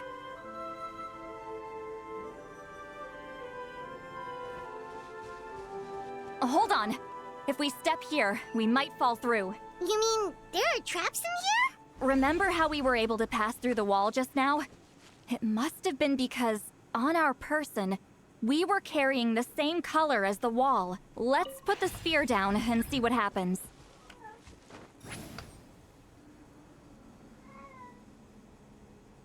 Whoa, you're right. We can keep going now.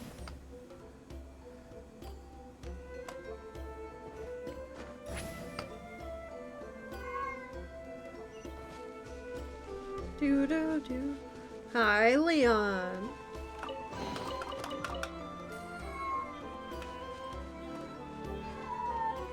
Leon, you're fine.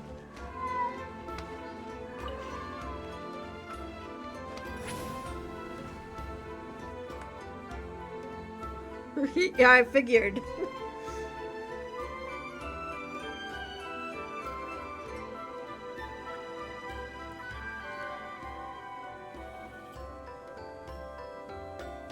Wait, what was that? What is this place? Look! A maze made of colors. It's real. I can't believe it. Hold on. The quality of this space. This isn't reality. It's a realm of memory. Huh? Is this the Night Kingdom? No. This is a space constructed using memories as a medium. The principle is similar, but the two are not the same. Correct?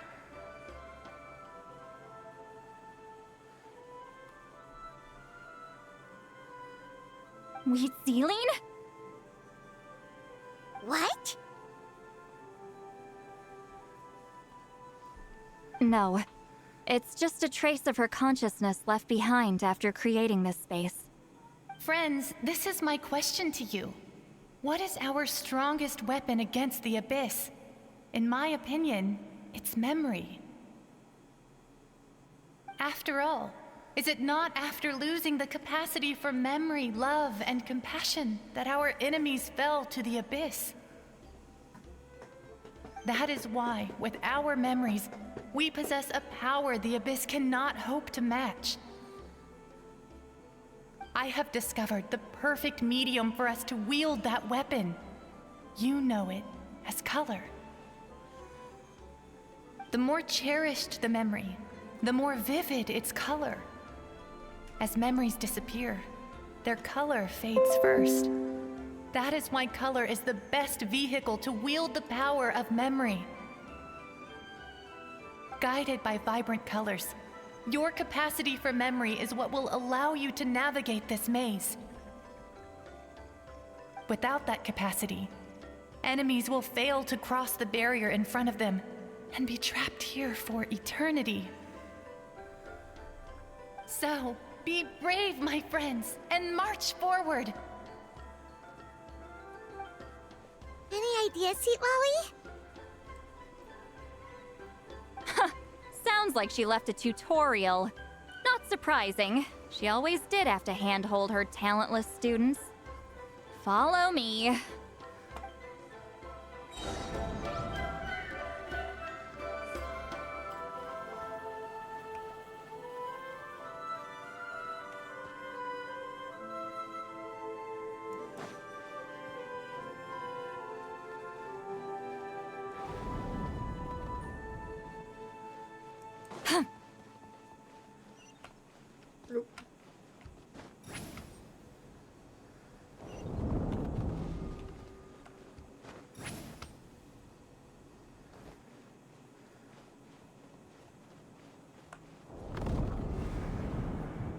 monsters here too?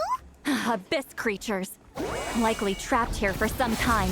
Looks like a few monsters made it out of the battle all those years ago.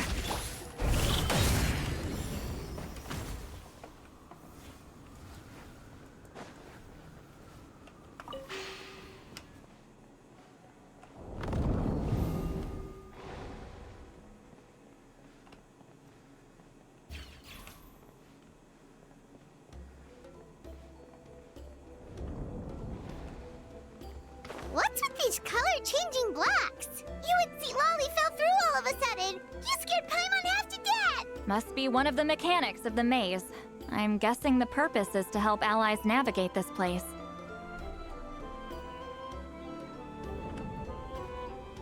Oh no, more monsters? Ah, shoot. They're blocking the way forward. Let's get rid of them.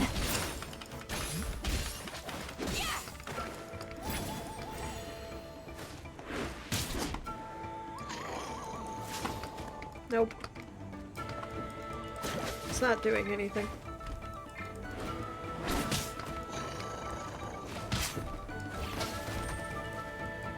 It's stuck? Ugh! There we go. Fulfill our pact! Get to work! Ha! Ha! Ha!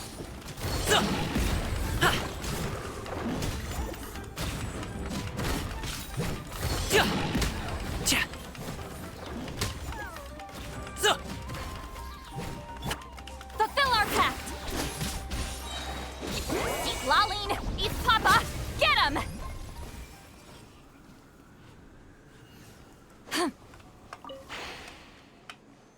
Okay.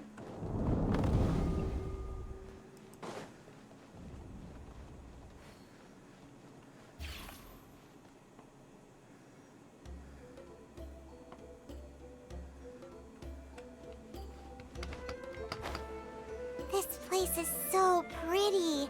If not for those monsters, Paimon would have never guessed this was a Well, I have battlefield. a bowl now. The showmanship's not bad, I'll give her that. Okay.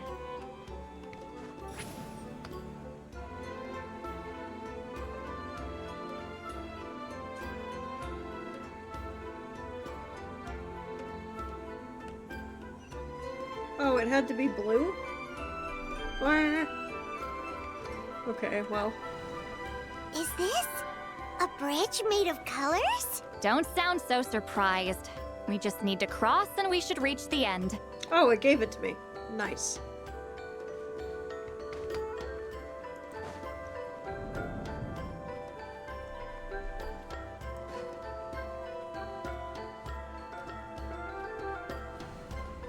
Oh.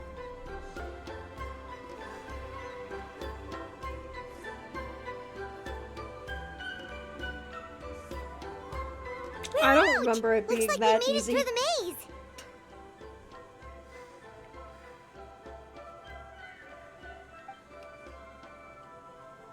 Hold on. This is... Whoa, so pretty! The thing inside the sphere looks exactly like the maze! It's like a miniature blueprint made from a special dye.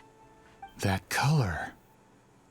The dye was modified using a secret technique to harness the power of memories and create mazes like the one we just witnessed. Without that power, it's just a normal dye. But the color it produces is still quite rare. I would say this is the most direct evidence that the Battle of Seven Colors actually took place. The expert has spoken!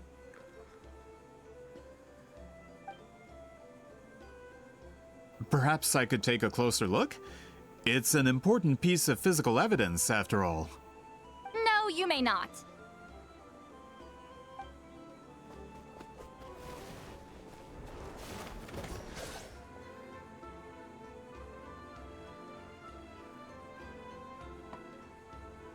What are you doing?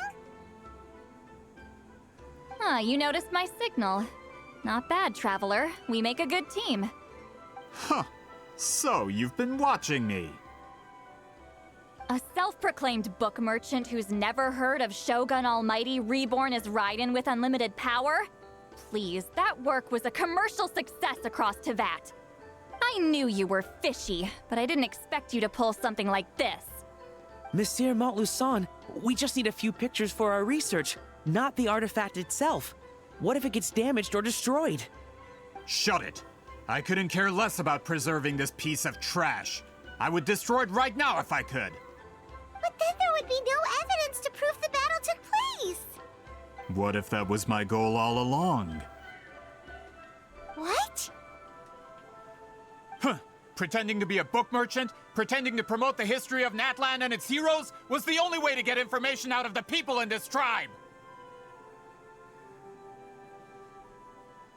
But, make no mistake, I'm no lowly merchant. I am the future owner of the largest printing company in all of Tevat! But the dye in that sphere ruined all my plans before they could even get off the ground. We've received a report that your advertisement in the paper makes false claims. Fontaine Law demands it be taken down immediately. False claims? The dye I advertised is an unprecedented innovation. It produces colors of unmatched radiance. Unfortunately, its qualities are neither unprecedented nor unmatched.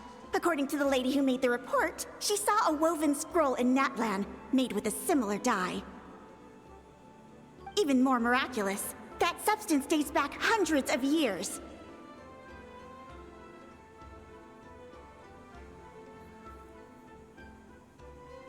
How? Creating this dye is the culmination of my entire life's work! You're telling me I'm hundreds of years too late?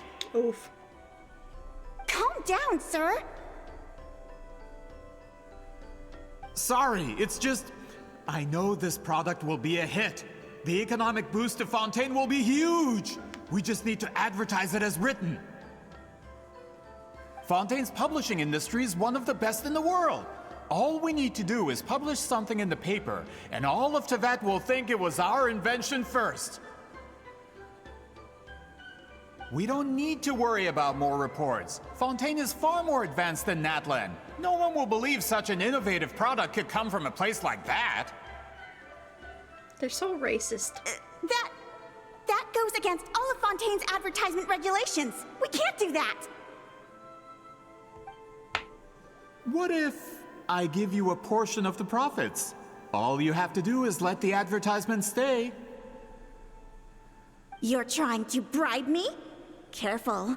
I'm dangerously close to reporting this to Monsieur Novelette. Ah. I knew if I was just allowed to market my product, it would be a hit. A bestseller, even. I would be a giant in the printing industry. But now, no one will see it as anything more than a poor imitation marketed centuries too late.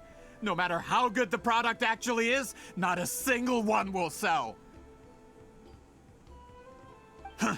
I will never accept that someone from this backwoods, ignorant nation could come up with that dye. Not 200 years before me! Even when the truth is right in front of you? Ha! Truth is in the eye of the beholder. I'm already in the printing industry. I can go into publishing, no problem.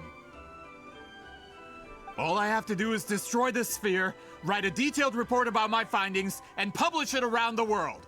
Then, the so-called truth becomes your word against mine. Once my report is accepted as fact, no one can accuse me of making false claims. That's awful. What happened to restoring the truth of history? That plan hasn't changed. I will continue to spread my truth for all of Tevat to see. You talk a big game, but did you forget who you're talking to? Ah, you mean a hero of Natlan who's not actually from Natlan? And a great shaman who, according to rumor, abandoned her tribe long ago? From a practical perspective, there's no reason for either of you to stand against me. Shows what you know. Oh, since you like rumors so much, have you heard the one about what happens to people who get on my bad side? Ah, the wrath of Granny Itzley. Like I said, our interests aren't at odds. I knew from the beginning that you would accept my invitation, considering Weedzeline was your rival. You've lived longer than her. You're far stronger than her, and yet she has always been more revered than you. Now, that can change. With the backing of the printing industry, I can take any book and send it to all four corners of Teyvat. This part of Natlan's history will be mine to tell. And in my version, I can erase the Battle of Seven Colors. You can be the one to have all the glory. That's not real history. That's a no, then? Your history means nothing to me. But it's not allowed to stand in the way of my Mora. Done running your mouth? Good. Before handing you over to the tribe, I think I'll have my way with you first. Teach him a lesson. If this comes to a fight, per my contract, you're gonna have to go through me.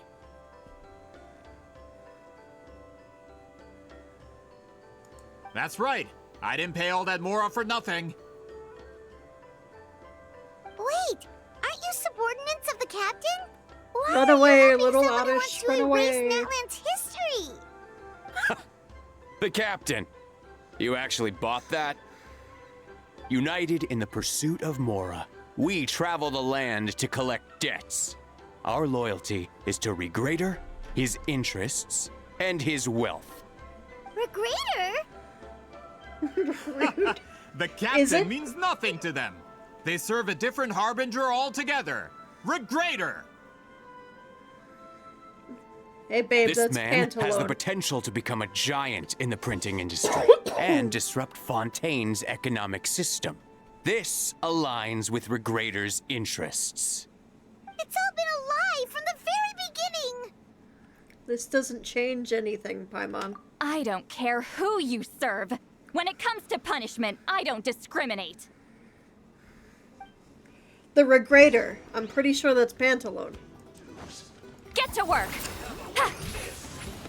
Watch out! Sha! Sha! Ha! Mighty mythical beast! Ta! Ka! Ta! Cha! Ha! So! Ta!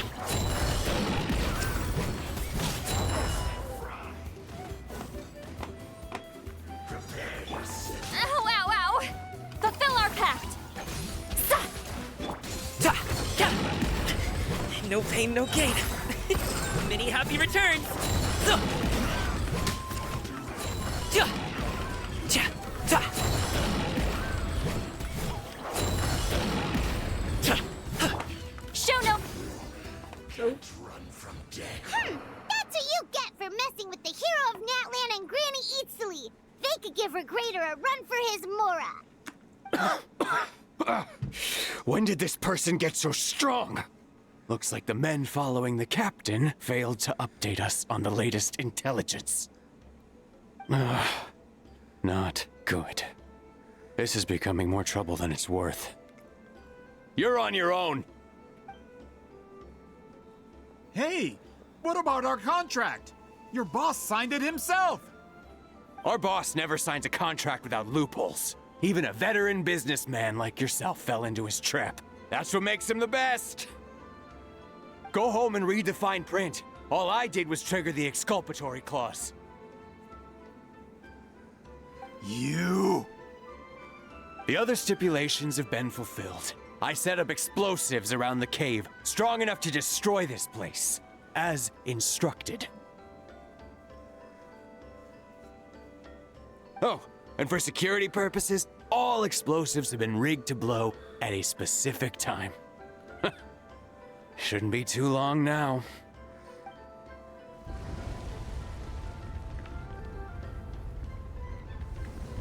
What? This whole place is gonna collapse? You were supposed to wait until I made it out. Are you trying to kill me? That depends on how fast you can run. I'm off. Ah!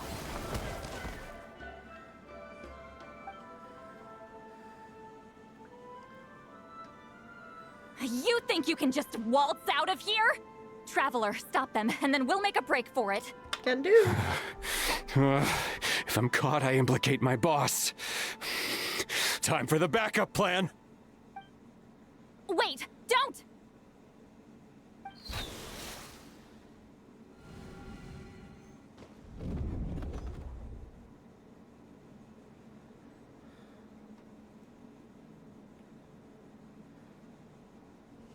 are we? Back in the Oh. maze? Our surroundings look different, though. What did that Fatui guy do? We need to find Seat Lolly. Good point. She'll know how to get out of here. Let's hurry. If we don't make it out before the cave collapses, we might never be able to leave. Where could she be? Let's see. Seat Lolly! Oh, looks like it's not gonna be that easy. What should we do? I saw the special color. It seems to be guiding me. The special color? The one you saw in that woven scroll? Why would it appear around here? There's no time to think about that.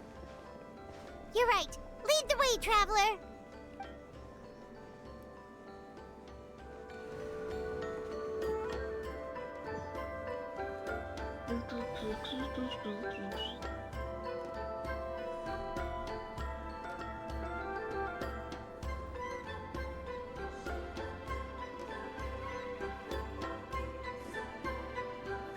He triggered it just like that? If the technique isn't activated correctly. Instead of a realm of memory, the subjects in question will be trapped in a temporary space like this. If you cannot escape in time, it's mutually assured destruction. But I can't fault someone for using it as a last resort. I knew it! Someone of your skill wouldn't leave behind memory fragments just to parrot instructions. You must have the capacity for conscious thought. I appreciate the compliment. It's been a long time, my friend. This is no time for a reunion. The cave outside is about to collapse. I know time flows differently in this place, but that still doesn't leave us much time.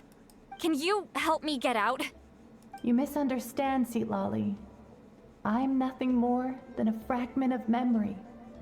There's not much I can do. What do you mean? This space can be manipulated, right? The exit of your maze. I remember its structure. If I create an exit here, I can leave. You just need to tell me how to manipulate this space. The maze you saw earlier was constructed using the memories of many warriors of Natlan. When people leave deep impressions on each other, their memories form connections. These connections are particularly strong between comrades in arms. That is how I created my maze.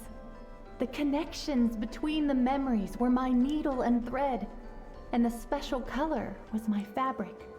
But if that color is crudely combined with an isolated memory, one without connections, you get a place like this.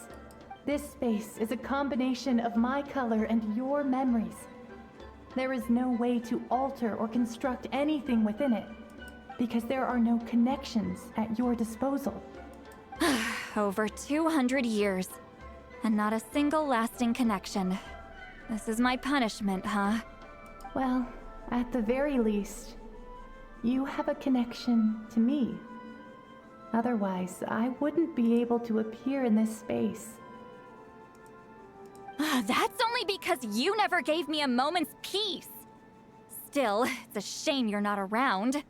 You said it yourself. A memory fragment can't be used to create the connections I need. Seat Lolly. But now that I have the chance to talk to you again, I need you to give me an answer. Your special technique. You didn't pass it on to your students. You passed it on to the rival you could never beat. Me. What I want to know is, why? So you figured it out. After what I saw in the maze and everything you just told me, I'm certain the technique at the center of all this is the same one you taught me all those years ago. But you never brought up the fact that you used it to win a battle. From your description, it might as well have been a simple color trick. I'm getting the feeling you always meant for me to come here. But if this is a foreshadowed event, I'm not happy with the narrative setup. Seat Lolly, ever since you learned that technique, you've been able to see a special color, haven't you? You mean... That color is the core of the technique. But it isn't my invention. It's something I discovered in the work of our ancestors. More specifically, you could call it the color of memories. In truth, passing on the technique is a process of using that color to tint another person's memories. Yes, the technique has the power to decide victory. But in my opinion, the capacity to add color to someone's memories is where the true value lies. You are fated to live a far longer life than me, Sitlali. I couldn't bear the thought of all those years existing as a blank canvas in your memory. So I wanted to leave a little color behind. Your color, you mean? One day, you too will want to leave behind your color in someone else's memory. When that day comes, you will understand my decision.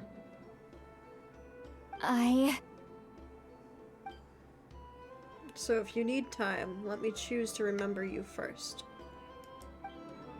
I have to get out of here.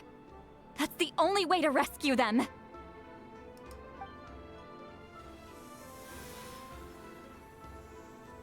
Sitlali, what are you... I understand the true principle of this technique now. If I can't construct an exit, then I will separate this color from my memories by force. But you could lose a portion of your memories that way. I know, but my memory is just a blank canvas I've neglected for 200 years. My friends are worth the risk. I have to find her. Traveler? When you entered the realm of memory I constructed, I used your memories to learn about your recent experiences. I have a feeling you're the one who will be saved this time. After 200 years, someone has appeared by your side. The kind of person I could have never anticipated. The Night Kingdom harbors Natlan's memories, and the Traveler's connection to that realm is incredibly strong, surpassing even the shamans who worship the Lord of the Night. This means that, even without your tutelage, he can see the color of memories. What did you say? Although he doesn't know how to wield it, he unknowingly left behind a trace of color in your memories. That was enough to guide him to this space. You now have a connection at your disposal. Well, Sitlali, it looks like part of this was foreshadowed, but the rest is a surprise. Traveler? Traveler! That's Sitlali's voice! She's just up ahead! This is goodbye, my friend. Your memories over the past 200 years are much more than a blank canvas. Cherish them.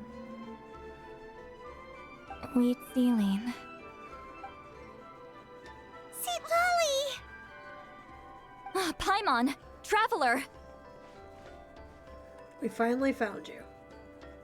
Hold my hand.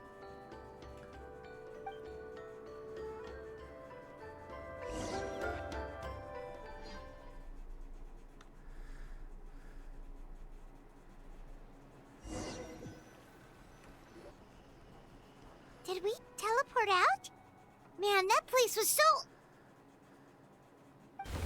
Whoa! We made it out just in time!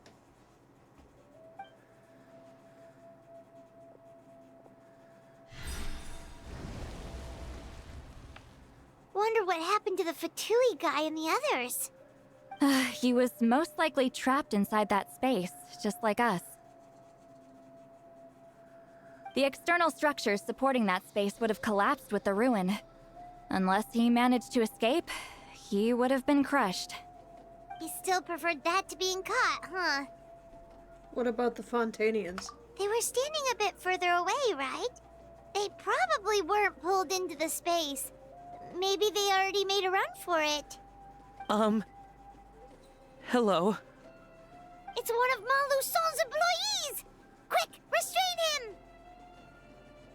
Oh, I can explain. I had no idea Malu-san was such a terrible person. I couldn't stop him from running, so I stayed behind and tried to find people to help rescue you. I'm so glad you managed to get out of there. Either way, the guards will take you back to the tribe. You'll be their problem. I understand. Anyway, I'm not here to harp on you. I just need to know one thing. Which way did he run? He went that way, but I'm not sure if you can catch up. That way? Huh. Unless he suddenly grows a pair of wings, I think we're okay. Traveler, Paimon, come with me.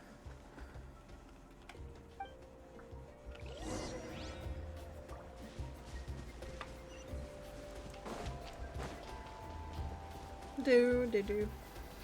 Thank you for that, Pat. Hey, it's Elder Tlapo and a group of Ictomisaurs. They caught Malu-san. Something felt off about him yesterday, so I set a few things in motion.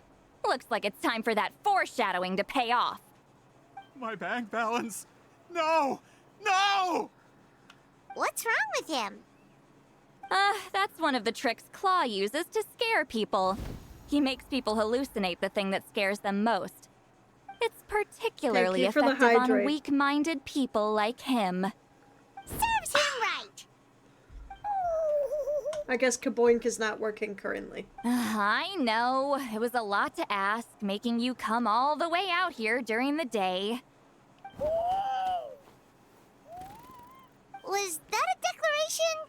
No hydrate or die Tlapo straight for me, I guess. didn't appoint us to a whole other task, did he? Forget about him for now.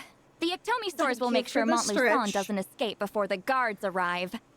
In the meantime, we have unfinished business, remember? Right, the special scroll. But the die is buried underneath a bunch of rubble now. Don't worry, Witzeline's technique hasn't been lost at all. Come with me, I'll explain everything at my house. Oh, and Traveler? Everything you said about memory, I finally figured out my answer. I knew you'd want to tag along. Let's go. Does this mean you're bringing a treat home?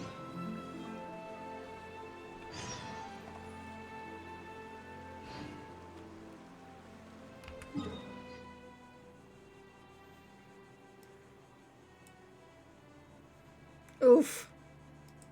You got my hopes up.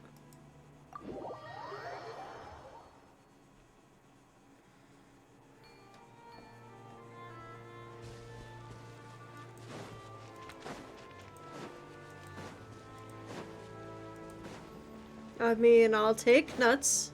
I already had 3 packs, though.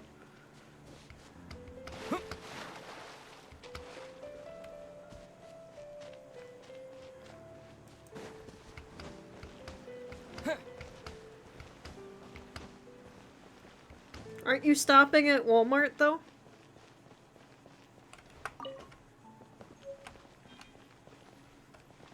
Enter Seat Lolly's house. Or did you forget that you're doing that? Now, when it comes to weaving the scroll itself, you don't actually need to lift a finger. But if we're going to pass on Witzeline's technique, your participation is critical. What are you saying, Seat Lolly? Follow me.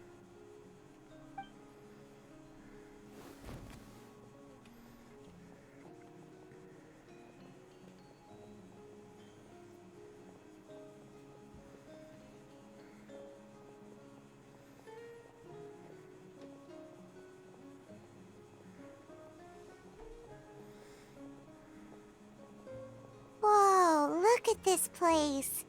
Do you weave scrolls too? Scrolls. Scrolls? I thought you were going to show me your masterpiece. That I am, old friend. The technique I'm about to show you directly relates to woven scrolls. Fine. What is it? Something that can turn the tide of war or prevent a great disaster? You probably want to challenge me, right? I know you don't have the strength for a real fight, so I'll let you beat me with words. Old friend, my life is nearing its end. I'm afraid I don't have time for another match.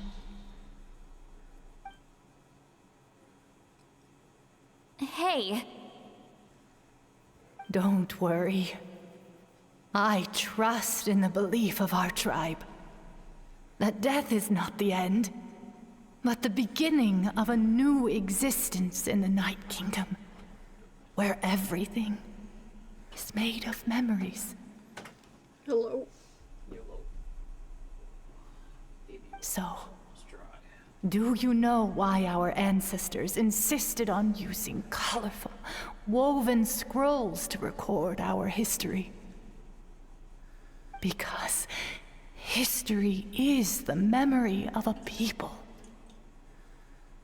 We give our scrolls an orange hue, so the dead can still feel the warmth of the setting sun.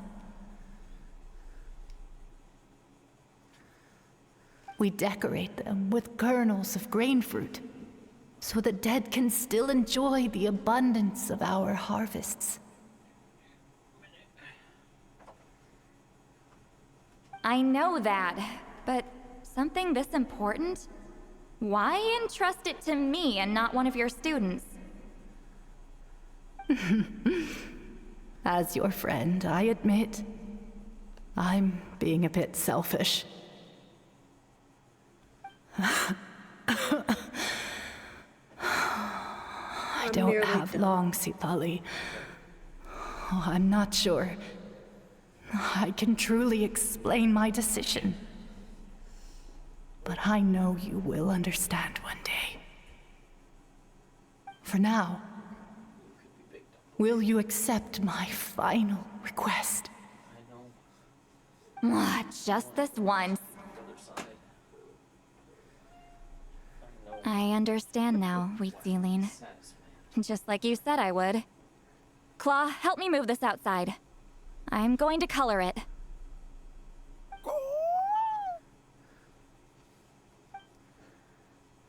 Traveler, Paimon, come with me.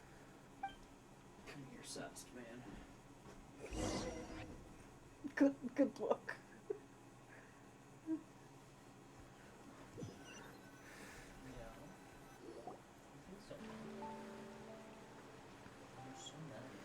That's good to know, Stella.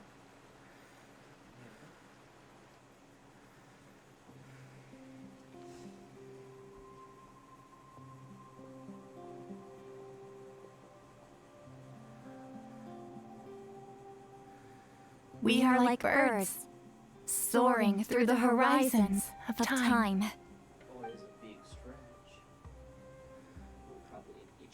I linger between brushes of memory, seeking the color of my final journey.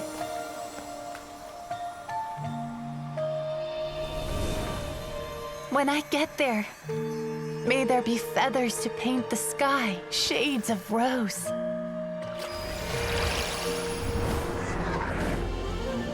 And fields of green to beckon adventurous souls. And azure oceans with which to sail into the unknown. And volcanoes too, where, despite the danger, hidden treasure waits to be found. And graffiti art, of course. Without that color, just imagine the dullness of night. Anything else? In the end, I hope everyone remembers my color too.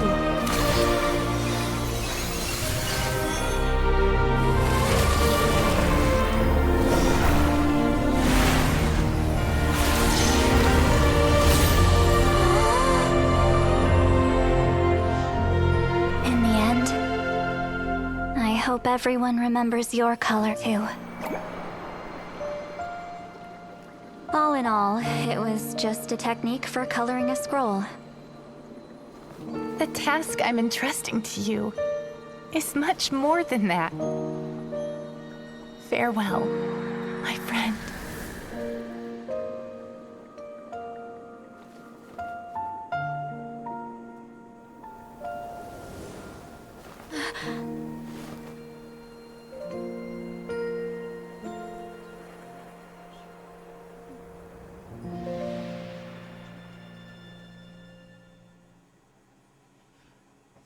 I knew you would understand. This is the special scroll. How did you know how to weave it, Seat Lolly? Remember the gift from the spirits? Hold on! You've lived for more than 200 years. You know how to weave the special scroll. That must mean... you're the one behind the gifts from the spirits! Oh, well, it's not like I wanted to interact with the appointed. So whenever I delivered the scroll, I used illusions to confuse them. The fact that it turned into some kind of divine intervention is because no one was skilled enough to see through my tricks. Why not just tell them? You've carried the duty alone for all these years? Even if you don't like interacting with people, why not teach someone else how to do it? Traveler, you can see the special color, right? Yes. The essence of that color is memory.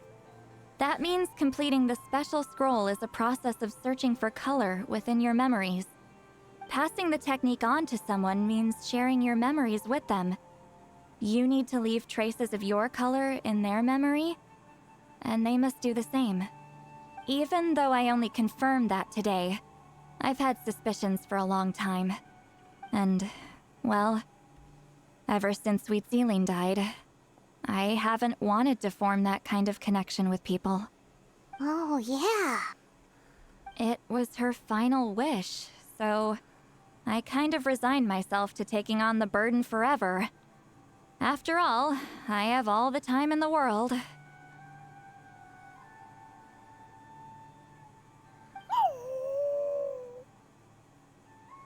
But Claw never stopped appointing new candidates to weave the scroll, despite knowing exactly how I felt about the situation.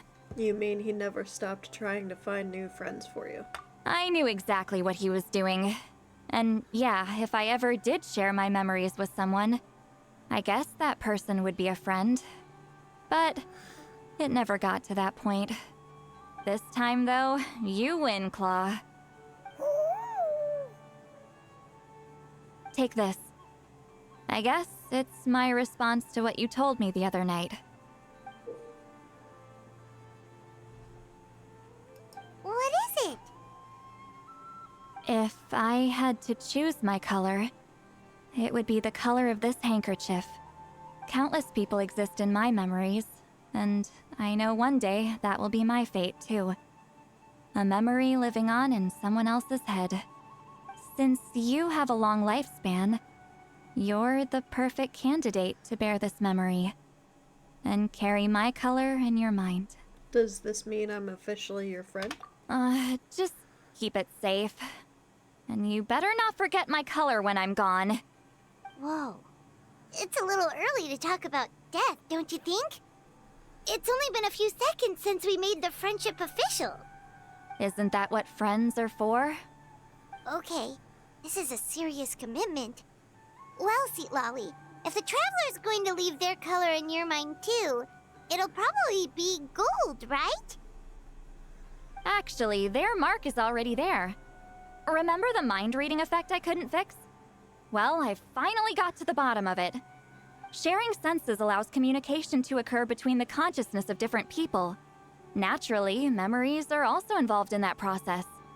Although I didn't know it at the time, we both have the ability to see the color of memory, which means that when I shared my senses with you, a connection was created between our memories. And that connection is what caused my original spell to go haywire. So, you can hear the Traveler's thoughts because you left traces of color in each other's memories? And that's why the Traveler could hear your thoughts too, because it works both ways, right? Quick thinking, but only Only those trained in the mystic arts can maintain that level of connection. That's why I can still hear the traveler's thoughts, but not the other way around. There's no need to worry, though. Now that I've figured out how it works, I'll get rid of it in no time. Oh. I lied. Hearing each other's thoughts actually depends on the strength of the connection between our memories. So, after everything we just went through, I bet you can hear me again. I knew it. So, is there a way to stop it? Since the connection between our memories is already there, the only way to get rid of the effect is for one of us to forget about the other. Just messing with you. I'm a legendary shaman of my tribe. Now that I know the cause, of course I can figure out how to fix it. It'll probably take some time, though, so bear with me for now. Besides, I'm an open book. It's not like you're gonna hear anything embarrassing. Oh, unless I've had a few drinks. Oh, so you can turn it off. That's a shame. A shame? I mean, if you ever miss this whole telepathy mess, I could always share my senses with you again. No promises, though. Some thoughts are better kept to yourself. Huh?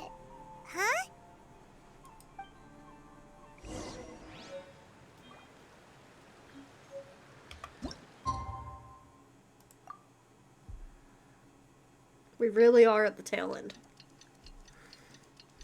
And then I will raid, and we will call it a night, and I will see you tomorrow for more side quests or something. Gotta give the woven scroll to the chief.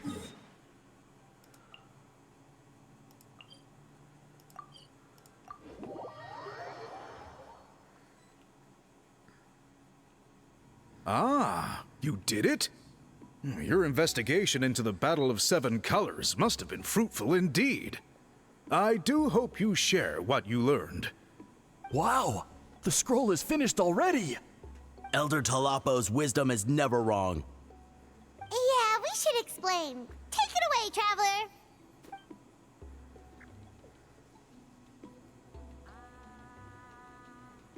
You share everything about the special color while keeping St. Lolly's contribution a secret. I see. You don't look surprised at all. It makes perfect sense. History is the memory of a people. If we want to depict it, a dye derived from people's memories is, of course, the best choice. Now, it's just a matter of preserving this secret technique.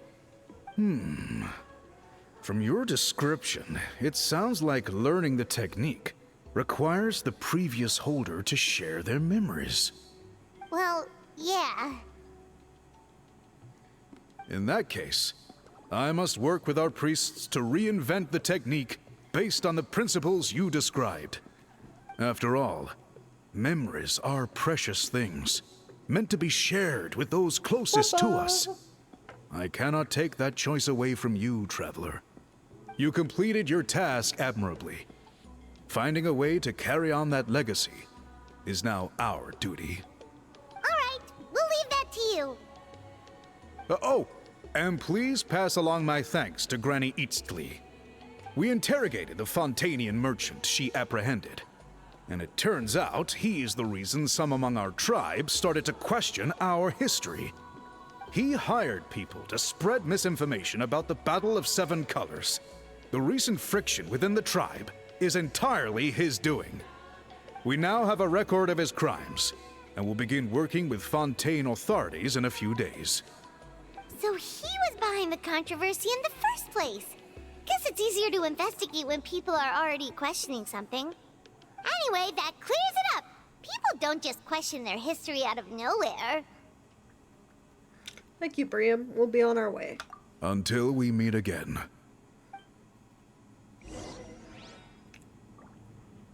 I gotta explain the situation to see Lolly, really. She's there. Nearly done. Nearly done. This one's just long-winded.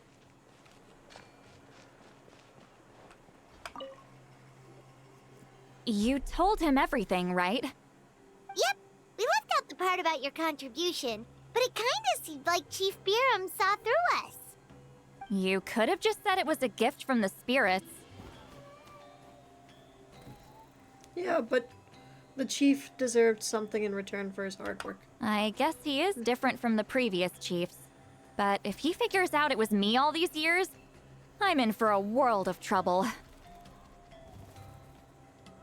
Huh, there you are. I've been looking everywhere for you. Oh, it's the other Fontanian researcher. He wasn't taken away with his boss? Please, call me Allier. After questioning, the tribe absolved me of any serious wrongdoing, so here I am. I'll be heading back to Fontaine soon. No employer means no funding, after all. But I wanted to finish my investigation first. I'd like to ask some questions about Huitzilin. I want people outside of Natland to hear her story, but my understanding still has some holes. Questions? Huh! Why should I let an Outlander tell our stories? Don't misunderstand. I have no intention of twisting your history or using it to make a profit. It's just honest curiosity. I assure you. I believe amazing stories deserve to be shared with the world. Culture thrives through dialogue and exchange. He has a point. All right, you can ask your questions, but be quick. I have important plans after this. Important plans? Oh, thank you very much.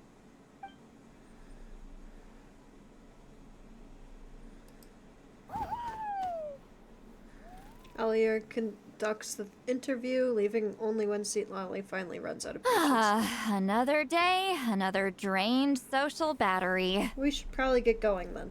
Uh-huh. Hold on. You owe me a pair of books. Oh, that! When it comes to light novels, your memory is like a steel trap, huh? Books that rare will take some time to find. You're telling me. Yeah, it's not gonna be easy. You might need to go to Yai Publishing House in person. But I don't need them right away. Just don't forget, okay? Of course! We'll get them sent to you as soon as we can! Sent to me? Nuh-uh. I don't want a stranger knocking on my door when I'm hungover. Here, just take this. The key to her place. And this is? The key to my house. Don't bother knocking next time. You'll disturb my sleep.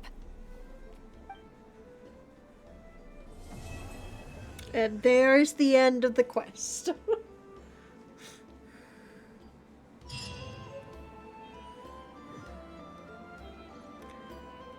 Thank you everybody for spending time with me today. We'll be back tomorrow with some more side quests. Let's figure out where to raid and call it a night.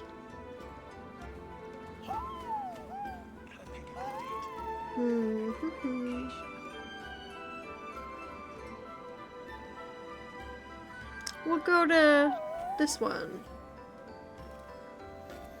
Have a good night, everybody. I hope it's a good one. Bye-bye.